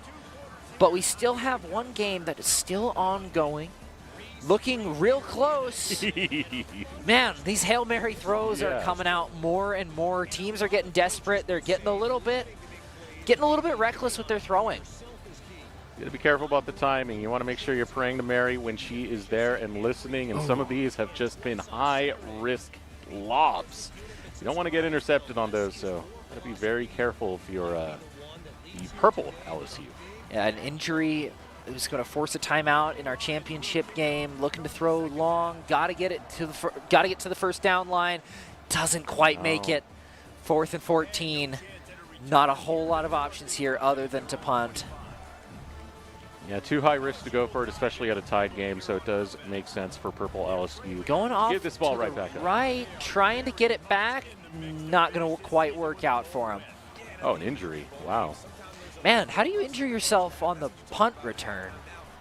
That's a skill. Ankles, I guess. He just ran into the water boy by accident. Maybe. Gosh darn that water boy! Doesn't he know he's supposed to stay on the bench? Ooh. But a nice little sack for purple LSU is going to run the clock down a little bit more. White LSU looking to make a good play here. 2nd and 17. 45 seconds left. Looking across the field, but what is up with their defenders? You can't have that happening if you're White LSU. Right now, you have advantage. You have the ball. All you need to do is cover as much ground as you can and set up that field goal to secure this game. But getting sacked like that is going to make it that much harder. Look how deep they are in enemy lines. That is not ideal in the slightest. The linemen need to find a way through. Again! And it happens a third time in a row. Oh, this is disaster now for White LSU. They'll have to give up the punt. They can't go for the play because it's a tie game right now. And if it's a field goal for Purple LSU, that could be the end. And that's really all they need.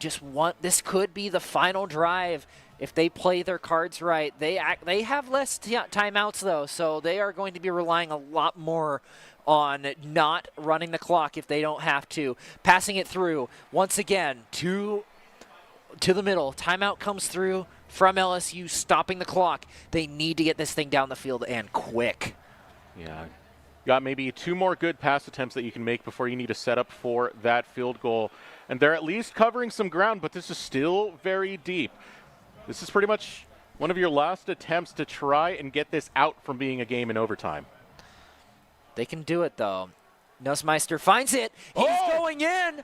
That's field goal range. That is huge for Purple LSU.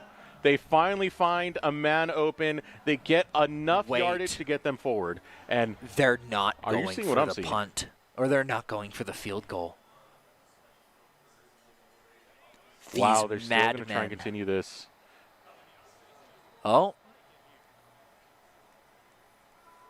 Uh-oh. That was quick. They need to stop the clock. But it all comes down to this. And it's good! Purple is my favorite color, and it's looking good on LSU as they'll find the game-winning point off a field goal. 24-21. You couldn't ask for a championship game to go any better. Flags out on the field, but I'm not 100% sure it matters. Yeah, false start. It doesn't really matter at this point. You got 4 seconds. You can make something happen. I'm not sure what you can make happen, but something could happen. You know what? Start praying to Mary. This is the time to get that deep lob in. It's your only chance, your only hope. What do you got, White LSU? That is not the answer. That is enough. A game concluded. And your winner is going to be Purple LSU of the Winners Championship. However, there's one more left to go. We have not determined who will be playing Purple LSU. But we do know that they will be playing someone. Penn State still has the lead, nearing the end of the third quarter. 4th and 20, forcing a punt.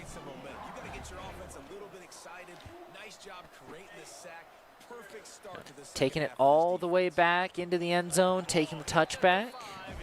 Starting on the 20. Penn State once again moving to defense. They've proven themselves to be really good at this defensive play style, keeping LSU from any score in almost 10 minutes. Oh, man. Once again, LSU not quite able to find the pass when playing Penn State. That defense is on fire, man. Still being in the third quarter and scoreless is rough, but it's not the end of the world considering it's just one touchdown that separates these teams.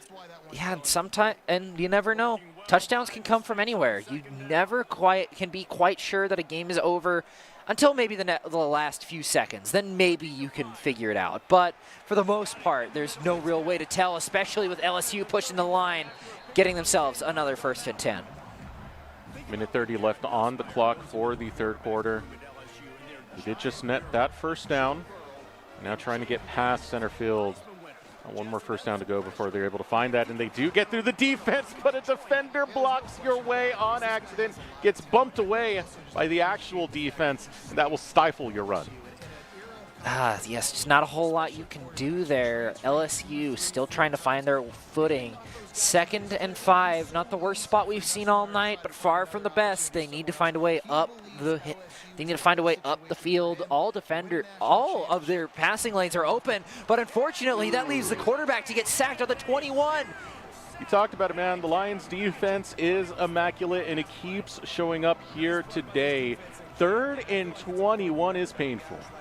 Yeah, that is going to be a hard hill to climb, and it's going to take some serious finesse. You can keep your if you got nobody out on your receivers, you probably got someone on your quarterback. Clock is ticking down. Less than a minute to go. Newsmeyer looking for the best play to make. And a launch to Campbell is going to result in an interception. Nobody to defend. And he is going to take it all the way to the 10. Penn State looking good at the end of the 3rd. Can we talk about this? Defense takes the ball, takes his lunch money. He stole the man's shoes all at the same time. Penn State, beautiful play. Man, I don't even know what you're going to do with those shoes, but he took them anyway.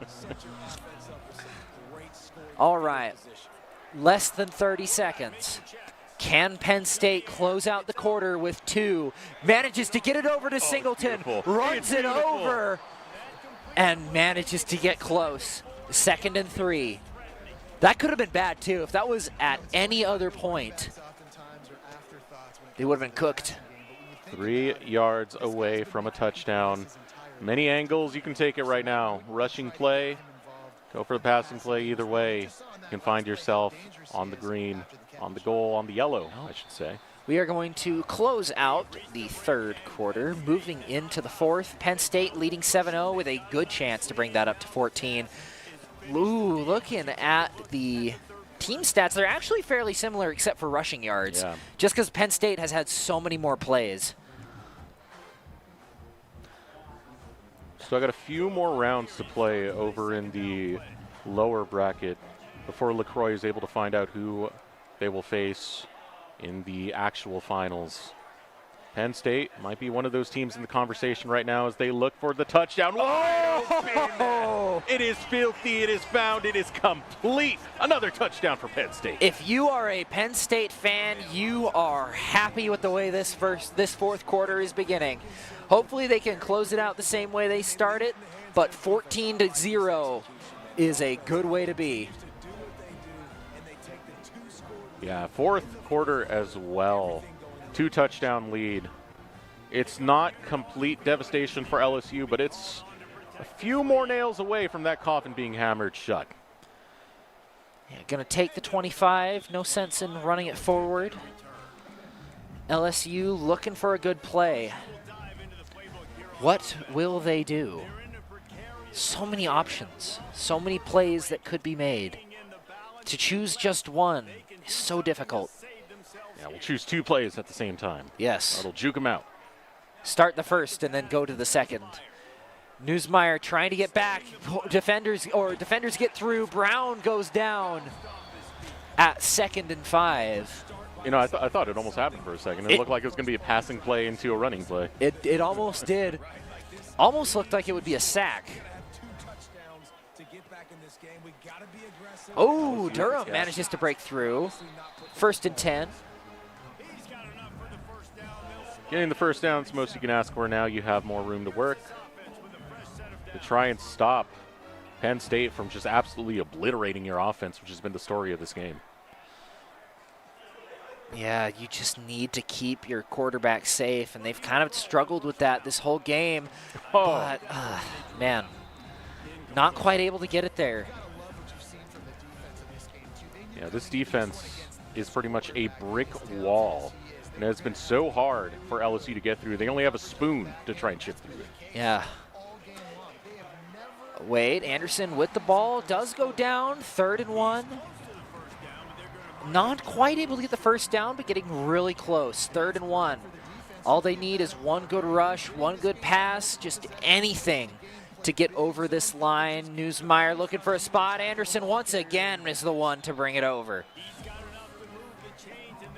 Yeah, I'm definitely going to have some questions about the selection on the receivers that are being thrown to, because I've seen a few that are open, but the preference for LSU has been around center field. And sometimes that just happens to be where the best spot is. Oh, down the field, does get caught.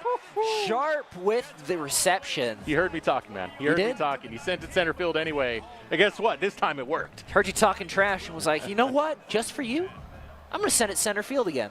And he sent it all right. Now, can he send it one more time? One more time to bring it to bring him back into this ball game, but a fumble. Oh. Not gonna result in Penn State getting the ball, but 2nd and 13 is not a great spot to be. He took way too long to throw that ball out. Luckily, LSU were able to recover, but Penn State's defense is being felt. Oh, another attack on the quarterback and almost an interception. How do you do this, man? LSU is really struggling to get this ball rolling. You got a ravenous pack of lions, a pride of lions just surrounding you right now. You got to get that ball out faster. That's true. And a sack on the quarterback. It's going to force a timeout of LSU. You hear that hammering sound? The nails in the coffin. Yes. 2 minutes left to go. Not a whole lot that you can do here, but you got to make something work. What are you going to do? 21 yards for a first down. That is a lot. Come on. You can make it. And he's open. Oh! He gets it. What a pass for 1st and goal. And being able to hold on to the ball when he gets swept like that, incredible stuff.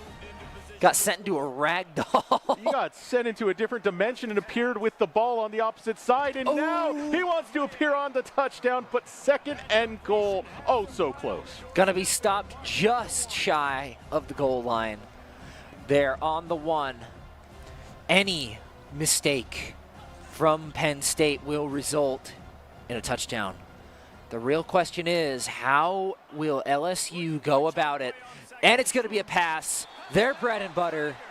LSU brings themselves into the game. First points on the board at 6-14, soon to be 7. Yeah, we're going to make it over to 7 points. 1 touchdown away, but with 1:32 on the clock, we're getting into the territory where Penn State can just run this, so you're looking for a fumble right away. Yeah, getting it, going off of Penn State's record, they are pretty good at running the clock down. Managing to pick it up at the 38-yard line. They just need to run the clock. They have over double the possession time that LSU has. When we were looking at the stats from the 3rd quarter, passing it over, it's an interception. Oh, you can't be. An interception. LSU has a chance. At the most critical of times, they take destiny into their own hands. But that's just step 1. 1:27 on the clock, a lot of time to work with. You're going to have to utilize those timeouts and make these passes count. All they have to do is find out how to get this done. 1:30 left. LSU manages to get the 1st and 10. The 46-yard line, almost halfway there. Cracks in the armor are starting to form for Penn State. Can they keep it up? This defense has been solid all game. This is what you're trying to get through. Hey, I said the spoon versus the brick wall analogy. Eventually, that spoon can win. It's going to take a lot of swings, but man, LSU have a lot in the tank. Yeah, we're not talking about any plastic spoon, especially with that. Bringing it up to the 15. Penn State is in trouble. Penn State feeling the pressure on them. This could very well be going to overtime. LSU, they did so much by being able to get possession of the ball back into their hands. And now they see that goal line right in front of them. Neusmeyer manages to throw it in. Campbell gets stopped. But still 2nd and 1. Easy spot to be, easy spot to make mistakes. LSU just needs to capitalize on 1. Penn State can't let that happen. One more touchdown. Oh, he's through. He's wide open. But he's wide open. LSU with the touchdown. You know, the prayers finally answered for LSU. They needed to get through the defense of Penn State. It's been a brick wall. And finally, they break it down. They got the demolition crew, and they tied up the game. Tying up the game. 50 seconds left on the clock. Penn State still has a shot, but they need to make the most of it. I mean, all in all, even if they don't score, it brings it into overtime. Yeah. So I guess it's not really on a do-or-die basis. But if you're Penn State, you most likely want to at least secure the game. A good field goal will do them well. Yeah, and that's why we need to see the defense being on the opposite foot this time. We need to see LSU really step up. They want overtime. They didn't go for the two-point conversion, and that's not putting you in the right spot as Penn State will move forward. Penn State pushing up. Just need to keep doing that all the way up the line, but time is ticking down. 35 seconds left, passing it up the field to Penna. Not able to get through, pushed back. Timeout comes through by Penn State. Stop that clock. You need time, and now you've bought in a little bit more.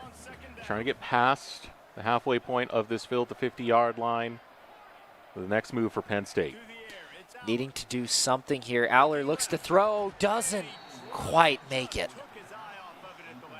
Unfortunate for Penn State. They need to get this ball up the field. They got to get it at least to the 40 if they want even a chance at a field goal. Wouldn't be the first game that we've seen made or break by a field goal. 20 yards to cover to get within that safety zone. Almost intercepted in the process. Almost picked. Penn State really need to figure out what's going on. The pressure starting to mount.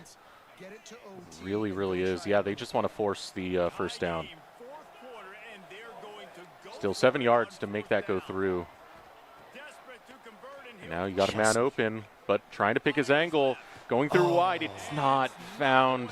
This very likely put us into territory where we're going to see overtime, but LSU going to try their hand at it. LSU have plenty of time to get it within field goal range, and they have the timeouts. Yeah.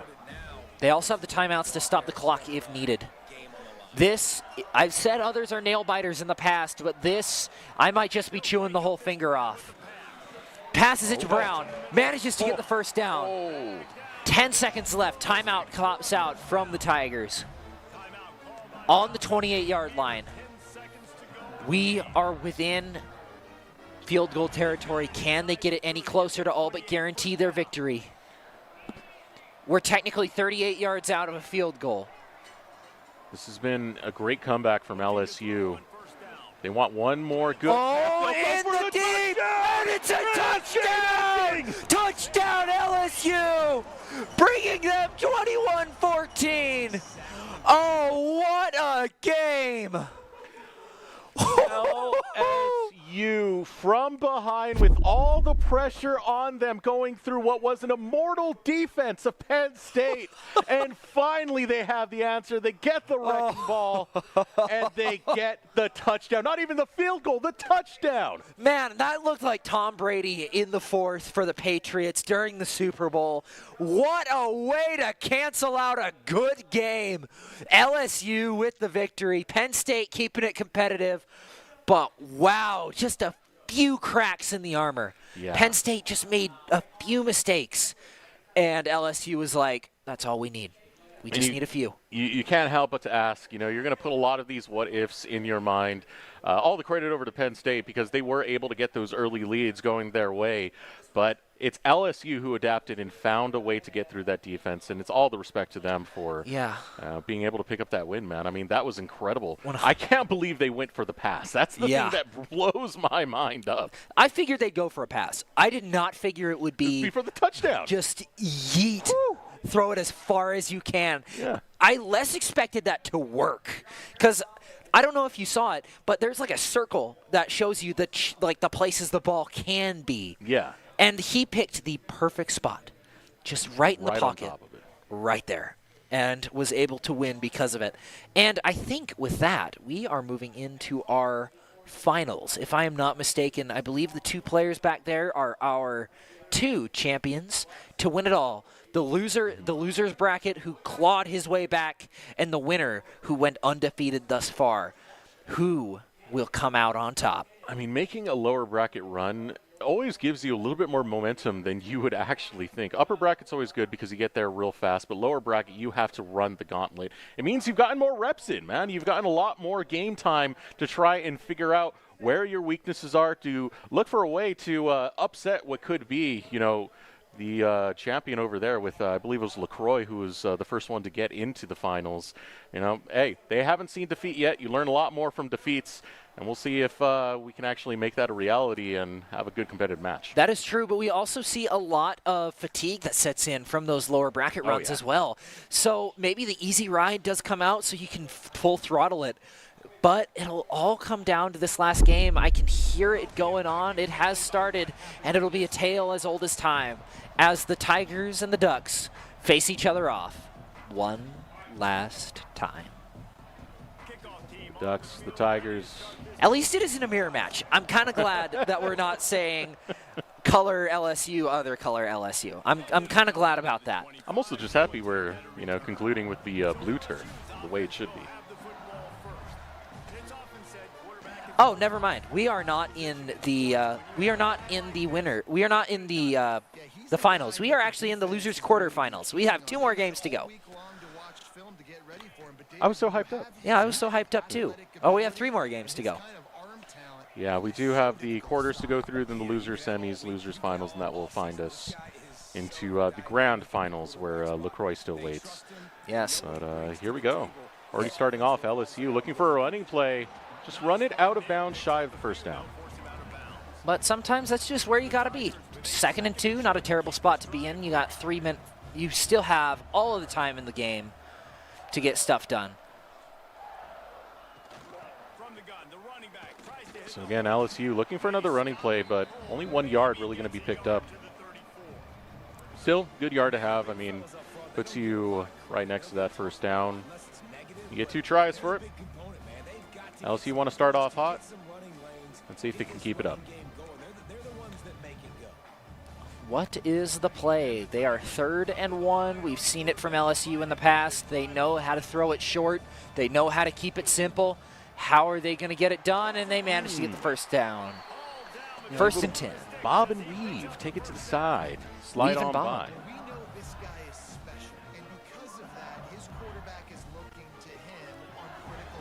Setting back up on the line, LSU. Some good ground covered rather early into this game. Here comes the pressure, though. Oh, what a catch! What a catch to be found by LSU. Wow, what a catch out of LSU. That was incredible. Once again, we find ourselves 1st and 10 on the 35-yard line. What is going to happen here? Going to throw it in. 2nd and 7. Not bad, not great, could be better. I mean, 3 yards is 3 yards. I'll take it. Yeah, but in the end, it's the opening drive. Not a whole lot of expectation here, but getting a goal on your first opening drive is definitely what you want to see if you are either of these teams. But out comes Durham like a rocket, getting the 1st and 10. Yeah, LSU's mixing it up. It's not just the passing plays that we've seen some other players really rely on. Also able to play for rushing and cutting through that defense. Done beautifully to get that first down. Now looking for another angle on this pass. Ooh. Really surrounded and holds onto the ball. Nope. Slips out. Unfortunate. Incomplete pass. Wasn't quite able to make it. It looked like it there for a second, but it's not quite. 2nd and 10. Looking for another good pass. Out he goes once again, getting the 1st and 10. Keeping the ball rolling, keeping the momentum flowing. We are halfway through the first quarter already, and LSU has yet to give up the ball. They're already running the clock, and they haven't even secured their victory yet. Close. Yeah, hard skip to beat right there. LSU not getting rid of the ball timely enough. Could have resulted in an interception. LSU still, though, doing that bullet train strat where they just run this field as fast as they can. Got to watch out. Sometimes it can be a little bit of hubris. Now, setting up for the next play. Not going to be found. Almost an interception. Ooh, I thought that was an interception there for a second. Oh, pressure is on for LSU. They need to find a way to get this ball down the field. It looks like the Ducks have found a way to completely shut out that bullet train strategy that LSU's been running, and they need to find a way around it. Biding their time is LSU. Oh, again. Sadly, a little bit too far wide. That means no touchdown. 4th and 10. Last chance.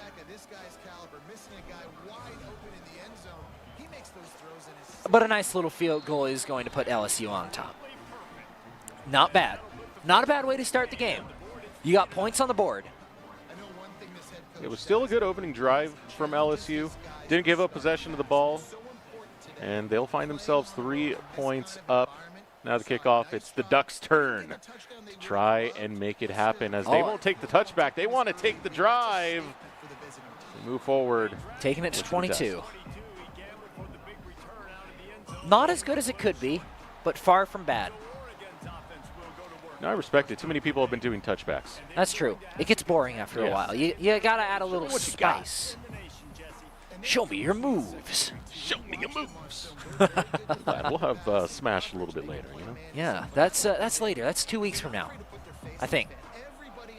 Let me do. I'm not Yeah, I think that is 2 weeks for that one. Oh, and out comes Johnson with the ball, trying to get it a little farther forward, only getting 2 yards to the LSU 23. Bad opening start for the Ducks. Look for another angle in. Ooh, passed it off, the running though. play, but gets passed over. Only gains 1 yard. Yeah, 3 points are 3 points, a yard's a yard. I think that gets you closer to that first down, but definitely a lot to be desired. Yeah, but what do the Ducks have cooking? What are they cooking up? Looks like they're going for a pass. Less than a minute left. He hits his teammate. Oh, I know there's an O on the back of his head, but it's not a bullseye. My friend, we are not playing Valorant. This isn't a first-person shooter. You're not trying to pop domes. You're trying to get the ball into the hand of your receivers. And unfortunately, that is a failed task as we set up for a punt. Yeah, less than a minute left in the first quarter, and we already have it back to the Tigers at LSU, going to take it at the Oregon 28 with less than a minute to go. This first quarter has mostly been LSU favored so far. Ooh, gets stopped and actually pushed back a yard on that drive. 2nd and 11. That's what we call the good old Caster curse. Yes. Yes. 40 seconds on the clock. 2nd down. Ball's going to be intercepted by the Ducks. And now there's a herd around him. He will get it just shy of the 10-yard mark. What a way to go. You made up for it, Ducks. Your one guy might have a little bit of a headache, but you have the ball back, so that's what matters. So the Ducks now in prime position to redeem themselves. Oh, taking the wide route. Getting through. And that is the first touchdown of the game going to the Ducks. Pulling ahead 7-3. These Ducks looking oh so mighty as they check the field goal from LSU and return it with a touchdown. 7 points now in their hands. What a good start to the game. What a good first quarter for Oregon. They might have had a rocky start, but pulling ahead in front of LSU is definitely nothing to be ashamed of. All right, run it, coward. Oh, okay. All We're going right. to start calling them out. We're going to shame them into running the ball. No more touchbacks. I want you to throw this ball as hard as you can. And he's going to do it, and it's going to work out. Putting it down just shy of the 50. We still have 22 seconds left in this quarter. We still got plenty of time for another touchdown. But even if it doesn't go through, and they still have possession, they still get it at the second quarter. So not a huge rush for the Tigers, but they definitely want it. Nice play right there coming out from LSU. The Tigers instantly on the pass find their way through, gaining themselves 6 yards. They set up the next line of scrimmage, eyeballing where this ball is going to go, but already the clock ticks down and quarters are going to be done.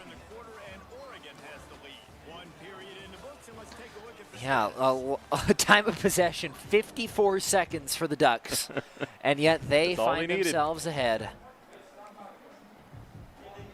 It's not about how much time you have, it's what you do with it, and the Ducks do show that. That is true. LSU looking for what they have to do. They're trying to find a way around the Ducks. They've done well so far, aside from one little hiccup. Unfortunately, that hiccup also led to them losing a touchdown, almost running down the play timer as well. But Hill's going to take the ball and run with it up to the 32, finding himself at another 1st and 10. That was Sly right there. Able to catch it right on the pass. Running straight vertical with the line, still gets it forward nonetheless, and that will give a 1st down, 1st and 10. Setting up for the next play, looking to go deep. Oh, sends it the same play again, and it works a charm, bringing him to 2nd and 4. This is like when you play Street Fighter and your little cousin can only Hadouken over and over and over. But hey, if it's working, keep going for it. Keep going for it. I mean, if it ain't broke, don't fix it. Looking for another pass, and he does it again! Somebody stop this man! Stop this man! He's insane! The three-peat, he does the play, same exact one, 3 times in a row, spams the Hadouken, and now it's a touchdown for LSU. Do you know the definition of insanity? It is doing the same thing over and over and over again, expecting different results. Well, they were expecting the same result for this one, so I guess you can't call him insane. But come on, Ducks, he's done the same thing so many times. Maybe you got to change up the defense. Maybe that's where the insanity lies. Maybe. Switch it up a little bit. Maybe get the curly fries instead of the straight cuts. Yeah, live adventurous, and that's what we might see right here. This might be a little too adventurous, or no, it's not. Ooh, losing the ball, but it falls out of bounds. Luckily for the Ducks. They still get 5 yards off of it, though, so could always be a lot worse. 5 yards left to go. Task for failed a 1st successfully. Down. Looking for a spot to throw it. LSU's broken through, throws it away. You got to watch out for that pressure. Kind of felt like he was going to try the LSU book of just continuing that pass that we saw 3 times, but doesn't actually go for that play. Instead, has to just throw it away because it was too much time spent. The potato was too hot. Pulled it out of the oven way too soon, had to throw it out. Moore looking to throw, manages to get it to Hughes. He needs to run it forward, almost to the line. Doesn't quite get it, 4th and 1. I mean, that was hot potato done right this time. Yeah. I don't know. This is a hard one to call. You're 4th and 1 on the 34. It's a high risk, high reward. You almost have to go for it here. Yes. We said it earlier, Mama didn't raise a coward. Run it in, get that and he gets down. It. It's really hard not to get those ones, though. It's just 1 yard. How difficult is 1 yard? Yeah, how hard is it to get 1 yard? Famous last words for some teams. Yeah. Right, once again trying to run it, but the sack comes through, putting them at 2nd and 14. Oregon. A beautiful read coming out from the LSU defense. It was quick, it was instant, it was snappy, and now it puts the Ducks behind where they want to be, but not when you got snappy passes like this. Snappy passes make the world go around. 3rd and 8, we might be seeing a mirror situation of the last one. Looking to run it, he's completely open, passes it to Lowe, nobody's on him, and that is another 1st and 10.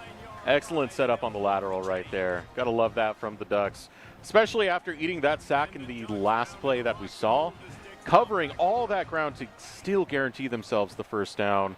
And now going to throw the ball. A lot of short passes coming through, and this one's going to get them 3 yards.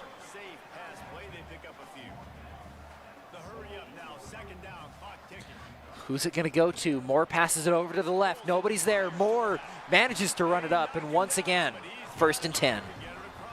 This is getting spot on for the Ducks. Pressure's on them. They're the ones with the deficit, only 3 points.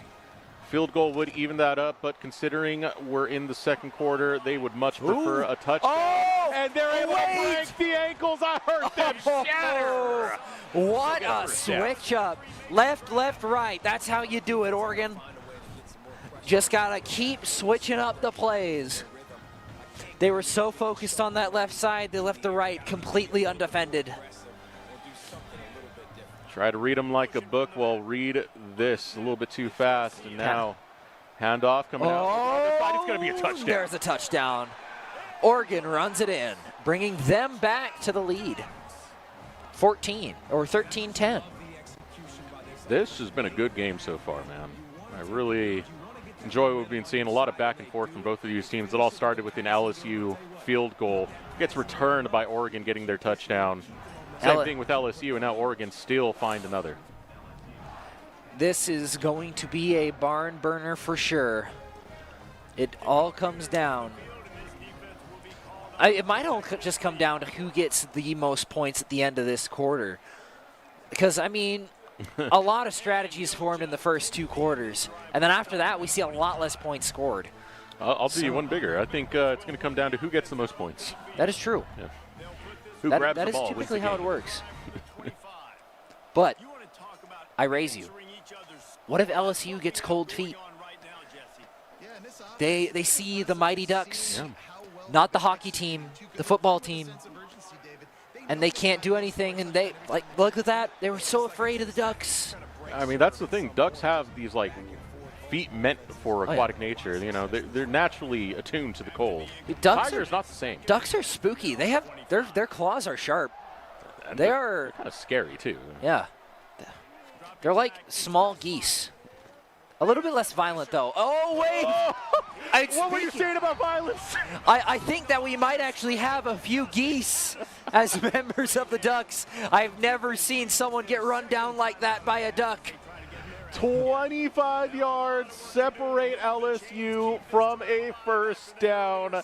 This defense from the Ducks is putting so much pressure on, and it's another breakaway. It's another sack coming out from the Ducks.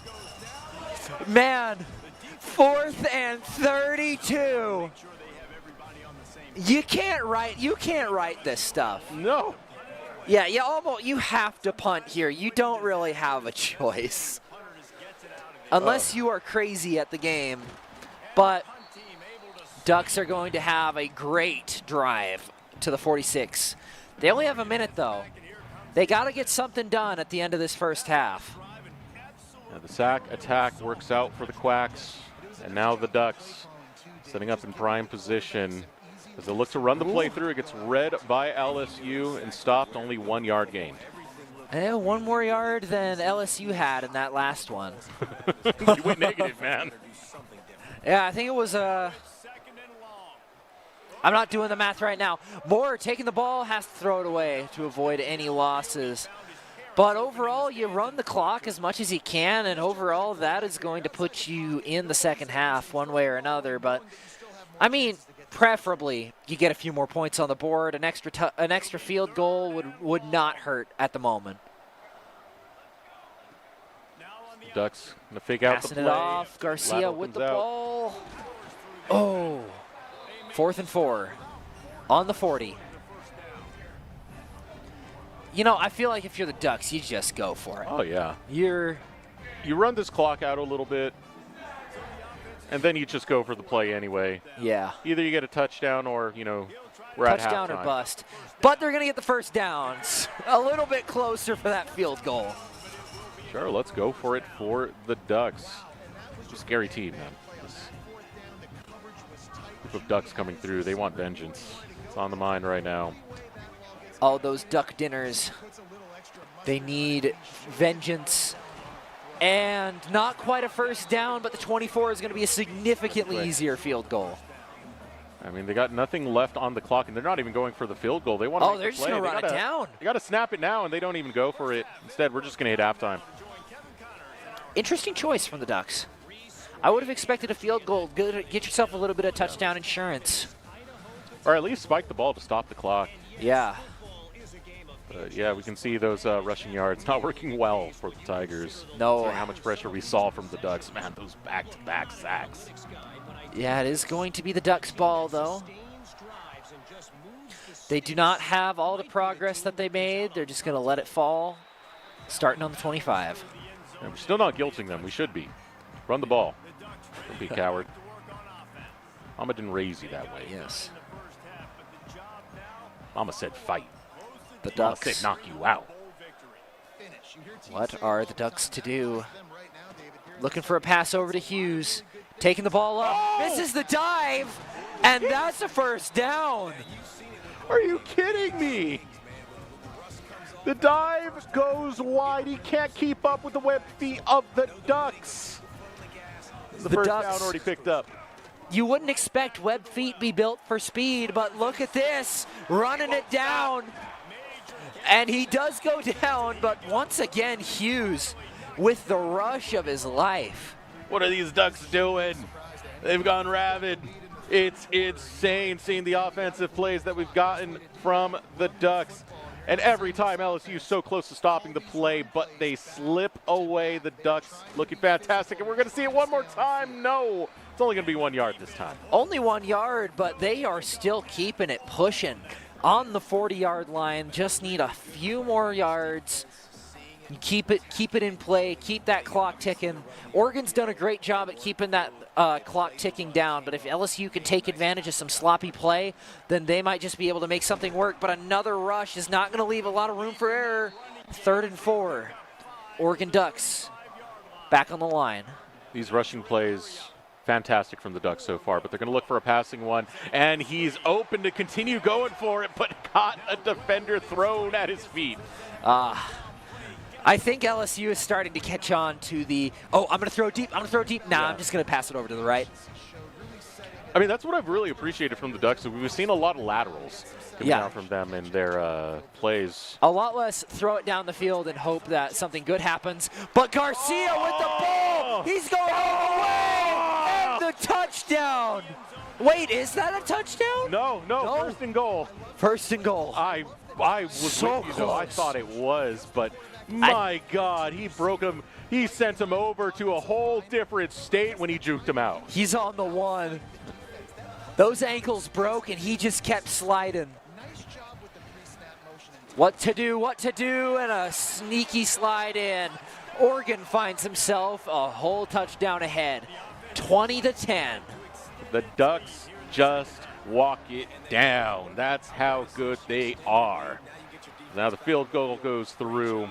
It's going to be 11-point lead for the Oregon Ducks, which means LSU need a lot more than just a touchdown to make this matter. The Oregon walk you down Ducks. They're scary, man. Yeah, Ducks are scary. I'm never going to see a duck the same way. Yeah. Man, I always thought ducks were just those cute things that decorated ponds, but no, they're fierce. They're very fierce. Almost as fierce as geese. I think they might top geese after this game. I don't know. Oh, what a pass at LSU, taking it all the way down the field. Yeah, LSU, they find a pretty clean opening. And as we said, there's a lot of ground they need to cover. This is not the territory you want to be in when you're down over a touchdown. So let's get this moving. It's still the third quarter, so there's still a lot of fight left for LSU as they'll find a pass and be able to complete it for 2nd and 4. And getting pushed back a little bit by the Ducks. LSU still in a really good position to keep it pushing forward. How are they going to attack this? Are they going to keep doing the tried and true laterals? No, they're not. They're running it. Oh, wait, no. He goes deep, and the catch is made. LSU in the goal territory. 1st and goal. Are you kidding me? He was wide open for ages, a whole calendar year. And it allows him to catch that ball. And now 1st in and goal for LSU. The Tigers looking to bounce back, looking to scrap it out. Will throw it over, but can't get past that goal line. Not quite enough, but still the 1 yard line is hard to mess up on. How is LSU going to get this done? Are they going to do the tried and true slip right through? Are they going to throw it in? Nope, they're just going to find a pocket and take it. LSU keeping it competitive, bringing it to 16-21. The Tigers were supposed to eat ducks in the first place, so right now they're trying to kind of redeem that that law of nature. Yes. And that's definitely No, they're going for a 2-point. This could go badly. The last time we saw this, it was a heartbreaker. You know, mathematically, it definitely does make sense to get you closer and closer to being victorious, but but he missed it just barely. Yeah. It's still not the worst spot for LSU because if they do get another touchdown, they will take the lead no matter what. So I do understand the thought process of going for the 2-point conversion. That's true, but they also would have done it at the same way if they were at 17. And even if they got that field goal with the 2-point, it still would have only tied up the game. And if Oregon keeps playing like they are, I see a few more points in their future. Yeah, the Ducks offense is a force to be reckoned with. Oh, lateral off to the side, tries to juke him out, but LSU isn't falling for it again. 2nd and 5, less than a minute on the clock and ticking down. They don't stop. They do not stop. They only know how to go forward. That's what we've been seeing from the Oregon Ducks. Back to the line of scrimmage, 5 yards to get that first down. Let's see what kind of sneaky play they got in the pocket. No sleep. No sleep till the end zone right here. Oregon looking to run down the clock as much as possible. Out to 35, passes it off to the right. Unfortunately loses a few yards there. We are at 3rd and 9. Might see vengeance on the mind of the Tigers. Oregon looking to chew the clock out. 21 seconds left. I have a feeling we are not going to see the 4th quarter start on this play. And that is the end of the 3rd. 3rd quarter now complete. This savage offense that we've gotten from the Ducks has been a sight to behold. And even with LSU, yeah, the points they got, a lot of that passing plays. How much is it really accounted for when the Ducks make those yards matter? Yeah, man, the Ducks told us that they were going to take a quack at it, but I guess they took a little bit more of a quack than I bet they even bargained for. Yeah, they're a solid team. No foul play. Now see, I'm stealing your phone. No foul play from the Ducks yet. LSU needs to stop them here. 3rd and 9. Any more duck buns? I'm thinking of them as I'm doing this. It's like a weird multitask. Moore passing it off to Hughes. Not very much ground made. 1 yard. 4th and 8. And the Ducks are going to choose to punt return, or are going to return the ball. You hear the crowd saying, "Go for it."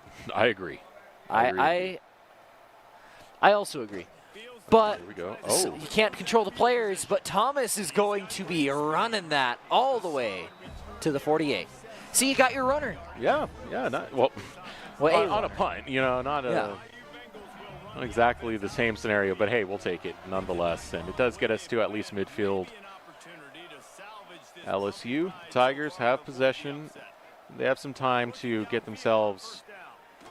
Try and find a touchdown to get themselves in the lead, but he's just going to run it and throw it out. Yeah, I'm surprised he didn't throw. I'm just surprised he just didn't go for it. Run it, try to run it. 2nd and 10. LSU, 5 points behind. Not the worst position, but far from the best. Keep it up though. Passes. Oh, missed, just barely. Wasn't able to keep hold of the ball, and sometimes that's how the cookie crumbles. LSU still 3rd and 10, have not made any ground on these last 2 downs. Need to get something done here just to get it pushing a little bit like that with the pass. Ask and you shall receive, yes, my friend. 25-yard line. 1st and 10. In the danger zone. Remember, LSU want the touchdown more than they want the field goal. Setting it up, able to catch the pass. 4 yards to be covered off of that one. Yeah, stopped at the 21. Still has 6 yards to go before they get their first down back. LSU really not wanting to chew that clock down anymore. Oregon hoping to keep them back for as long as possible. Yeah, LSU not the team to go for the sneakier plays. Instead, they're very straightforward with a lot of these passes, and it gets them through 1st and goal. They can't keep getting away with this. Let's do it again. Let's do it again. Let's do it again. Do it again. Same thing. They didn't expect it the last few times. You're invincible, the same thing. Copy paste. That's all you need. When in doubt, break out the lateral. And now this time you'll be running parallel inside the touchdown zone if that's the play you do go for. We've seen it spam 3 times. It's not going to be the case this time. Defense is on top of it. Just keeping them down. 3rd and goal, still have a good shot at getting stuff through. But Oregon needs to find a way to keep them back for just 2 more plays. It does look like a timeout will be, or no timeout was called. No, we're going into the 4th quarter now. The final 2 minutes. Can Oregon keep the lead? Or will they falter at the last minute? I mean, this is the time for the Tigers to take the lead. This is what they need. They're in the right spot for it. If you don't find it here, I really doubt the chances of getting that comeback going your way. All right. Here we go. Holding on to the ball. Passes it over. Completely open. LSU manages to pull ahead. And you got to love it. It was straight. It was simple. No fancy feet really needed. That is the lead acquired. And it's not just a 1-point lead. It's going to be a 2-point lead. Now the Ducks will be thinking about getting a field goal as soon as they can. A field goal or just something, or a touchdown more likely, or a touchdown preferably. What will Oregon find a way to do? 2 minutes left. All of their timeouts still. Cowards. Yes. Run the ball. Indeed. They still have 2 minutes left on the clock. A lot of time to get some stuff done. But can they make the most of it? You need to see that first quarter offense that we saw from the Ducks last time. You see it come alive once again. The one that made us terrified of what this team can do. 1st and 10, going to be snapped. Oh, right down the middle. Easy first down. Man, he saw the play and he knew what he had to do. Crowd goes wild. Cowbells are out. Should be the Duck bells instead. Yes. Oh, we're not in Oregon. We're in Boise. It's why we got the Smurf turf on the screen. And unfortunately, the Ducks are not going to push it any farther. Hey, my immersion, man. I want to feel like I'm. Oh, well, actually, the turf is blue, so I can't even say that. Yeah.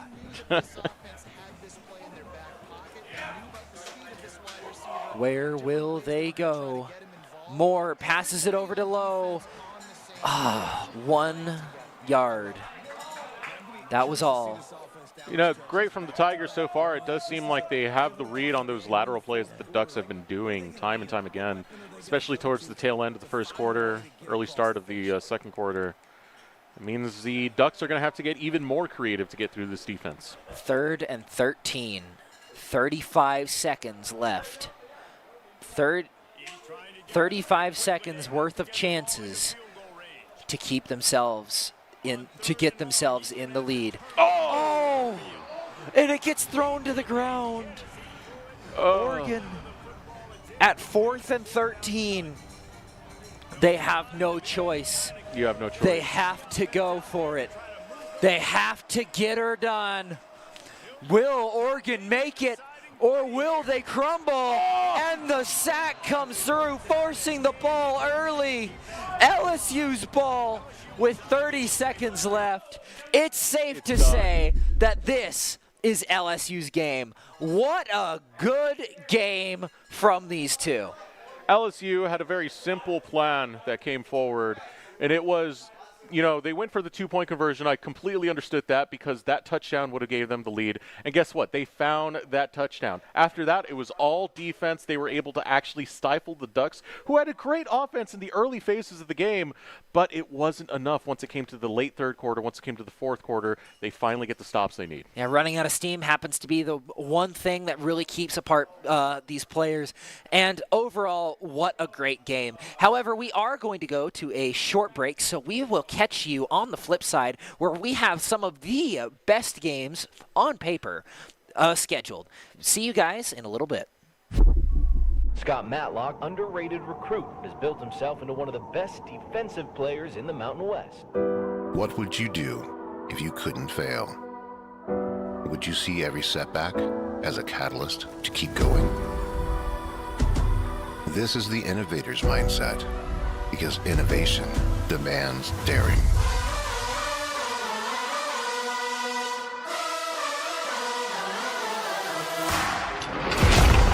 It's finding thousands of ways that don't work, and the one that changes everything. It's when your unrelenting spirit sees the world's needs and says, I will create something better. So, what will you do? Will you let your genius run wild? Give yourself the space to be great? Set your sights on something even bigger, because we know changing the world doesn't happen by chance. It comes out of the blue.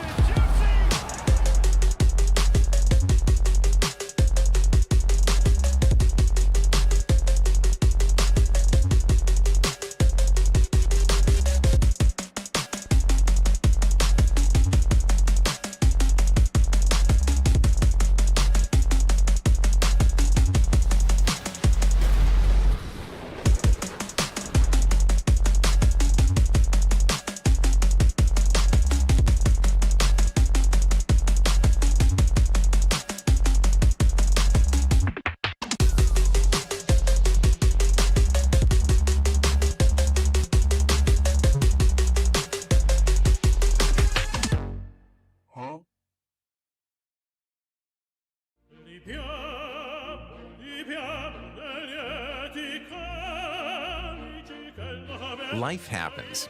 Lucky for you, the new ICCU Central Plus checking account comes with benefits, including cell phone protection. Wait, through my ICCU checking account? That's right. Along with a whole lot of other benefits you might need. Because being human is a full-time job. It's here.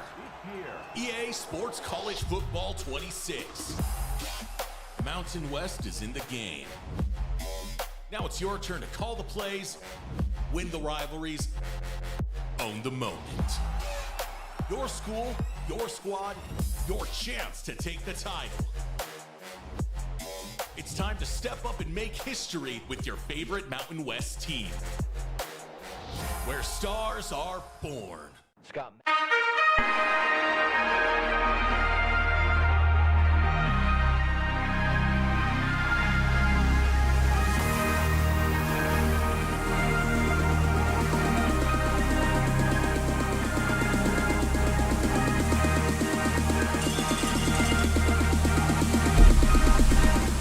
Welcome back to the Boise State Esports Arena. The tournament barrels on as we continue forward to try to crown a college football 26 champion of the year, at least as far as Boise State is concerned, with a cool $1,500 check to whoever wins. My name is Jacob Palmer. We're closing in on 11 p.m. Still with lots of football to go, but I am here. I'm here with Riley. I'm slowly losing it, but you know what? We're going to be here today. We're going to, give each other some support and just try to get through this. I feel like we're moving into election coverage territory at this point. Yes, you know what? Yeah. We're at the... I'm at the big board. The B team is brought in, and... I'm at the big board saying, okay, but if he wins this county, which only has 20% of the votes reporting, then maybe there's a chance. I feel like we're approaching that territory. But you know what? We still have plenty of games to go. And you're wondering why it's taking so long for Nevada to count all the votes. Well, Clark County, Yeah, there you go. All right.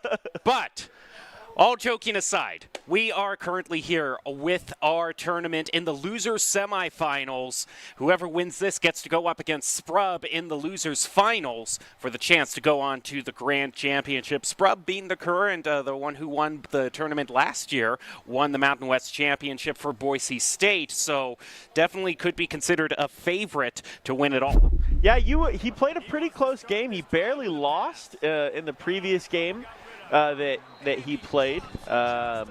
think it's going to be really good to see him do his thing. He's an LSU player this year. I talked to him a little bit earlier. Loves Garrett Nussmeier down there. First quarterback at LSU to wear number 18 in, 30 years? A lot of speed on the outsides, too. So he likes LSU, but I'll tell you what, Jim.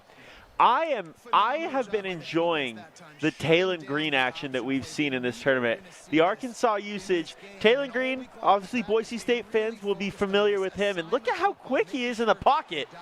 He just breaks the pocket and makes plays happen with his legs. Unfortunately, not enough plays to get a first down. He'll find himself at 4th and 15th on the 44. A lot of people tonight have been deciding to go for that 4th down. But as we've moved on to higher and higher levels, people have been a bit more conservative. Although here they're going big. The catch is made, but it's not going to be enough. Conversion on downs at the 35. LSU Tigers will take control. Yeah, now, I mean, it's tough, right? When you're at midfield like that, punting it away, it feels bad. This game's hard to punt on. It's hard to pin people on this game. So I understand the decision. Got to throw it at the sticks, though. Got to throw it at the sticks. Huge play, though. It's going to probably maybe wish he had punted there. Coulda, shoulda, woulda. That's going to be the first touchdown for LSU. Yeah, I don't know if that was a cover 3, if that was a man, but there's only one safety back, and unfortunately, too much speed in that wide receiver core to only have one safety. That's prime territory to get the top taken off. So the Tigers will go up 7-0. Ball given back to Arkansas. Ooh, taking it out of his own end zone. Very rarely have we been able to see people get past that 25-yard fair catch marker. I guess, risk and reward. Well, now we get more opportunity to show all the great stuff Green can do, hopefully this time, And that's not going to be one of them. Incomplete pass, 2nd and 10. Yeah, in real life, we saw him kind of do the same thing. Some of those quick passes were never his forte. He makes big plays with a big arm. Accuracy was where the struggle came. Oh, nice catch over to Jones. Will pass the first down marker. And fumbles! LSU to recover, gaining control. Ow! Gotta have 3 points of contact through the ground, young man. They're gonna teach you that in PAL football. You gotta remember that when you get into the big leagues as well. That's not what you want to see. You gotta maintain possession through the ground there. LSU's ball. Nussmeier has some time. Passes to Sharp. Gets the first down, and with no fumble this time, LSU will head up to the 29th. Something that I am enjoying watching here as well. Arkansas is calling their own plays on defense, not waiting for those coach suggestions, staying in that 3 deep. Look at the way that he switches up his secondary. Only one safety, once again, playing it a little bit risky. He's using a linebacker, which I think is good, but that's what happens when you've only got one safety, Gem. You have nothing if they take the top off. Well, that is already a 2-touchdown game, assuming this goal is made, which it will be. Makes the extra kick. 14-0, LSU in the lead. And we're going to be seeing a lot of green this game, but probably in the worst way if you're a Green fan. Yeah, this is not the start that Arkansas wanted. Oh, here we go. Okay, too short of 25, but not the worst thing. Got it pretty close. I wouldn't be surprised to see maybe a little bit more 4 and 5 wide from Arkansas here. Just try and get Taylon some time in the pocket to let a play develop and get those DBs downfield before he starts to make a play with his legs. It has plenty of time there. Passes to Jones. Will make it past first down marker, and that'll be a successful first down for Arkansas. Look at that big old tight end just rumbling and tumbling his way down the field. Got the neck pad. Big man with ball. No, unfortunate sack. Unfortunately, you haven't seen a big man with ball until like one of the defensive linemen picks up a fumble. Then that's a big man with ball running down the field. That's true. That's true. The Blues seen a few of those. You very well could get some of that tonight. And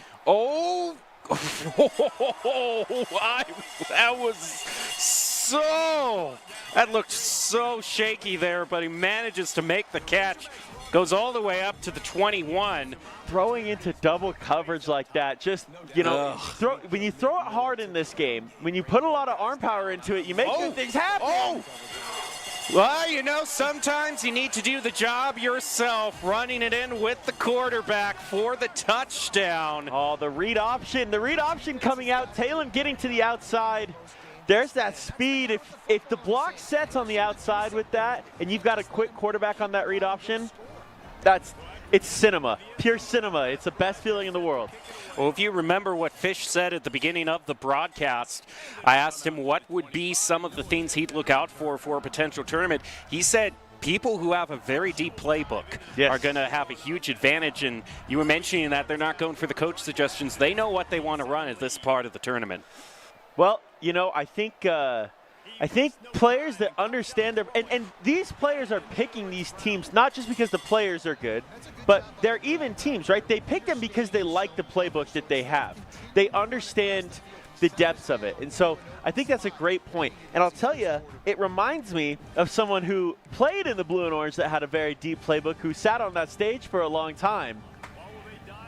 Our very own first ever Madden national champion. Oh, yes, Wasey Williams. Wasey had a really deep playbook.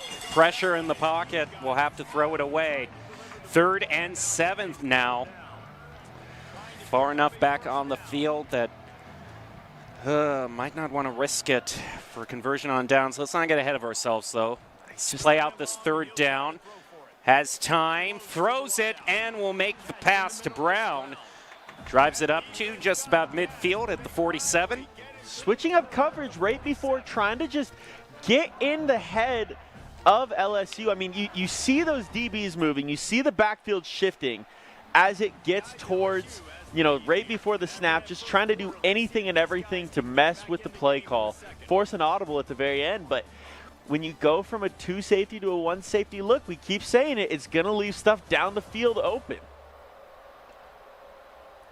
Now as we continue on, very important possession for LSU. They'd love to stay 2 touchdowns ahead of Arkansas. Of course, as the night has gone on, more and more unpredictable turnovers have come out.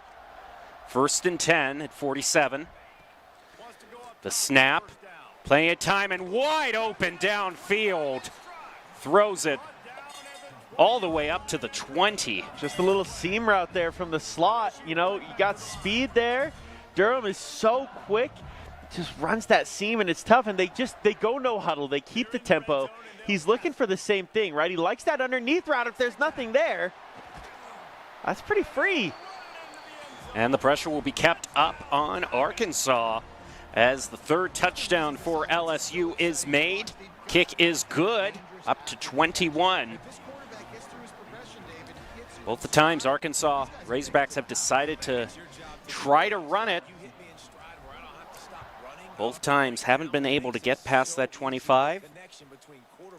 We'll see if 3rd time's the charm here. Has opportunity to drive it up, and we'll at least get it into the 20s at the 21. Yeah, putting themselves in a decent situation here. And you have to imagine, once again, you're probably going to see some sort of an RPO here with Talon. Oh, just a straight drop back. Oh, the pass is tipped off. That'll be incomplete. 2nd and 10 now. Those tip balls are scary. Anytime that thing gets batted at the line like that and it starts going all over the place, especially across the middle, that's heart and mouth territory. Yeah, that's the absolute worst feeling. 3:31 left in the 2nd. Snap to Green, pressure, and incomplete pass again. Send it to 3rd and 10. Something that you notice here, the different throwing mechanics that all of these players are using. This is, I think, the accuracy essentially throwing mechanic. Not as well used. If it's good, it's really good. And it'll be 4th and inches. Decision time, Jem. Does he go? I mean, I think you're you're already kind of up against it. You need to make up this difference in score. I'd go for it. Oh, he's stacking the box. 2 tight ends, it looks like, as well. Getting this thing, getting all the big boys in, and he's going to drop back. Oh, it's a shaky pass, but they managed to catch it. Over to Blake at the 32. Arkansas, just by the skin of their Razorback tusks, will get the first down. That right there is a momentum shifter. Taylon's on fire now. You have to wonder if that doesn't make this game a lot more interesting, because holy cow, that was a jump ball. Pass to Washington. Gets past the first again. Drives it up to the 21. Sometimes, man, those 50-50s, they can change a game. Holy cow. You just feel now, all of a sudden, Arkansas's got a shot. Oh, well, and the fire is extinguished as he tries to run it himself. At least he prevents a loss, gets 2 yards off of that, makes it 2nd and 8. Okay, little two-back set, both lined up to Taylon's right here. Kind of an interesting formation. This is that deep playbook you were talking about. Ooh, but not that deep of a pass. That one has to be basically thrown away, making it 3rd and 8. It looked like he was trying to set up a little double halfback screen there. Just no luck. Didn't let the pressure get into it enough to really open it up.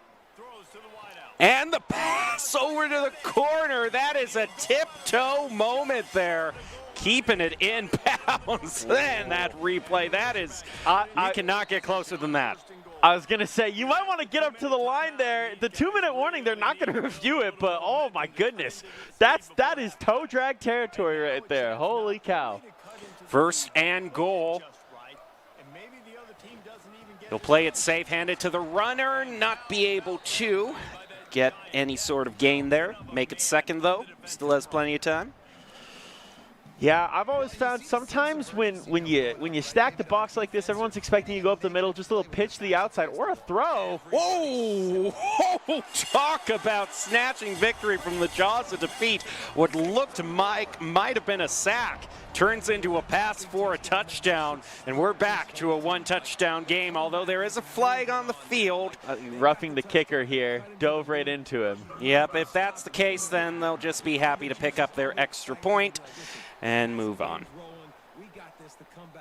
I'm so glad that they got that more or less patched out of this game. The computer in College Football 25 got way too many of those penalties, so thankfully getting that patched out of this game. Little squib kick here. Straight to the up back. I waste no time taking that to the 25.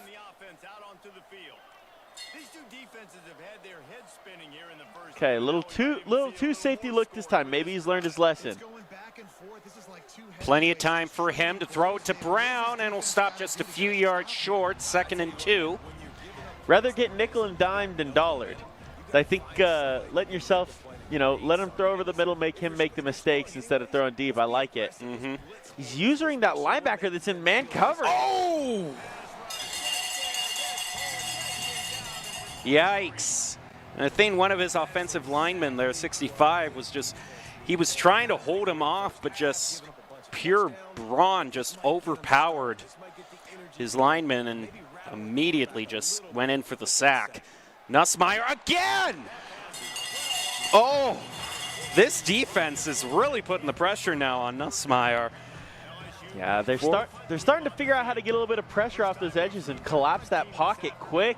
Doesn't have time to get anything downfield, and it's good user coverage from the linebackers as well. And the punt isn't really that far at all. They'll pick it up near midfield, 43. 1st and 10 now, and big opportunity for Razorbacks to tie this all up. Passes to the left to Jones, makes it pass line for the first down, stopped at the 44. This is, continuous formation, loving this one-back set, making sure Taylon's got a little help in the pocket, and he just keeps finding these smart pass plays. And now, he keeps bringing that defense down, and you have to imagine one of those 50-50 balls is coming. But no press coverage from LSU. They're keeping those guys back and just letting them nickel and dime them down the field. Has to throw it away as the left side of the pocket collapses. That'll be 3rd and 8 now for Arkansas. Huge opportunity if he manages to tie it up.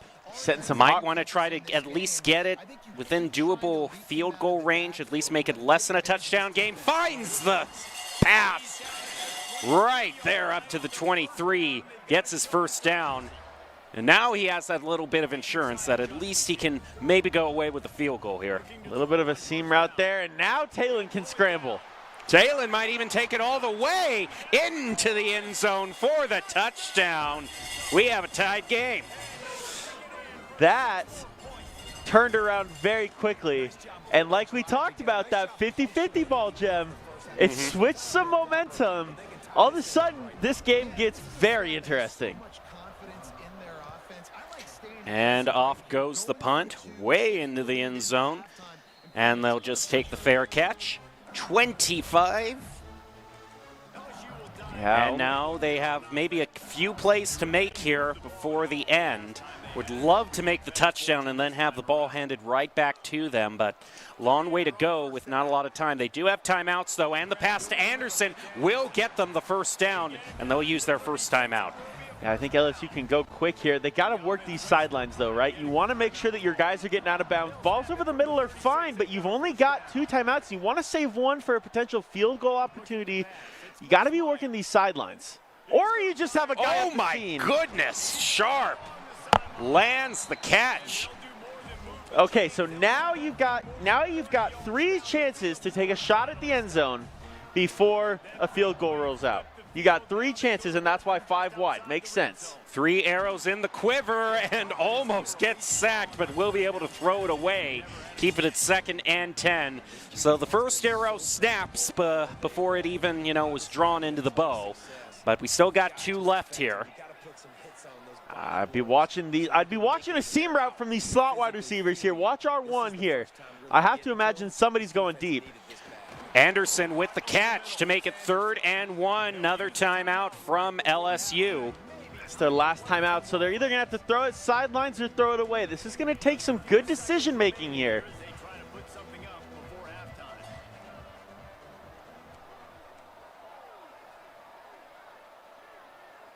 I love the fake out of all the different plays. Oh, incomplete pass makes it 4 and 1.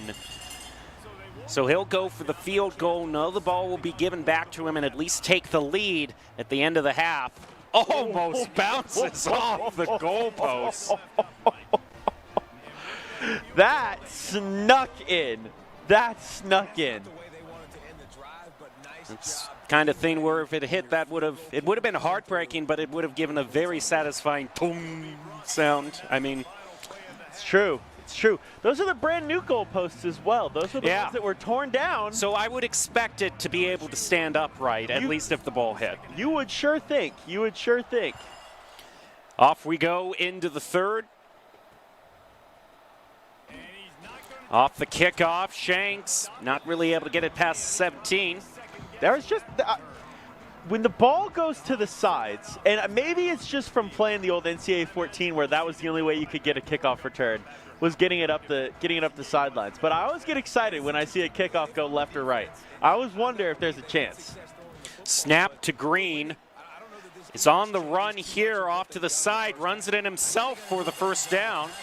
That's one thing I've been noticing about Arkansas here is the versatility and realization of the opportunities they have for their quarterback to just run it in. He's so tall, 6'6". He doesn't look like he's the fastest guy in the world, but he just glides across by pure the field. leg span. By pure leg span. It's true. It's true. I'll never forget that first run that he had when he was here at Boise State against Oregon State, where, the dude looked like he was walking, and he walked down the field 75 yards for a touchdown. Well, a very casual, at least compared to a lot of the other plays, just quick pass up the middle to land first down again. Just nickel and dime the way down the field. That's the way to do it if you're Arkansas here.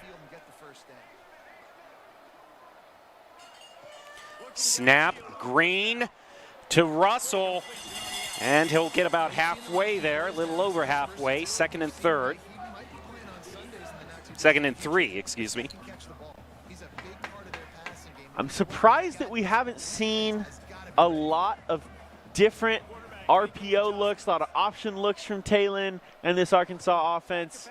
That's where I would have figured a lot of the money would come from. Looked a little bit shaky there.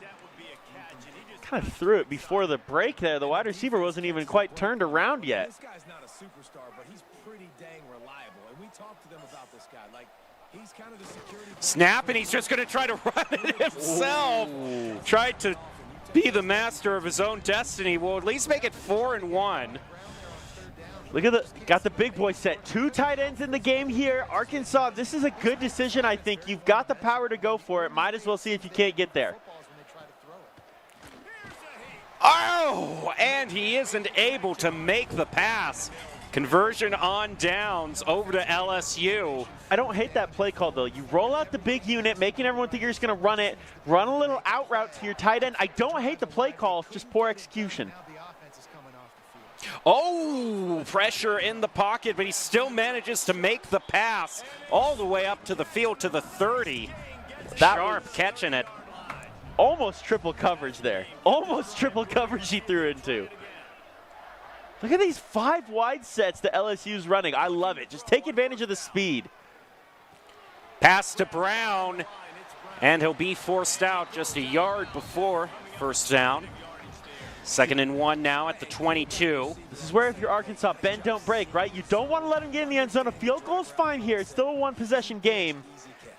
And that's a great start for it. Makes him lose 2, makes it 3rd and 3 now. Not too much time for the huddle. Calling all of the audibles at the line of scrimmage. Sees a nice open pass to Anderson, and will pick up his first down. Run those crossers across the middle. Jam the linebackers up. Not a lot you can do. You've only got 2 I mean, that's tough. What do you do? There to Hill over. Just stopped at the 1-yard line, so 1st and goal.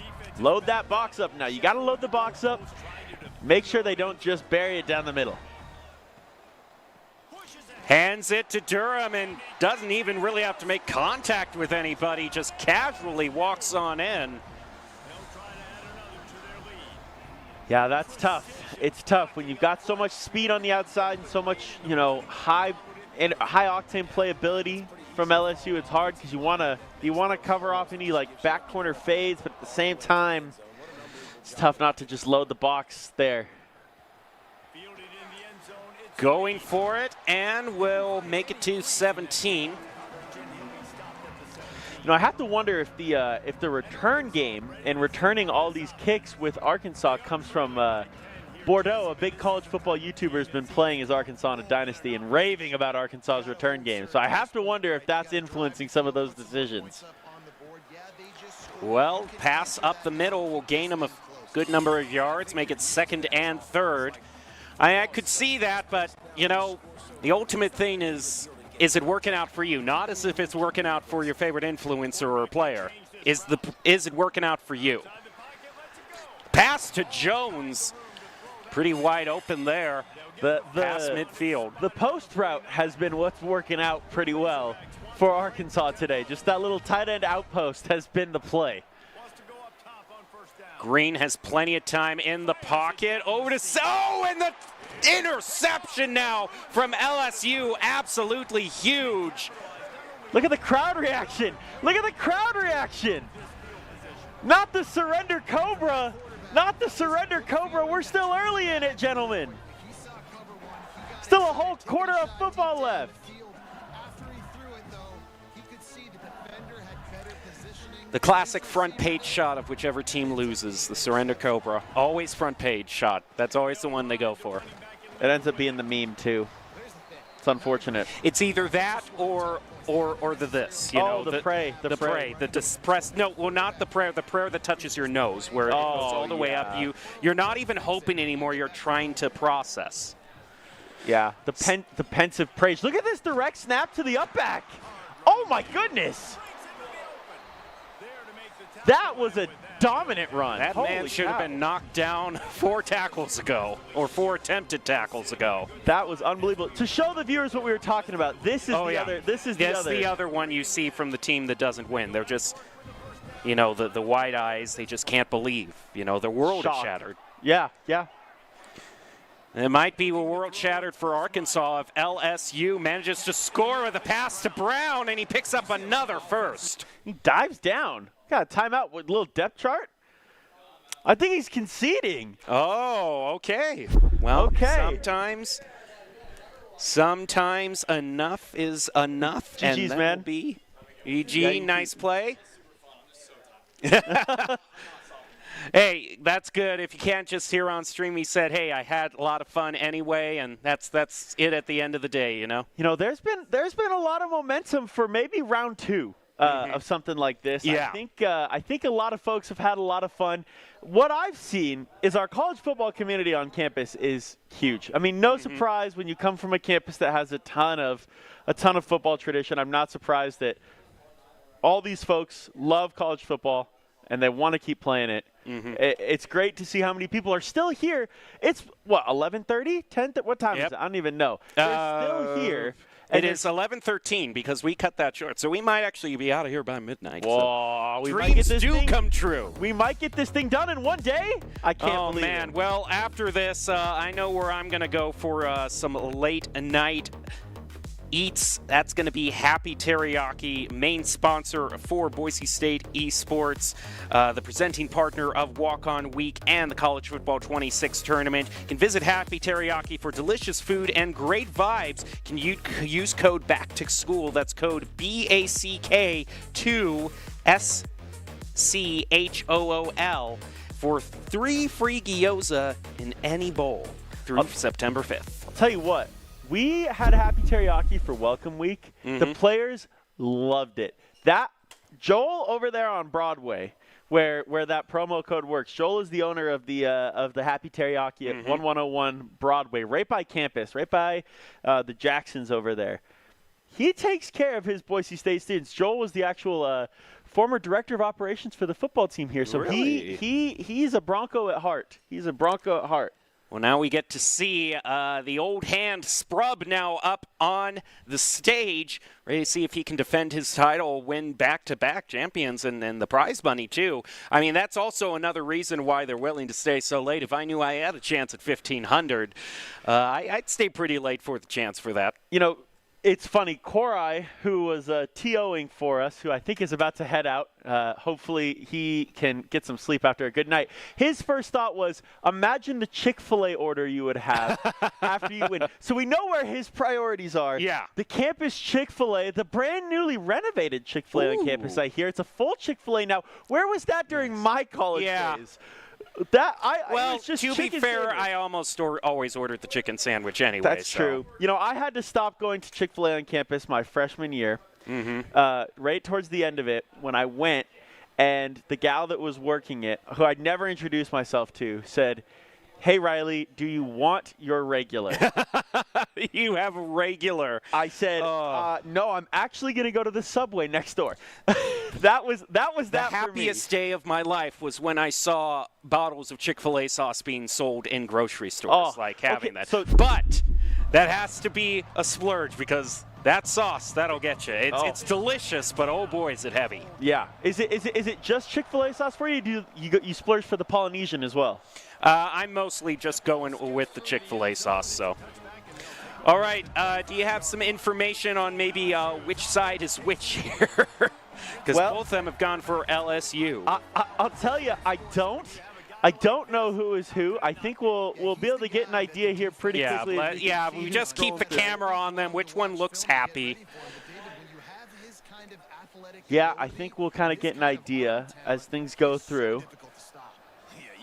Well, for white LSU, opening drive, 4 minutes on the timer, as always, and Durham manages to thread his way through the middle, picks up a first down on the first drive. Okay, information from our awesome tournament organizer, Korai. Sprub is in white. All right, so this is Sprub, yep. Yes, who is a business student. We got their majors. Sprub's a business student, and he's playing Charper, who is a mechanical engineering student. So, no surprise, he's engineered his way into a losers finals game here. He's one game away from playing for $1,500. Pass to Durham, stopped 5 yards short. 3rd and 5 now. Yeah, the mirror match, as we say in esports, the mirror match is where Sprub fell last time in an LSU v LSU. So we'll see if he's able to overcome those demons. Hussmeyer has plenty of time. Oh, but the pass is lacking. So Sprub has his opportunity ended. Looks like he's going for it though, Jem. He's scrolling through offensive plays. He's sure thinking about it.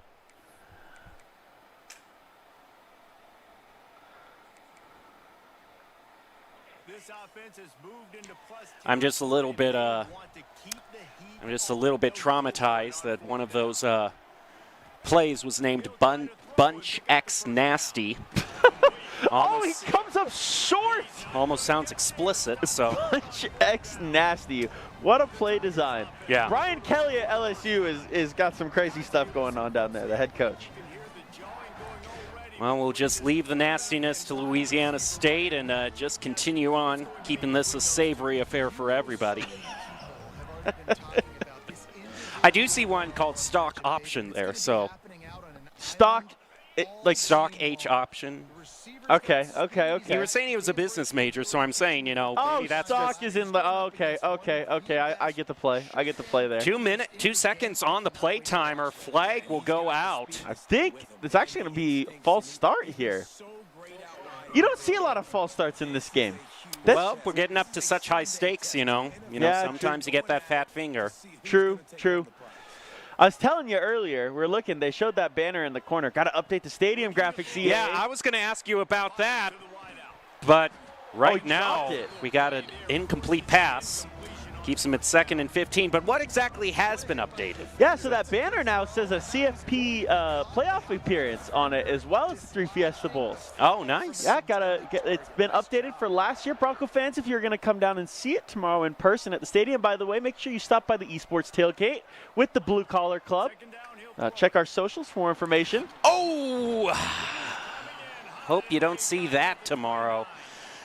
Well, hey, sack. Hopefully we do see it tomorrow. I want to see Max Steege and Jaden Virgin Morgan in the backfield creating some havoc off the edges. 3rd and 27 now. Country mile, all the way to Melba to go. Hussmeyer, huge bomber down the mid, but can't find his receiver. And the game will stay scoreless tie. Yeah, a little bit more of a defensive game here already. Not as high flying action. They're going to try that play again. Not the largest punt though, so they'll be able to just walk away with 28 without even moving forward. Yeah, decent field position here to get things started for Sprub. And starting under center on this drive. We have not seen that from LSU all night. He hands it to Durham and manages to pick up a 1st down with a solid run. For 3 rushes, he has 35 yards, so he's on average picking up that 1st down so far. I mean, it isn't even past the 1st quarter, but don't take this achievement away from him, okay? Yeah, fair enough. Little pistol formation here for LSU. Colin Kaepernick's Nevada really got this developed.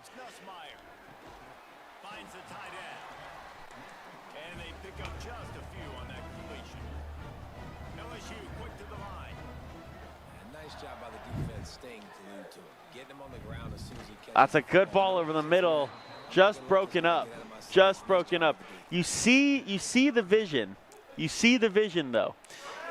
Just as a little confirmation here, this is $1,500 in prizing. The winner gets $1,000, loser gets $500. Either way, it's a big Chick-fil-A order at the end of the day. Exactly. It's a lot of sandwiches, so. Exactly. Oh, what a sack there. Yeah, sends it to 4th and 16. So much pressure off the edge. really, this is a match here for at least 500. Whoever walks away from this is guaranteed at least some prize money, 500. Yeah, that's pretty good. That's pretty good. Uh-oh. There's the best punt return of the night so far. Moves it all the way up to the 40. And now we'll see if Purple LSU can break the scoreless streak that has been going on. 5 seconds on the play timer. He has a good amount of time. Brown moves through center and gets stopped about 5 yards past the first down marker. Yeah, just ran that 5 wide, 4 verticals with the slot receiver coming across the middle. He's loved that play all night. It makes sense. It's a good play. Gets those DBs stretched in the middle, just opens right up. And it gives you a chance to take a shot. You know, you go through your progression and you see if anything's open. And if not, you got a good check down. Under pressure, throws it away. Bring it to 2nd and 10. Little over a minute left in the first quarter. See, I mean, you see it here, right? A slot receiver looks pretty wide open in this. So if you're on defense, you have to be careful to cover something. Oh, but he likes the look of Durham even better. Gains a whole bunch of yards off of that. Interesting celebration there from Jared Nussmeier. I'm a fan. I'm a fan. And he still comes out in the 5 wide. He is not letting up. You used to call me on my cell phone. That's what that reminded me of. That's that type of dancing right there. Yeah, pretty much. Am I casting with Jem or with Drake? Nussmeier pass, and it'll be made, but Sharp has so many people on him. Wow. Wow. Still manages to hold on. That was unbelievable. It took 4 to bring him down. The big tight end.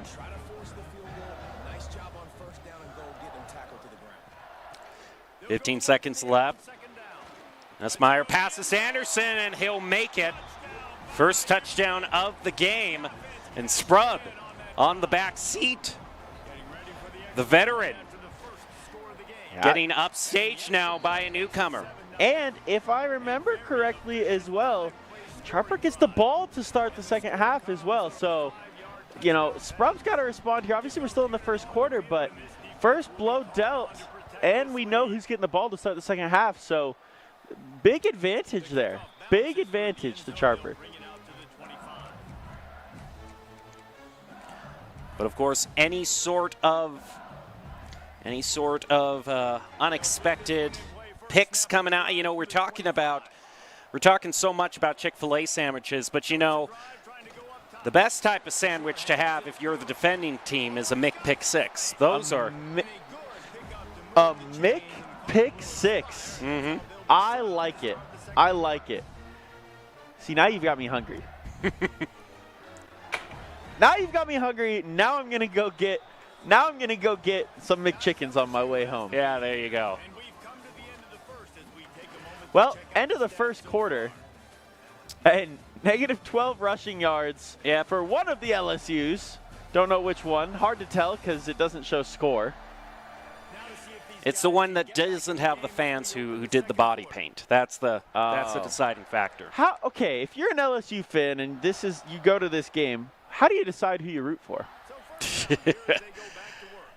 Do you root for LSU or LSU? It's like the Manning brothers, their parents, you know, whenever the two were playing against jerseys, yeah. I think the Kelsey brothers had to do that too. I don't think that Jason Kelsey played in the last Super Bowl. I think he retired. But the one before, I think that there was a matchup. I don't remember. It's too late to remember past Super Bowls. On the night of NFL kickoff, by the way. Pass made to Durham, and he'll pick up a first down and then some. A little halfback angle route there out of the backfield. You get a back that can catch the ball out of the backfield. It's so effective on this game, especially with the speed that they can play. Again, a little halfback out route there. When your running back has almost 50 yards receiving, you know that something's good there. And it's not been off screen passes either. It's been off true route running. And wide open, absolutely no one there. Anderson gets an easy catch and a touchdown. Sprub puts himself on the board to tie it up. Right back in the game. Right back in the game if you're Louisiana State. The Tigers putting themselves back in the good spot against the Tigers. 7-7.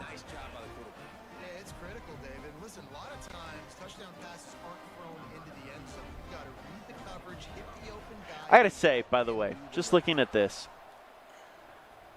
I think this would be the warmest potato bowl on record. That is true. It looks beautiful there, and I want to know why we can't have that kind of weather for the potato every. Yeah, I know. I want to know why we can't get quality. Well, you know, if LSU actually came out here for the Potato Bowl, it would be quite adapting to the dry air and the cold temperatures. It would be it'd be a challenge. That's true. SEC teams notoriously don't like to come out west very often. They don't fare very well when they have to come out west. Mm-hmm.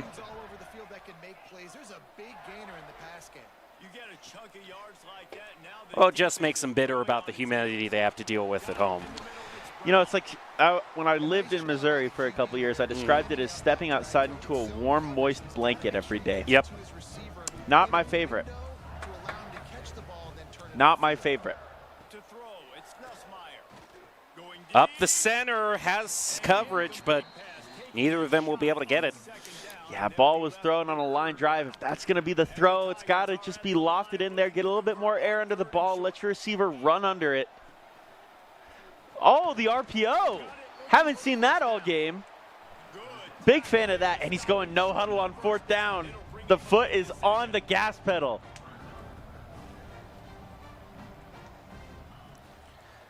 Snap and to Hill, and he's just short. Oh, foot was on the gas pedal right into the brick wall. Sprub gets it back. That was a good play design. Ran the same play to the other side of the field. Those RPOs can be dangerous. And look at this once again. Nussmeier under center. I like this look. Just kidding. I don't like it quite as much now. I take it back. I take it back. That was not a very good business decision from the business major there. And now that center is nowhere to be found. Nowhere near Nussmeier. He's been sent out of Albertson Stadium across the street as far away. Send him up to the Kibbe Dome. They take that up there at U of I.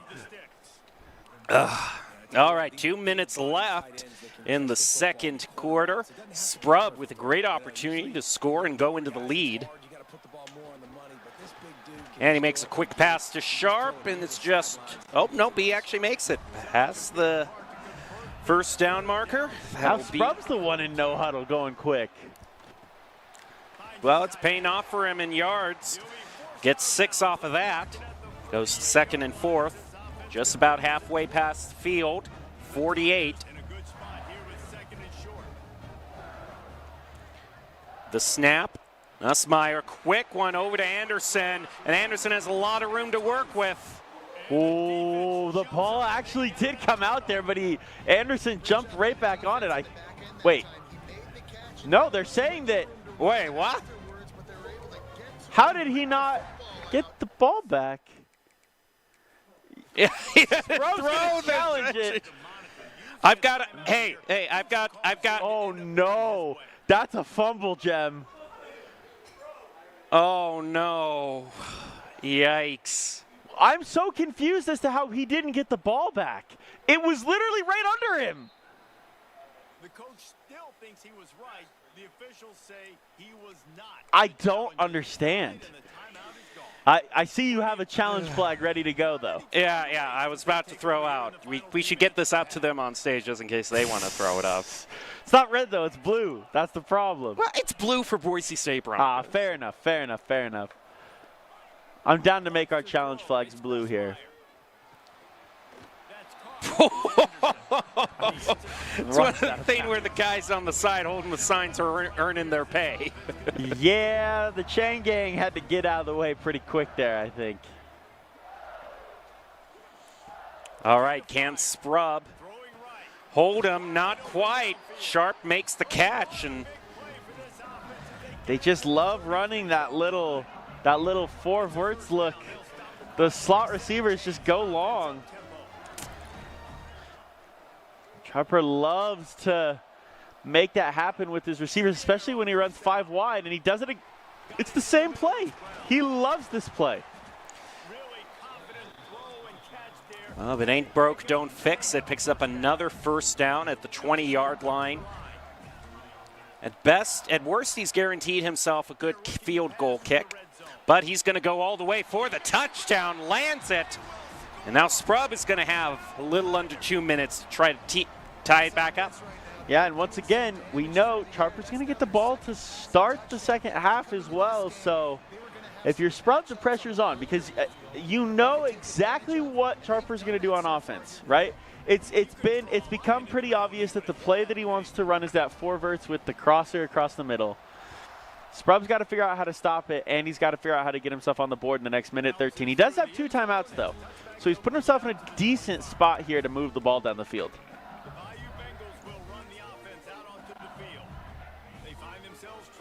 Big moment for Sprub. Can he stay in the competition? And passes to Sharp. Lands his first down. Goes out of bounds, too, so the clock will stop. Won't have to burn timeout. Going no huddle. I think that they're saying that he didn't actually go out of bounds, so they just stopped it for the first down, so he had to go quick there to get up to the line. He's putting himself in pretty good position here, though.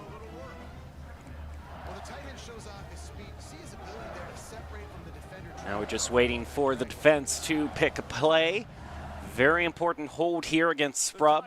Wants to go into that second half with a lead. Oh, right out. That is a gamble blitz right there. Yeah, folks. and that paid dividends right there. Ouch. Bring the DB right around the corner. Nobody there to pick it up. Running back was on the other side. Luckily for Sprub, he still had a very doable 3rd and 11, and he'll make more than that. Gets the first down. What was that animation?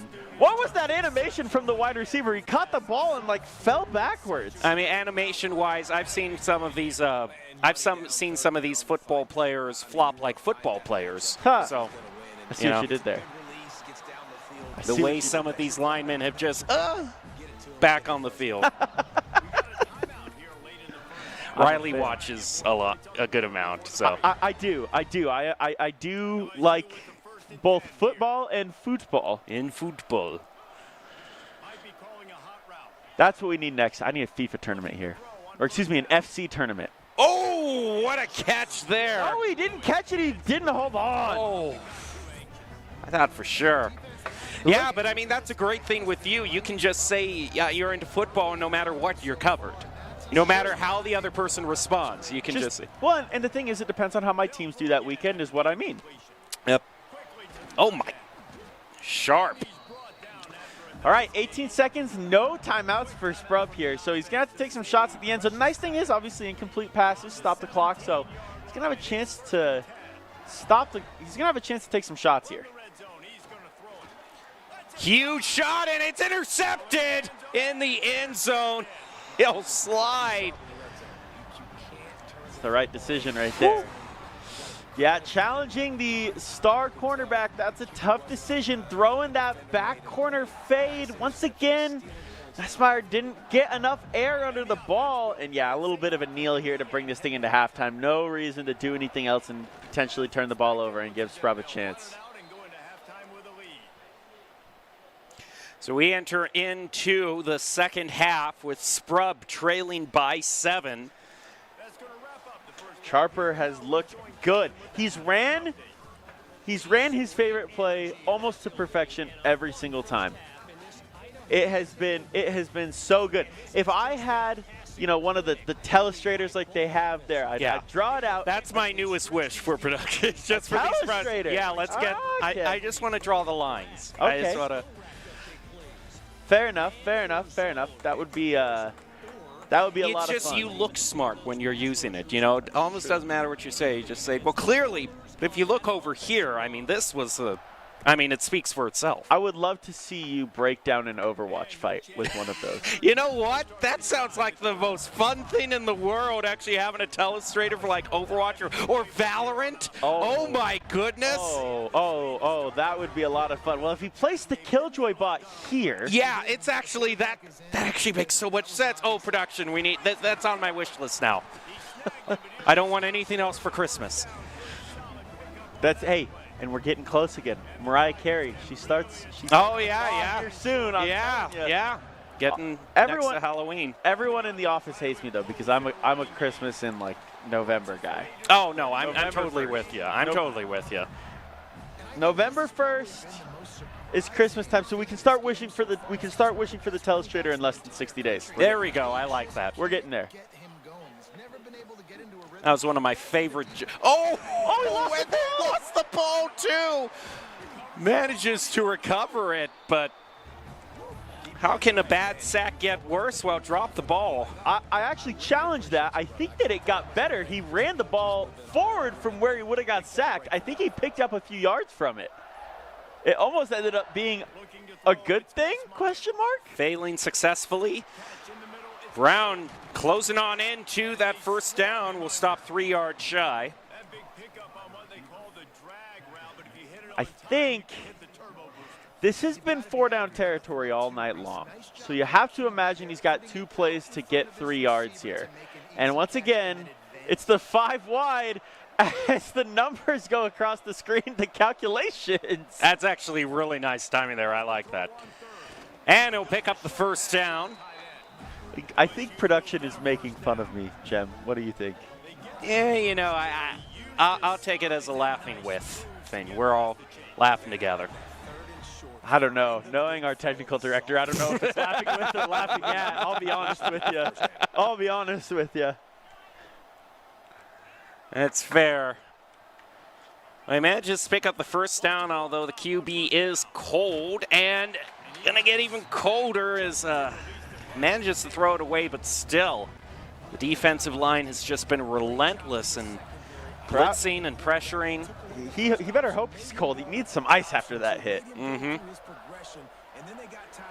Or that's just the default. That's just the default status for any LSU player when they step out in Boise. True. Durham, though, wide open, and he'll find that touchdown. Sprubb now put farther behind, trailing by 2. That was not cold. Well, it was cold, and as the kids say, you know, that was cold, but not like temperature-wise. I'm just aging myself here, aren't I? I'm jiggy with it. Ooh. Hey, he's on tour now. Yeah, he's on tour. So I mean, maybe that's not old. I just got cable last week. I'm with it. Okay. Well, I was talking to my wife about getting this thing called dial-up. Have you heard of it? America Online. I was sold when I got the free trial CD, you know, for like 20 hours free, and I was so sold immediately. They gave me 10 hours free. Well, it depends on what game you get. You know, sometimes the you got to check what's the free trial available. Well, that's the real seller for any video game release. Yeah, I think I got ripped off.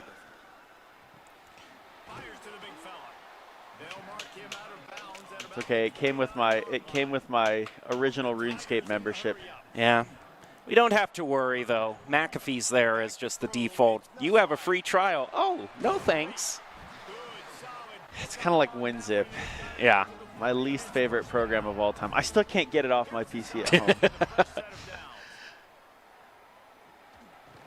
And he manages to complete a pass 2 yards shy.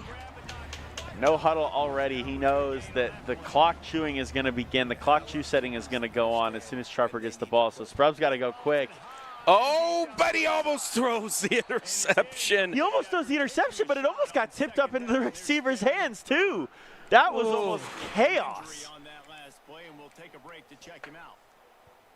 That ball almost fell into the receiver's hands there. But once again, I think this is 4-down territory. Oh. Yeah, you got to go for it here. You got to go for it here if you're Sprub, I think. The question is, what do you do? I think my gut says he's going to run the ball. That's just what I think. I was wrong. Oh, but he manages to make the catch. Gets past that field. Midfield, and we got another first down. Hey. Got to go quick. And off we go. Another first down, too. Sprub's coming alive, but he's wasting no time here on the no huddle. He just wants to keep going. I think the numbers are going after you this time, Jim. Looking to throw on first down. And this will be incomplete. A big hit there. That was a good play from the linebacker there to just hit and knock that ball loose. Unfortunately, another virtual injury rears its head, but we will press on. Thoughts and prayers. Oh, bad! Well, you're going to need him after that play. Singleton intercepts, and it's not just going to be an interception, it's going to be a full pick six. Hot and fresh. That's a house call. Steamy. That is a house call to end the third quarter. It's a 3-score game. This is going to have to be a heck of a comeback up there. Ugh.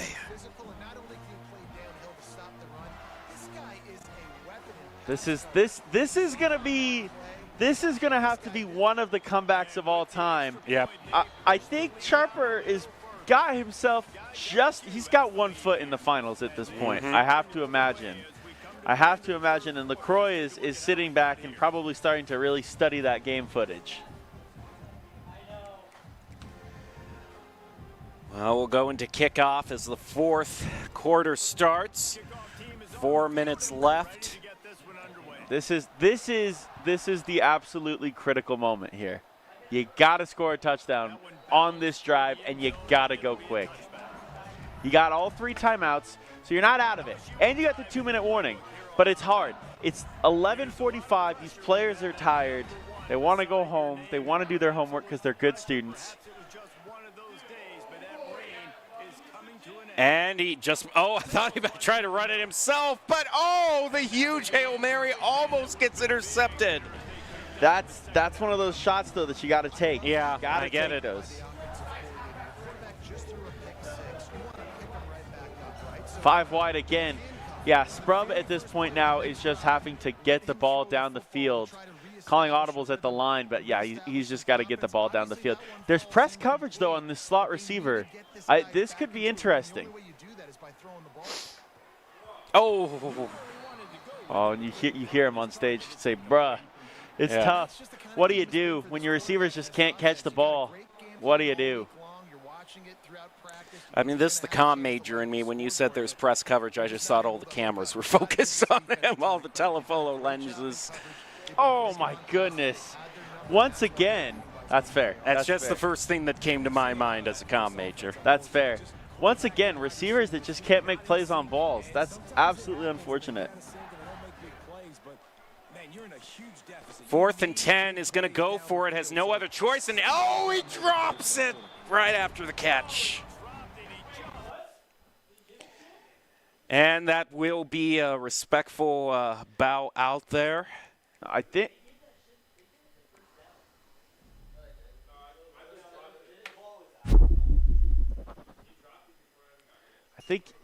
that's going to do it. Yeah, that'll do it for that match. Yeah, I think we'll head into the grand finals here. We'll head into the grand finals, and I believe that this is technically a best of 3. But our first LaCroix, who came from the top side of the bracket, is going to be up 1 game. Yeah, that's going to be the main thing for LaCroix is that the way that we do this being a double bracket, it's not going to be a bracket reset, thankfully, for everyone here. But the one who won the winners finals does start up 1 game in a best of 3. Yes. So, sounds like we may not be playing the last game.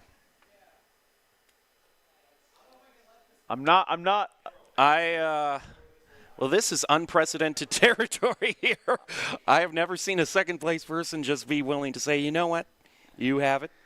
I guess everyone's just tired. I mean, we have. I guess we could make. I think we're talking about it here. Yeah, talking about making it a best of one. If you see here, this is late night negotiations going on right now. Everyone, the teams are talking about it with the TO. This is live breaking news. This is why you don't underestimate the gamer's sleeping schedule, because that just shows how powerful it is. Where you could have the possibility of walking away with another $500, and it's going, nope, I'm sorry, it's. It sounds like if I'm hearing this correctly. Yeah, they have time for best of one. Okay. I'm hearing best of one. Is that accurate? Not best of one. We'll play one game. If I win, it's done. If he wins, we'll negotiate then later. Okay. Okay. So I can understand that. Okay. So the way that this is going to work, we're going to play one game. If LaCroix wins, then he gets the 1,000. Yeah, we know how it goes. Sharper gets the 500. If Sharper wins, and I'm quoting here, we'll negotiate and figure it out later. All right, there we go. What does that mean? Do they split it? What does that mean? Both of them walk away with $750. The numbers, Mason. Oh, we need the numbers again. We need the numbers. What do the numbers mean, Mason? Oh, what is this negotiation? I don't. Backdoor alley. This is so underhanded. I don't know. Yeah, this feels like quite an interesting way to end the tournament. But I'm not opposed to it because at the end of the day, we want camaraderie. There we go. Camaraderie is the word of the day. The word of the day. I'm a fan. I hear in my headset the menu being moved, which to me means we're getting close to another game. There we go. We are just about ready to head on into it. And, hey, if the winners finals, if he just wins it, LaCroix wins it, then it's not even going to matter. So all this drama could have been for nothing. We probably could have been past the first quarter if we had started already instead of all these negotiations. True.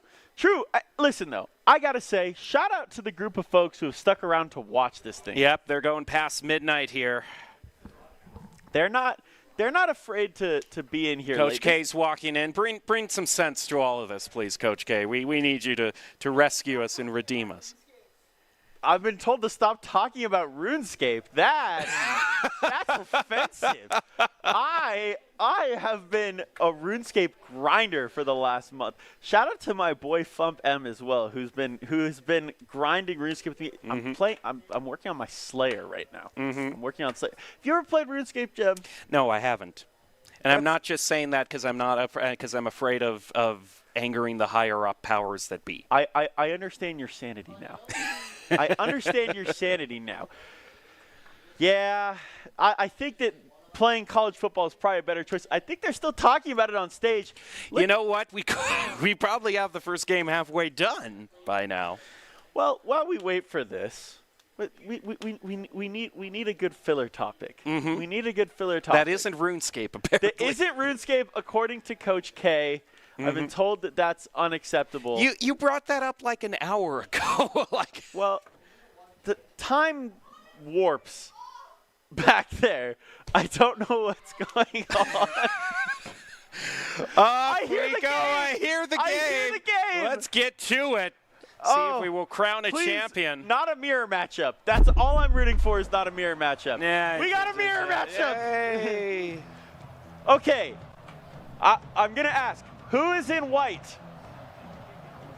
Okay, cool. LaCroix is in white. Okay, so if white LSU wins, then we're done.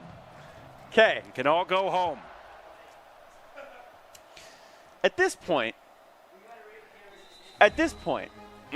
is it worth going home? Again, I'm saying $500 is $500. I'd stick in there. Well, I'm not talking about them. I'm talking about work starts in 9 hours. Is it worth the 40-minute drive home? Oh, yeah, or do you just pull an all-nighter?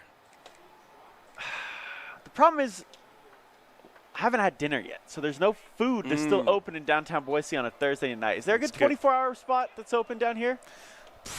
Is Pie Hole still open? The only 25, it might be. The only 24 spots I can think of is like on the way home, like either Los Betos or California. They're open 24. I know Burger King has their drive-thru open 24. Los Betos. Do I dare risk an Idaho burrito at 12:30? You know, a lot of the players have been going on 4th down. It's kind of a night to just live life to the max. You had an energy drink at 11 p.m. That is so, true. I did start. We'll see, but now you're making me think Liv Moss, which is making me think it's a Taco Bell play. Oh, there you go. All right, 3rd and 3 now. Ball's already been taken away from LaCroix, and it's almost swatted away there. Won't be intercepted. It's a good play from LaCroix. That was impressive. Safety coming across the middle and making a good play on the ball. Not going for the interception. It's the smart decision. Just swatted away. 4th down, going for it is on his own 32 as well. That's risky. Both players are definitely tired out from a long day of football. And huge shot. It's covered well. LaCroix stops it again. And we'll get a conversion on downs at the 32. Not far to go at all. You know, I look at the safety who made the play there, and he had his jersey tucked up underneath his pads. I never understood that. Doesn't look comfortable to me. Well, that sure looks comfortable. Durham just slides on through. Pushes his way all the way up to the 9. Almost completely untouched for the first 2 levels there. I mean, it took him getting basically to the safeties before he got hit. Pass to Durham, and he'll gain a few yards off of that, bring it up to the 6. 2nd and goal now. LaCroix, being the one who won the winners finals, definitely wants to go into the early lead here. With the pass to Durham, and just runs it in like it's nothing. He'll be first on the board. Well, I was just about to ask, do you think there's a world where LaCroix might be a little bit cold from not playing for an hour and a half? But the answer seems to be no. The answer is no. Well, the flip side of that is you kind of have to go through a gauntlet in the lower bracket. You know, you just got to keep playing game after game after game. It's true. You do get to just stay kind of locked in.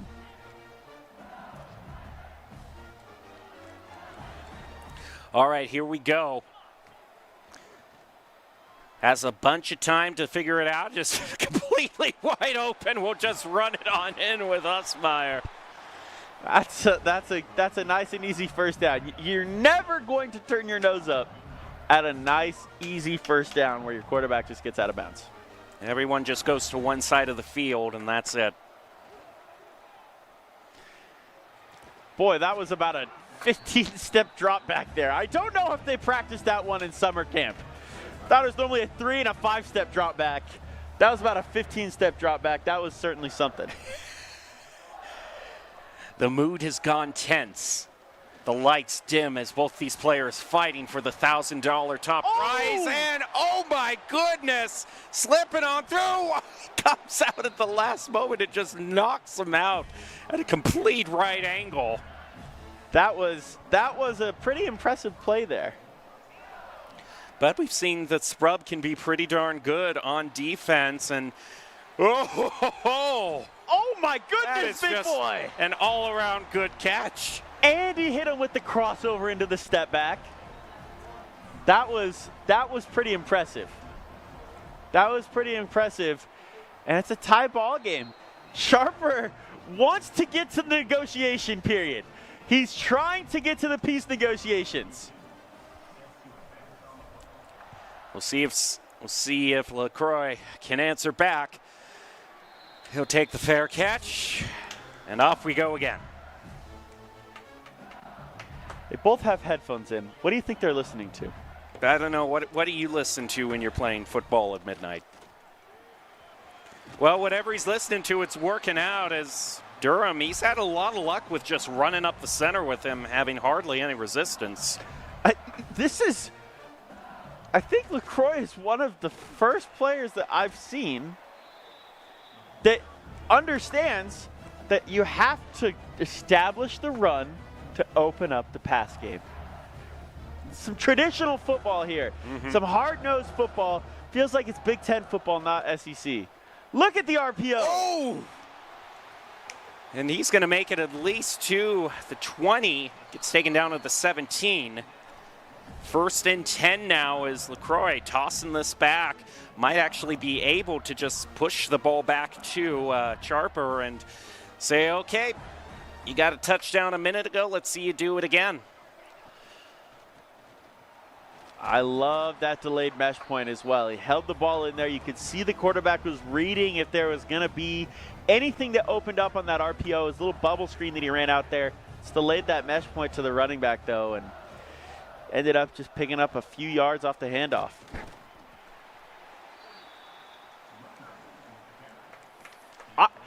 You know, you mentioned it earlier, by the way, and I'm just looking through this LSU playbook more as things come up. There's some fun plays in here. I may have to start running this playbook in my dynasties. Oh, pass to Brown, makes it across the goal line, and that'll be a touchdown for LaCroix. Puts himself back in the lead, establishing himself as the firm winner's bracket favorite to win. This guy, by the way, CJ Chester, that got hurt. Bruised ribs. I think he's been hurt in almost every single game I've seen LSU play. EA must have made his injury stat like in the 50s. They made his character model out of glass. Yeah, he was born with glass bones and paper skin. Every afternoon he breaks his arms. It's just getting to that point. That's okay. The clock hasn't quite struck midnight yet. We can't go too crazy. We're 2 minutes away. 5 seconds left on the play clock, and flag will go through. False start action. You know, something that I wish that they had in this game that they have in real life that I always enjoy is when the ref says, false start on the entire offensive line. Yeah. Well, we'll make it 1st and 15 now. Pressure being put, and then he just has to throw that one away. You know, speaking of false starts, Boise State at Bronco Stadium, well known for false starts. Well known for false starts here.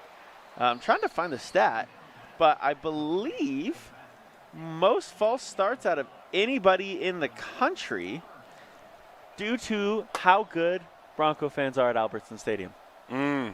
So it's over 100 in the last couple of years. Yeah, that is true. There is certainly a whole lot.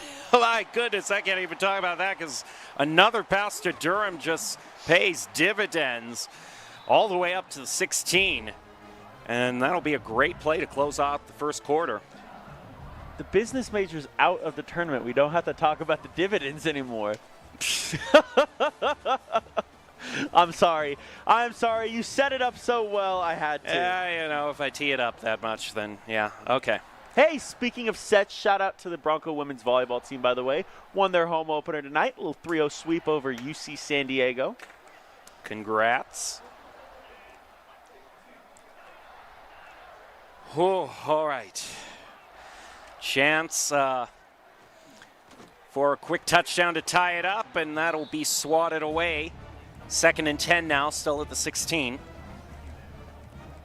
Still 5 wide. You have to imagine Sharper's not going away from what got him here to this game. And it goes through for the touchdown.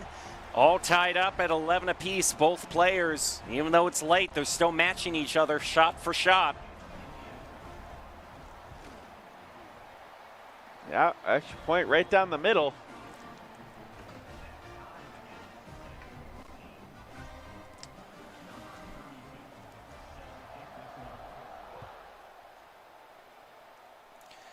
It's a big punt all the way back. He won't go for the 25, and he'll have to settle for being stopped at the 18 as a result. Yeah, great kick coverage there.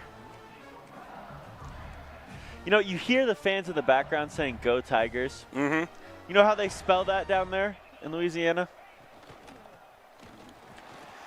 I'm scared to ask, but go ahead. No, I mean, it's true. Geaux.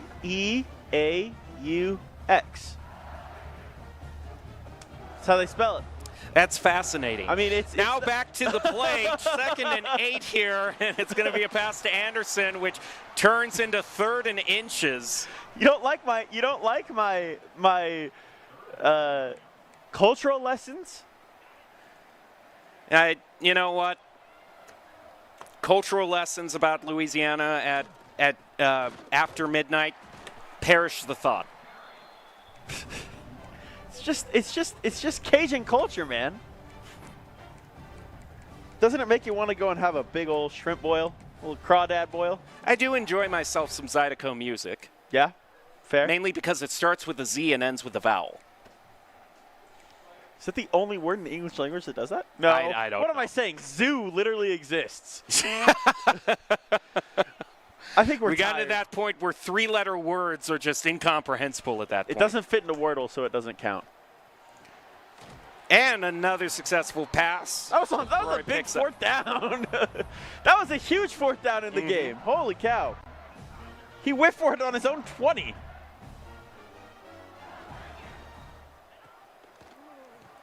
An option? A speed option play? I thought you said the business majors were already gone. We're done talking about options. Okay.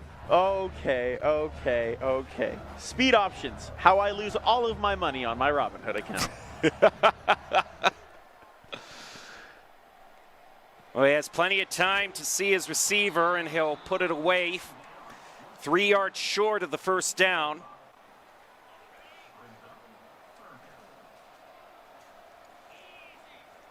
Snap, quick pass, and manages to land. 1st down. And we will get the 2-minute warning here. He's going for it on 4th and 3 here on his own 43. This could be, once again, a momentum play. If you don't get this, all of a sudden Charper's got a chance to score here with under 2 minutes to go. Oh, he manages to land it with Hill. And he'll get the 1st down. Now you just keep the drive alive and you keep chugging. You don't want to score too fast. There's such a thing as too quick of a touchdown. Don't want to score too fast and give Charper a chance to respond here. Need a nice long drive. Oh, wow. Clear, wide open. No one even near him. Not even the same zip code there. That was so wide open. Remember that thing where I said you don't want to score too fast, and now we're down to the 10? That went out the window pretty quick, didn't it? I mean, maybe he just feels that confident. He's like, I'm scoring fast because I'm going to get a pick on the next, drive and just get a double score for myself. Could be. Could be. See Sprub out in the audience watching this championship game. 2nd and 10. 10 yards to go to be essentially 2nd and goal. Yeah. Theoretically could get a 1st down. But, yeah, now he's running the clock out. Now he knows he doesn't want to score too quickly. Now the football sense comes in.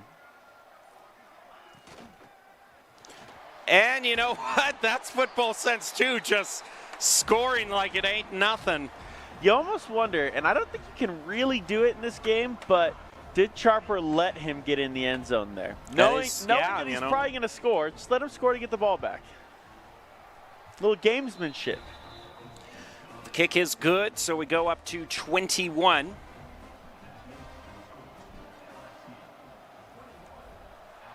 Speaking of kicks being good, as the fair catch is there, shout out to First Kick Was Good, our inaugural Media Day Championship winner from our media tournament, from our couple of media outlets that showed up to our media night tonight. First Kick Was Good. FKWG took home the trophy. Michael came up from them and won it for him. And now we've just yet one trophy to hand out, and oh my goodness, Sharper wants to stay in the running, gets a little bit too fancy there at the end. Gets taken out. I think the crazy thing about that, Jem, that wasn't even juke moves. That was just all left stick running. There was no, you know, moves put into that. It was just change of direction.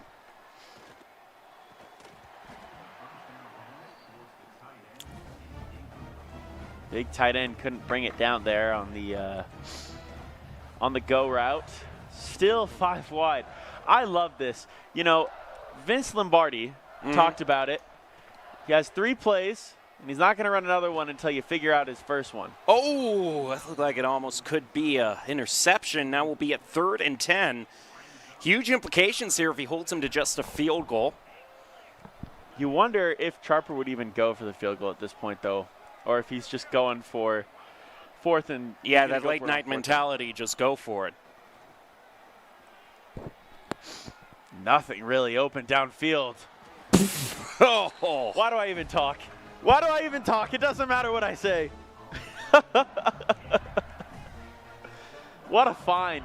Drew the linebacker off of him on the scramble, moved the pocket, throw a dart right to the sideline. What a play.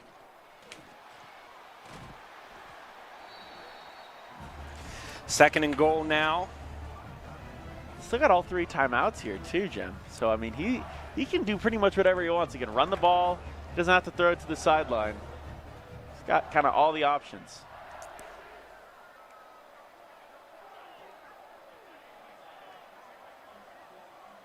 Bit of rearranging going on. Just trying to see if that was almost vaudeville-like. Just the pure 180 there. Oh, no, we're going back again. Up. He's just trying to read it out if it's man or zone. I see the vision. I think it was a good decision. Well, that'll tie it up at 21 apiece. So we head into halftime. At least I'm assuming 21. Have to really mess up to miss this kick, and they won't. Sharper ties up LaCroix. And now 27 seconds to work with, has 2 timeouts. A lot of time. He's got a shot here. Well, he'll just try to run for it and instantly get his dreams shattered at the 14-yard line. Out of all of the choices, that was one of them. But I do respect the fact that we are not just taking a knee here. We're still running that RPO. Whoa. Okay, off to the side. Gains 8 yards off of it. Save the timeout, too. Still 21 seconds to go here in the half. I think LaCroix gets the ball back to start the second half as well. Good for him.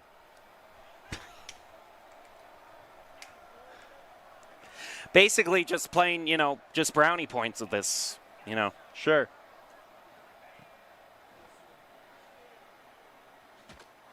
Huge shot, but Anderson doesn't have anyone covering him, and so they will get the first down and then some halfway across the field. 16 seconds left, spends a timeout.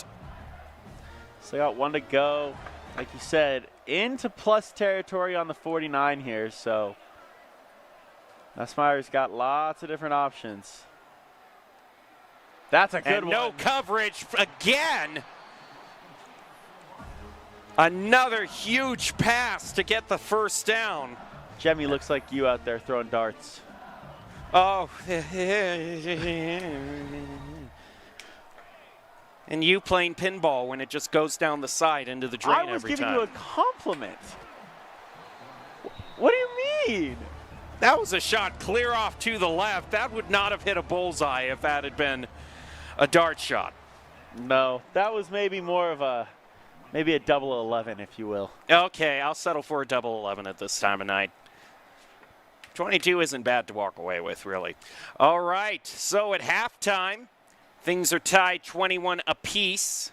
So the real question is, at halftime, who's the favorite, LSU or LSU?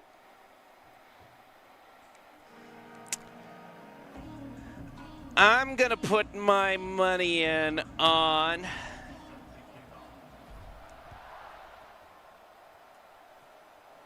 LSU.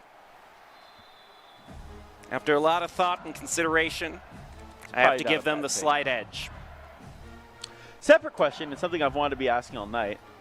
Seeing as we have someone named LaCroix on stage, favorite LaCroix flavor? I don't know, whichever one's the strongest right now. I personally like a nice cold cherry blossom LaCroix, but that's just me. What can I say? 1st and 10 now at the 35. Snap back. Got pressured, and he throws it away. Makes it 2nd and 10. Good decision to get the ball out there, though, not take the sack. That's good awareness. Good awareness. I love when it's two players on the same console, by the way, them showing all of the possible play options, both of them just spamming 4 different things. They know which one they're looking for. That cracks me up every time. Can't have any screen peeking. 3rd and 8. Oh, and the interception. That could be huge. We might be going into late night negotiations here, folks, as Charper pulls ahead. Austin Stamps, he's putting his stamp on this game. Whew. Well, now it's going to be up to LaCroix again. All right. Give you $800 and a cup of coffee. There's my offer. Take it or leave it. $800 or a cup of coffee? And a cup of coffee. Oh, and a cup of coffee. Yeah, that's a hard bargain. That's worth considering. You want coffee at this time of night? I'd at least consult with my family before yelling no deal, you know. Fair. The banker needs to know now. He needs to know now. Howie Mandel is telling you the banker needs to know now. That was my favorite played up for TV moment ever. Because you know when Howie picks up the phone, the guy, he's like, the offer is $10,000. Oh, he's mad. He doesn't think you have the guts to go all the way. Do you think, they always showed the real intimidating silhouette figure up there? It was 100% some dude that was not even 180 pounds soaking wet. Yeah. Just it was a producer up there. Well, Brown gets it passed to him, and that'll make it 3rd and 3. Yeah, I love the edits people made on YouTube where when you cut out all the filler, the show's like 2 minutes long. Well, now we have no deal or no deal island. Mm-hmm. I think that kind of ruins it. The youth will never understand. Here's a trivia question for you. What country did deal or no deal originate in?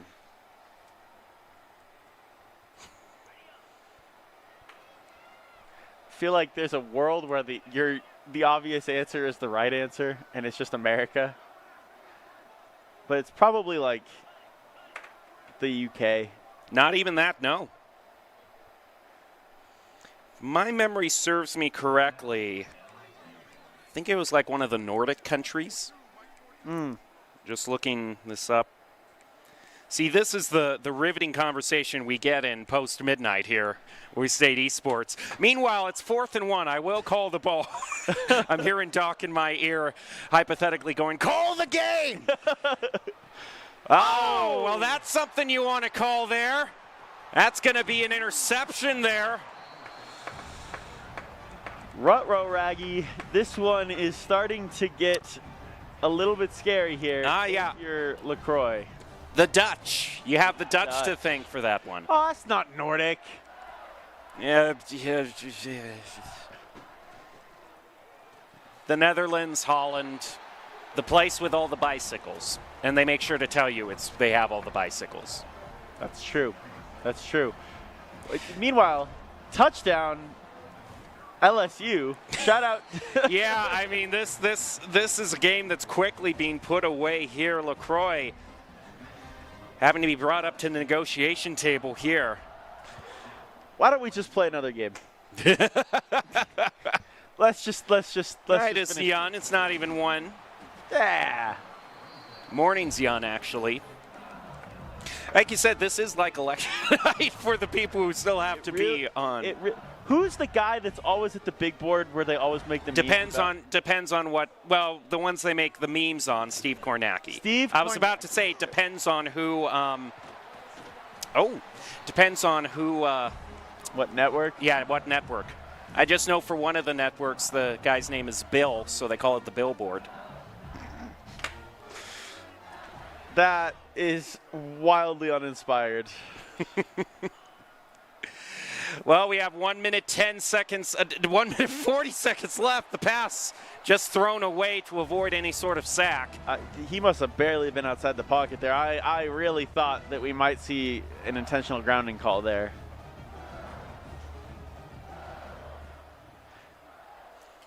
Plenty of time to work with. Oh, I like the idea there. Almost turns into an interception. I mean, an interception at this point to get another touchdown would basically seal it against LaCroix, I would think. Yeah, the problem is Charper does not run the clock. So if you're LaCroix, you know that you're probably still going to get at least 2 or 3 more possessions in this game. There's another 15-step drop back. Oh, my goodness. I spoke it into existence. Charper finds the interception, turns it into a pick 6. I hear the crowd chanting for it. Do you hear it? Yep, they're one more game. One more game. One more game. You could win $1,000 here. Again, I'm getting a call from the banker. Yeah, I'm getting a call for the deal or no deal. I don't know, Howie. I think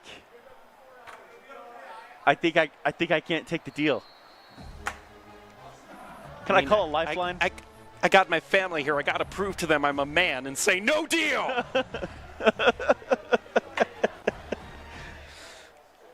My lucky number, case 32. It's going to be right. I like how they got so desperate to give away the million that they the time they finally gave it away, like 13 of the cases had $1 million in it. Basically made it a coin flip. Think Howie ever inflected, because he knew, right? Surely he knew what they had in their case, right? Oh, right now Nussmeier knows he has a lot of time to work with and finds Anderson to get the first down. LaCroix still showing signs of life. Doesn't want to go. I mean, he's still got time, right? It's a 3-possession game, but once again, we know Charper does not run the clock. So if you're LaCroix, if you go fast here, you've only got 2 timeouts, which is not great, but you feel like you still got a shot. If you can get in the end zone here before the 3rd quarter, that's a great catch. Yeah, you still got. I don't think this game's over. That's my official prediction. I don't think this game's over. Oh, I know it's not over.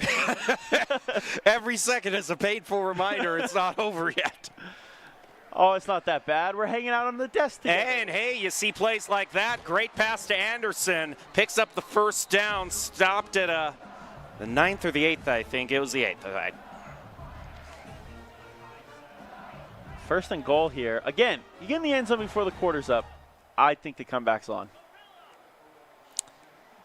We'll get one play to work with. Snap. Lots of time. Pass to Brown, and that'll do it. LaCroix still showing signs of life. Brings it up to 27. Should go up to 28 now. Yeah, just knock through the extra point here. Easy peasy, lemon squeezy. Splits the uprights. Yeah, a 2-score game. I think this very well could come down to, I mean, if LaCroix can figure out how to get a stop here, he's got to figure out how to stop the same play. But if he can figure it out, this game's one thing to note is interesting. both players have already used a timeout, so clock management is going to be a little bit less than probably both were hoping for. Take the fair catch, 25-yard line. Engage. Now we'll start at 1st and 10. Oh, look at this. He's brought the safety down. No safeties in man coverage. This is going to get tasty. Oh, he makes the catch, but that was like playground bully type, just a shove in the back. Sharper, why are you going no huddle?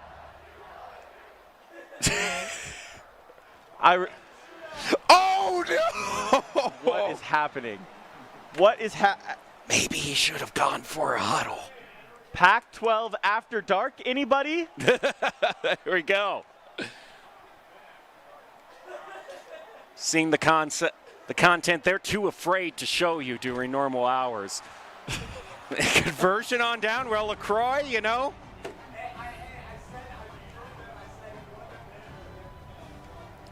I think you've broke me, Jim. All right, well, we'll see if LaCroix gets a gift-wrapped opportunity here.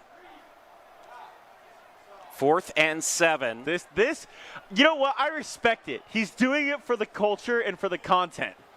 And talk about content, wide open to drive it all the way for the touchdown. Oh, it gets stopped at the last moment, but still. And the crowd is chanting one more game again. I love it. I respect it. I respect it. They revel in our pain.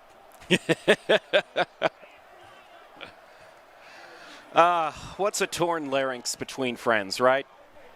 You know, we don't have a Mountain West game for like a couple weeks. It's probably fine. You got time.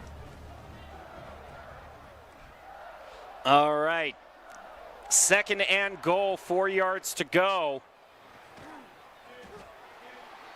And that'll turn into 3rd and goal. Again, just for the content at this point. I respect it. Man, I respect it. Look at this. Stack the box. He's not even stacking the box. He's actually only got 4 down linemen here. And he'll pick up the touchdown. He looks over at LaCroix expectingly. Yeah, that's... It looks like we have the conceit. Okay. Oh, we've got the confirmation. We will be going for one more game. I love it. We will actually crown a champion tonight. I'm a fan. I'm a fan. Can we get something besides LSU versus LSU? Army, we're hearing calls for Army-Navy right now.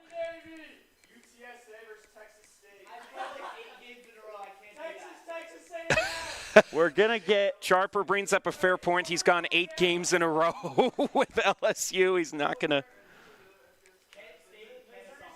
Okay.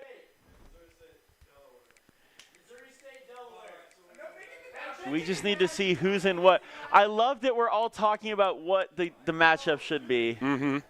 I'm a fan. It doesn't matter if we put even teams on. It is the exact same Make team. sure we don't have the in-game commentary on. Yeah, make sure we don't have that.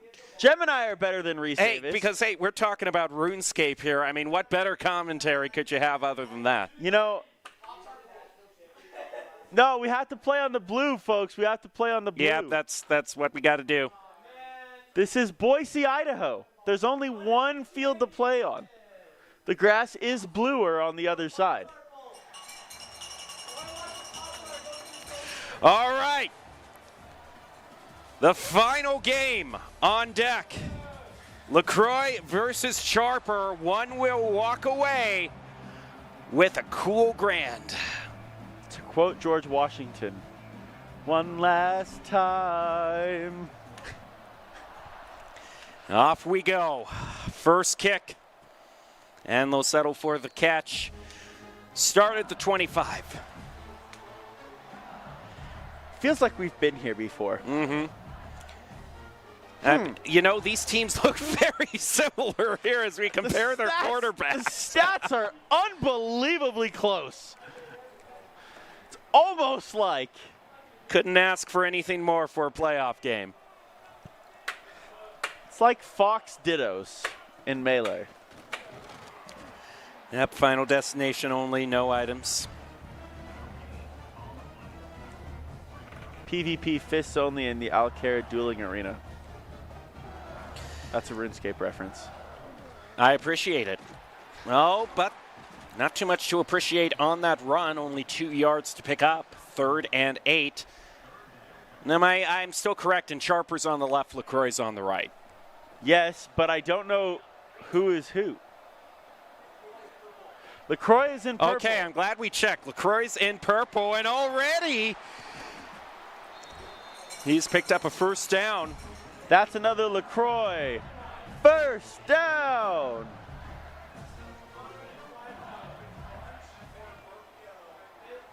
The audience is coaching, by the way. I'm enjoying this. Oh, and you know what? That's some good coaching, I gotta say. The thing is, they didn't follow the coaching that the audience said. Well, then that's some bad coaching, I gotta say. Either way, LaCroix is happy with that catch. And is going to try to run it in. He'll pick up 3. Well, based on the small sample, oh no, Coach K is back to give me a hard time. Based on the small sample size, deep shots seem to be the play, not the nickel and diming here in this game. Mm-hmm. RPO action, no dice. No dice. The master of craps, Jem, stole the dice. That's why we have no dice. Oh, boy. At this point,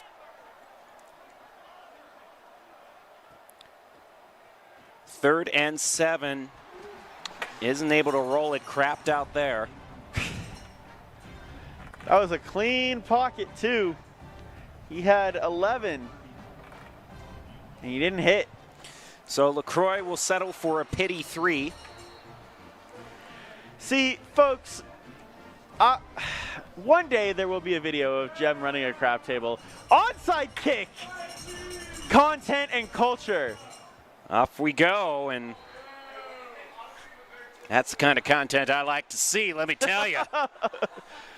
I am a fan of this. I am a fan of these two players not being afraid to have fun. And again, there's a lot of money on the line we here. need to compare these tight ends again because, you know, it's in the details. You need to read between the lines to see. True. The stats may look the same, but are they the same? Seemingly. To the untrained eye, I could definitely see how that mistake might be made. However, when you are football savants like Jem and I, 7 seconds, and pass right up the center, and that's that same type of play we've been seeing pay dividends for all LSU teams. Yep. For all LSU teams. Mm-hmm. Once again, 5 wide. I have a feeling I know what play's coming. Oh, shocker. Hey. Oh, it's batted down at the line. In honor of the great Lee Corso, who retired. So we do get a little bit of variety in. Not so fast, my friend. No dice there.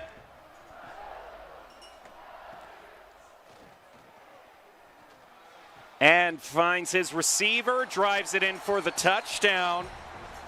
I see LaCroix sitting up on stage there. It almost looks painful we've been sitting for so long. It definitely is a gauntlet to go through. Roughing the kicker. Surely we're just going to decline this.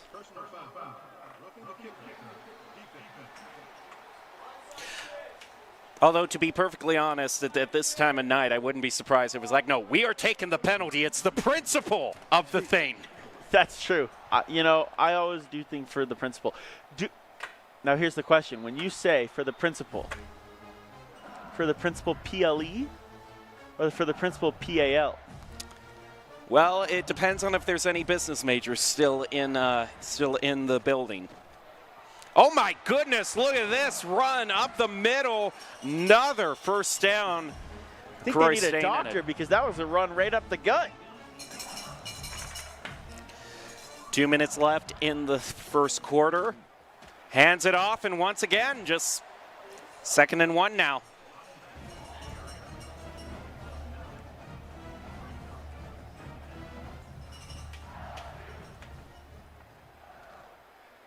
Oh, wide open. Wide open on the crossing route. Did he stop? That's how I would have played, you know. I'm such Yeah, I would have just, like accepted my fate. You know what I mean? Yeah, but why stop? He could have picked up more yards. Well, LaCroix might say, don't need him. You know what I mean? He just... he wants a bigger play to score on. Mm-hmm. Okay, respectable. Respectable. Single back. The difference in formation tonight between LaCroix and Charper has been striking. Charper loves that 5 wide. What is this play call? Looked like a play action there, but the pressure was so intense that the quarterback just had to run. I think it started as a play action and then just turned into a mad dash. It almost looked like a designed run, but I don't think it was. I think you're right. That was bizarre.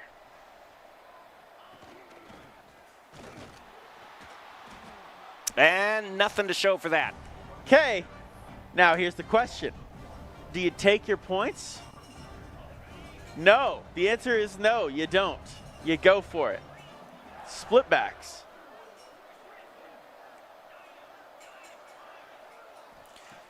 Snap. Well, he has plenty of time. Can he find someone open? He does, and he'll score the touchdown. Risk and reward. Put himself into the lead now. Oh, and he goes into the one-armed gritty as well. Can you gritty, Jim? That's going to be a big fat no. Is it a no you can't or no you haven't tried? It's a double no. It's a no I haven't tried, and I'm not even going to attempt. Do you think Doc can gritty? I did hear that he's a Diamond Fortnite player, so I imagine that he's seen a lot of the gritty. That might be. And he's been on the football field before as Buster Bronco, so. That is true. Little known fact, he's in the Hall of Fame as Buster Bronco.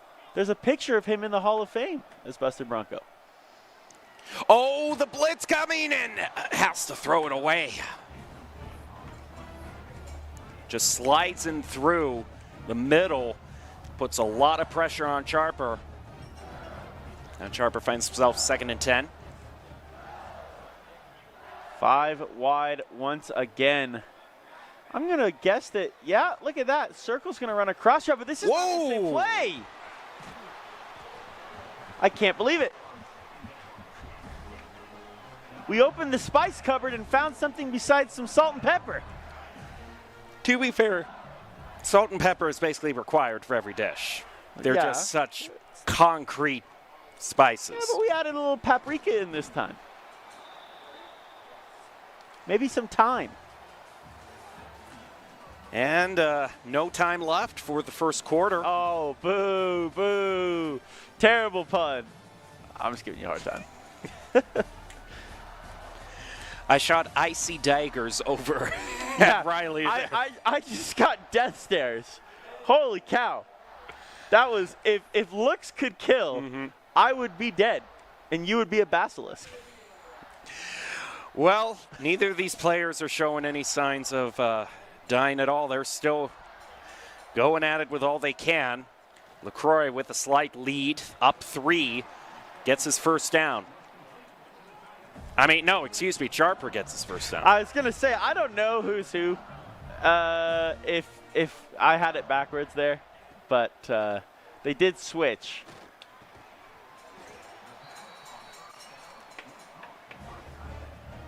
Charper is starting to take checkdowns. Something has changed. He's realized that there's an extra $500 on the line, I think is what has happened here. He's realized that the content is not as important as the Chick-fil-A order. He threw it right between those two arms, scored himself kind of his own field goal there. Right in the breadbasket. Oh, the interception comes through from LaCroix. You can actually see Charper sit back, squirms a bit in his chair, as that could be a decider here. That was the desk slam of a tank with no support. That was the first true gamer slam of the night. And passes it off to the runner, gets a first down.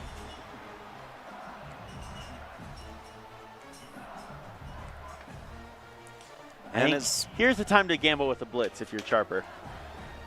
I think you got to start. Yeah, I don't think he's going to. I think he's going to do it, yeah. Oh, does, and, well, he'll get an injury timeout and a loss of 2. Somebody put me in the booth. Mm-hmm. That was the play call. Still, though, 2nd and 12. It is a sack, but it's not the most catastrophic sack I've ever seen. Still, with a pass like that, you can recover and then some. Past the 15 and get stopped at 13. 1st and 10. Possibility for LaCroix to get a nice, healthy lead now. I think there's still a couple possessions left in this half, though. This has been going quick. Everybody has 3 timeouts, plus the 2-minute warning still on the clock here. This first half is not going anywhere for a little bit, I don't think. He'll shave half off of his required 10. 2nd and 5 now. 8 yards to the goal.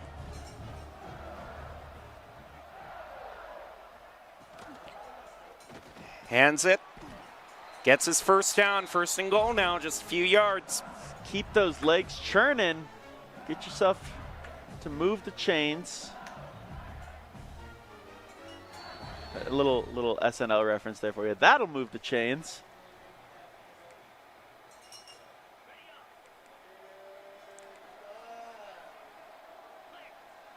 So now it's just 3 yards left, and he'll score that handily, put himself into an even bigger lead. And that'll make the score 16-7, or so the Germans would have us believe.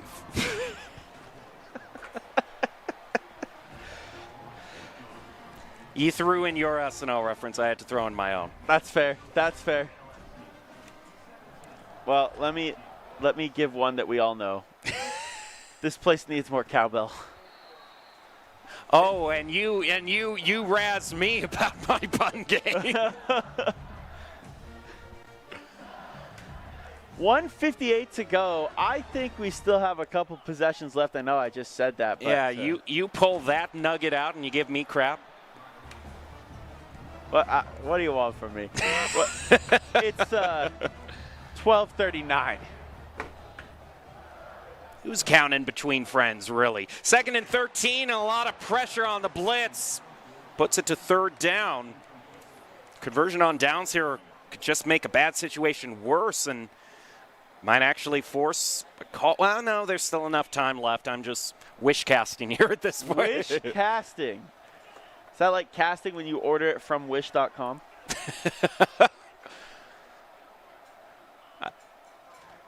Five wide shocker. Charper loves it. Oh, my goodness. It's a huge Hail Mary, and it connects. He got it. Oh, my word. LaCroix's a bit shocked there, too. Don't blame him. Do not blame him.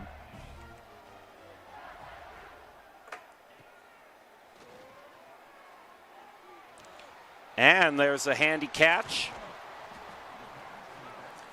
Stopped at the 14, 1st and 10. We still got a very competitive game here. Just picking up yards, smart plays.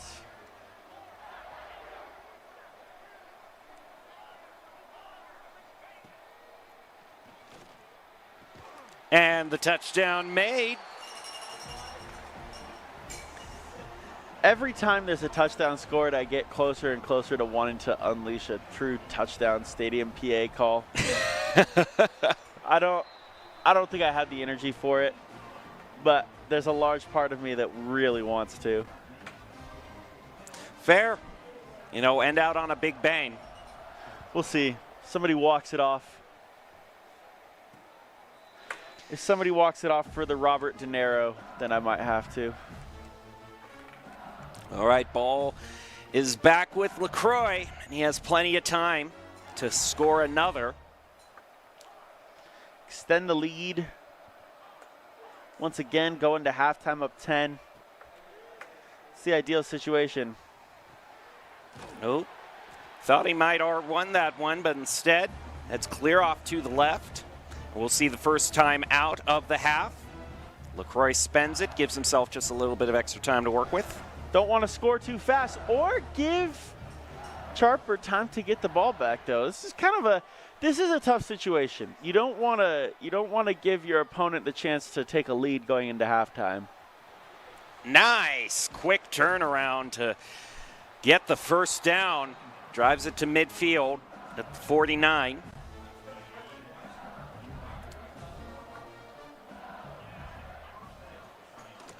Quick snap, handoff, and that'll be a few yards gained. Another timeout played. True control here to be able to run the ball with the clock running down, just feeling comfortable. A lot of players would feel like they have to throw, and especially throw at the sidelines.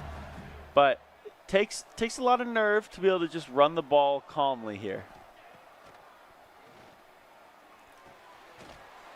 Pass will gain a few more yards, put it to 3rd and 1.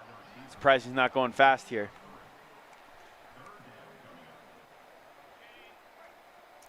Croy only has one more timeout to use. Snap, hands off, and manages to run it across. Now he first down at the 37. Now he goes quick. Straight into that no huddle. Must have seen something he liked in that last set. Pass off to the left. Brings out some clock management controls. 2nd and 5 at the 33. He's in field goal range here. Just extend that lead out a little bit more, or maybe a lot more. Pressure, but he manages to land it. He stepped back so far, though, that he's actually going to lose yardage on that. Yeah, go to 3rd and 8. Yeah, you got about a 53-yard field goal here to take. Makeable, but definitely not easy.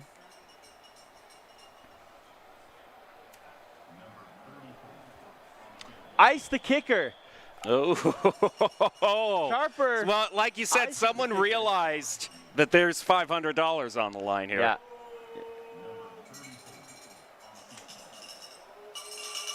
Listen to the crowd making the noise. Look how fast that meter's going. I don't think he got it. It's a tough kick, and it is not good. Didn't get the power. That is a tough kick. That's a long kick. Mm-hmm. So the half will end with LaCroix holding on to a narrow lead, 17-14. And he'll get the ball off of the half, which is really big. He setting himself outside of that 1 touchdown range. As long as he keeps playing on even level with Charper here, I think Charper has the ball now. You're right. The arrow started under LaCroix because he was. I got too ahead of myself there. It's understandable. 5 wide again for Charper. That's all we need to know. That's how we know. It's autopilot time. You know, where's the arrow under? Like, it's fair. No, but here we are. Chance for Charper to take the lead. I mean, he has been trailing for the first half. 2nd and 8 now at the 27. Clean pass over and a lot of room to work with to run. Runs right into the other person. Probably could have gotten a few more yards had he ran the other way. You got to risk it. Risk and reward. Tried to make a play on it, make a juke. 5 wide again. I love this. Brings that safety up. Gonna make him make a decision here. Big pass and manages to hold on with one arm and falls backwards into the touchdown.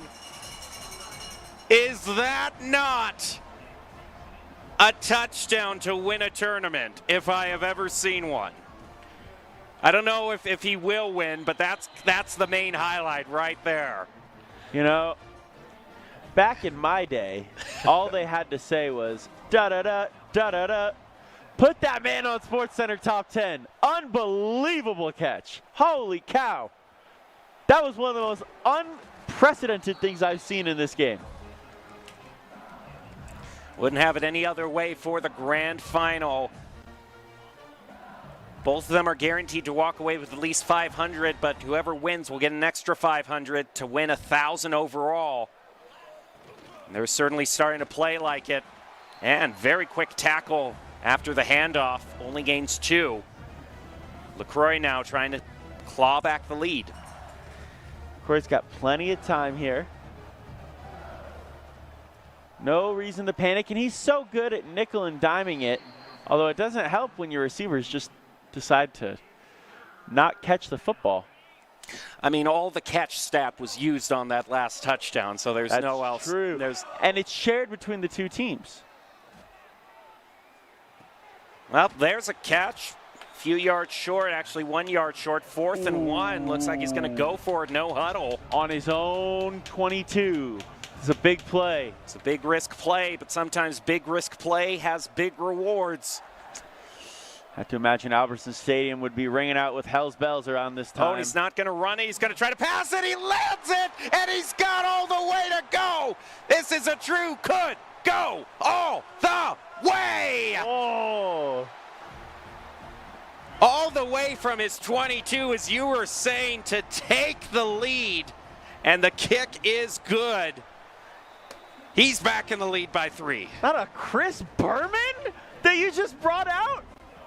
I mean, to be fair, that was a play that deserved it. That's fair. I respect it. A little onside kick action as well. A little late night boomer for everybody. I'm a fan. I'm a fan.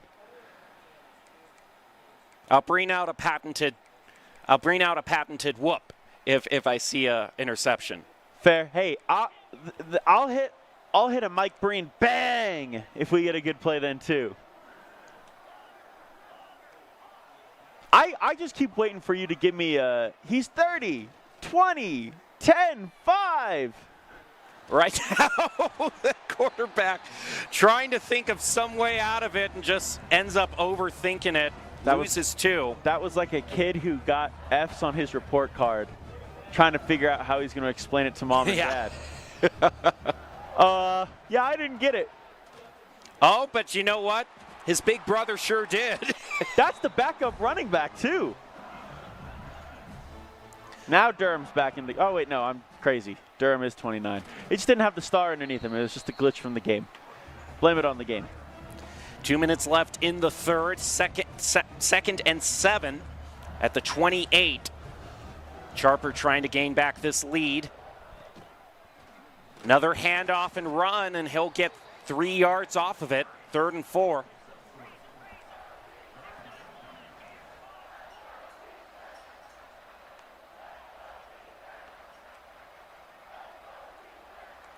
.135 left. 24 yards to go. Snap. Pass, and manages to make the catch. And gets the first down as well. There was there was a lot more than 2 LSU guys there.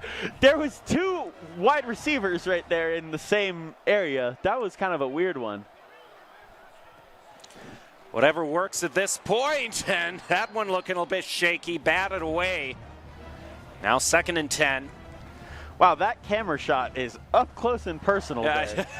I didn't know they let cameras that far on the field. Yeah, the camera person just walked right out onto the field like it was nothing. They don't respect the rules. Well, this is a big play here. 3rd and 8. And they're in the goal line formation. Power back, power eye.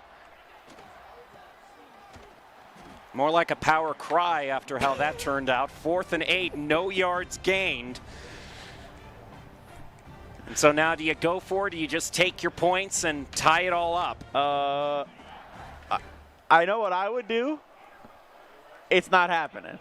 And that's probably smart, because I'm not very good at this game. He's going to go for it. And he manages to get the first down. He's still alive. The Bee Gees are singing somewhere, staying alive. Makes it all the way to the 8. 1st and goal. 20 seconds left. Snap, handoff, and he's going to drive it on and casually for another touchdown, and the lead taken on back. It's a seesaw in the second half. Hit the gritty once again. Thank you for not catching that camera. I appreciate that. They tried their best. They tried their best, but I thwarted them.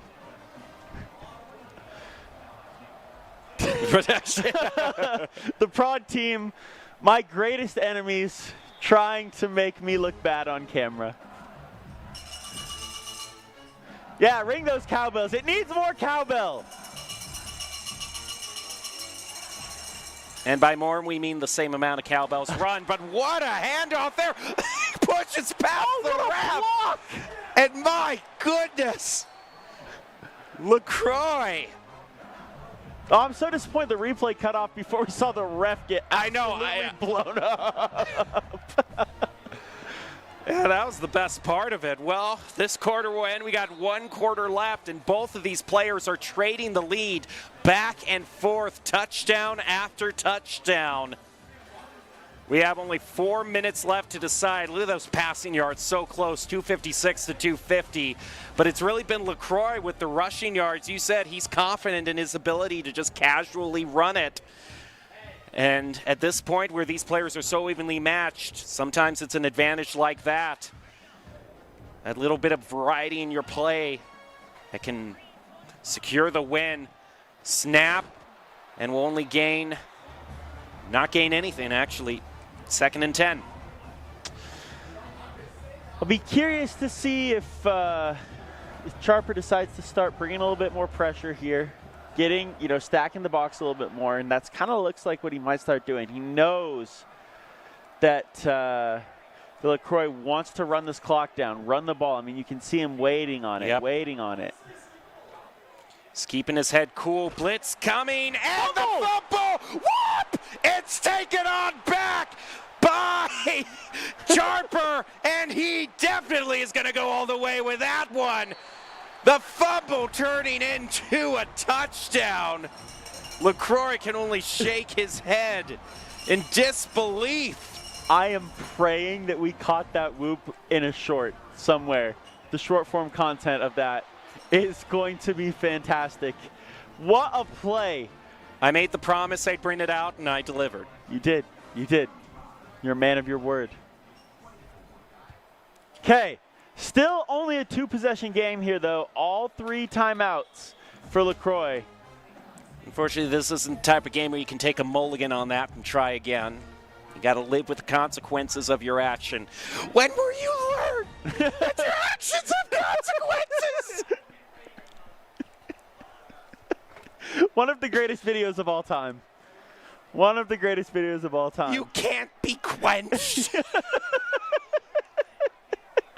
You frickin' fricks!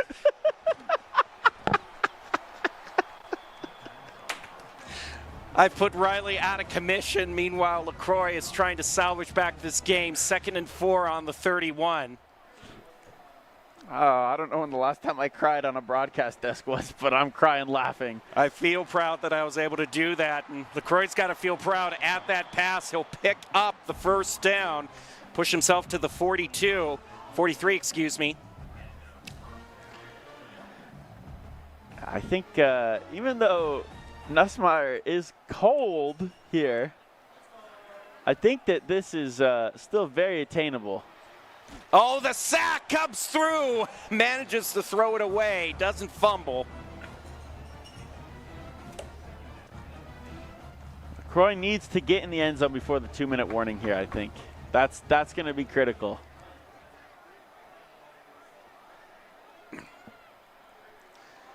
But no, only one safety back running a Oh, no, no. Oh, he's just to salvage the pass. But he ran so far back, he's only going to gain 4 yards off of it. 3rd and 6 now. Okay, for the first time, we see LaCroix come out in an empty backfield. Taking a page out of Charper's playbook. Well, he does manage to get the 1st down. No huddle, got to go quick. Ball set already, clock's running. Yep.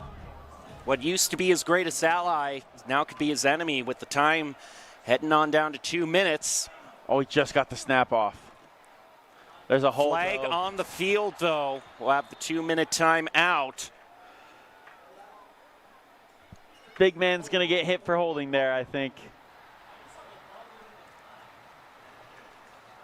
Now, that's a biased mascot right there because he was upset about the holding call. Yep. But he also should be happy about the I mean, that is quite true. Unless they have identified this is evil twin soap opera kind of thing here. Well, it'll be reset to first, but now it's 1st and 20. He's going to have a heck of a pass in order to move through. He goes for the Hail Mary, and he lands it at the 12. Yeah, this is unreal. Drama for the money. Absolutely unreal. 2nd and 10 now at the 12. LaCroix to stay in this game.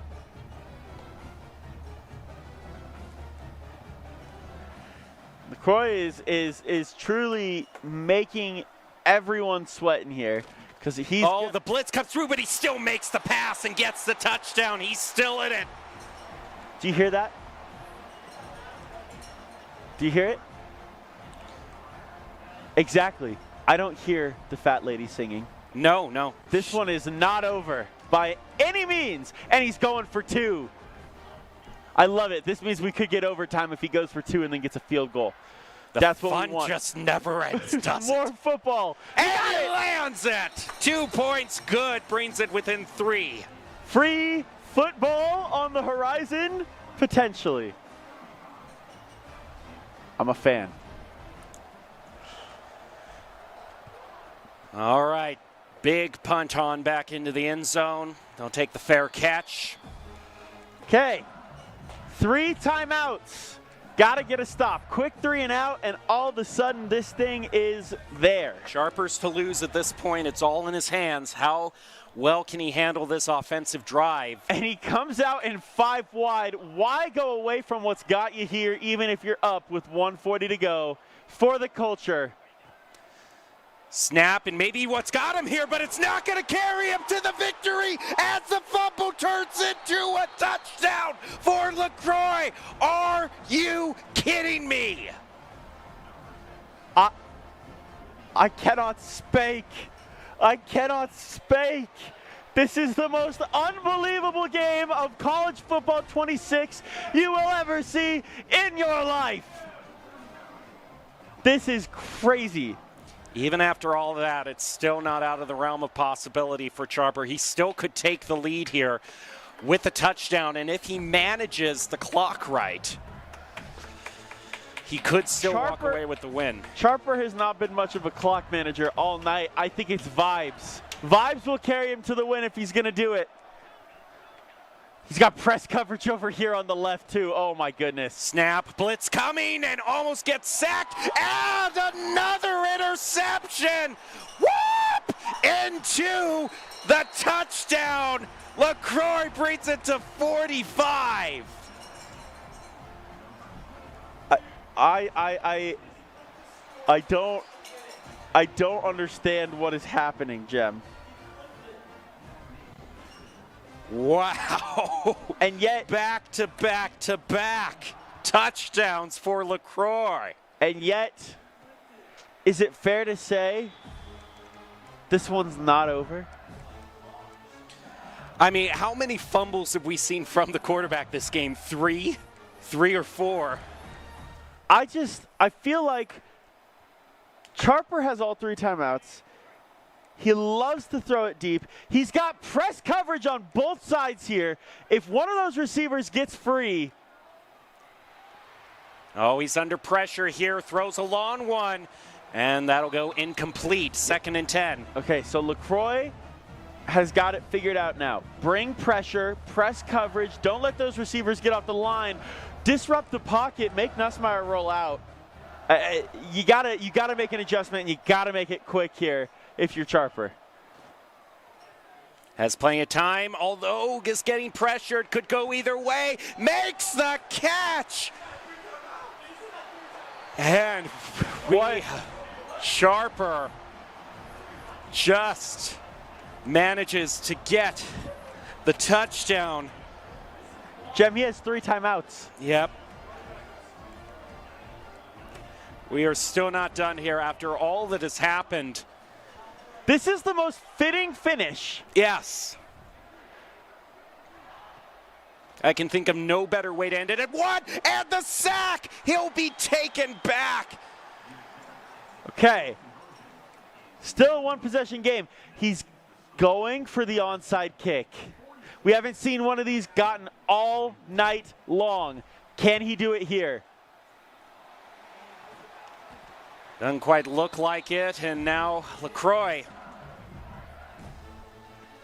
Got to get a 3-and-out here. LaCroix is not one to mess around, I don't think, here. I have to imagine it's going to be runs all over the place. And you called it right, and it's a run. That's a beaut. Gets another first down. Timeout called. We are into doing the math to see if there's going to be enough time left here. I think LaCroix now has one hand on the trophy. And he's adjusting his tempo to clock chew as well. He's got all of his strategy set out before him. $1,000 is sitting right in front of him.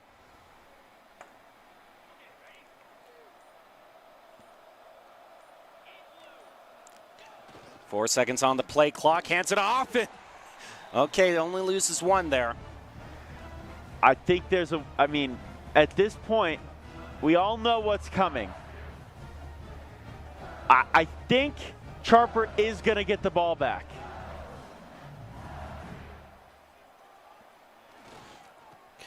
We're going into that. It doesn't make any real good progress, only 1 yard, so now we've reset it back to 3 and 10. Charper's going to have about 30 seconds with the ball back. Whether or not, if he gets a stop here, whether or not he's going to be down 5 or 8. He's in field goal range here. And he's just playing it safe, going to rely on that field goal, go to 4th and 9. And it's actually only going to be about 15 seconds left, so Charper's only going to have 1 or 2 chances, but I mean, we've seen crazier things. Huge field goal here, has to make this. That's true. If he misses this, then Charper all of a sudden has the ball in pretty good field position. Takes his time, takes a deep breath, must make. Run that clock way down. 17 seconds it looks like is probably going to be where we're sitting at, if my math is right.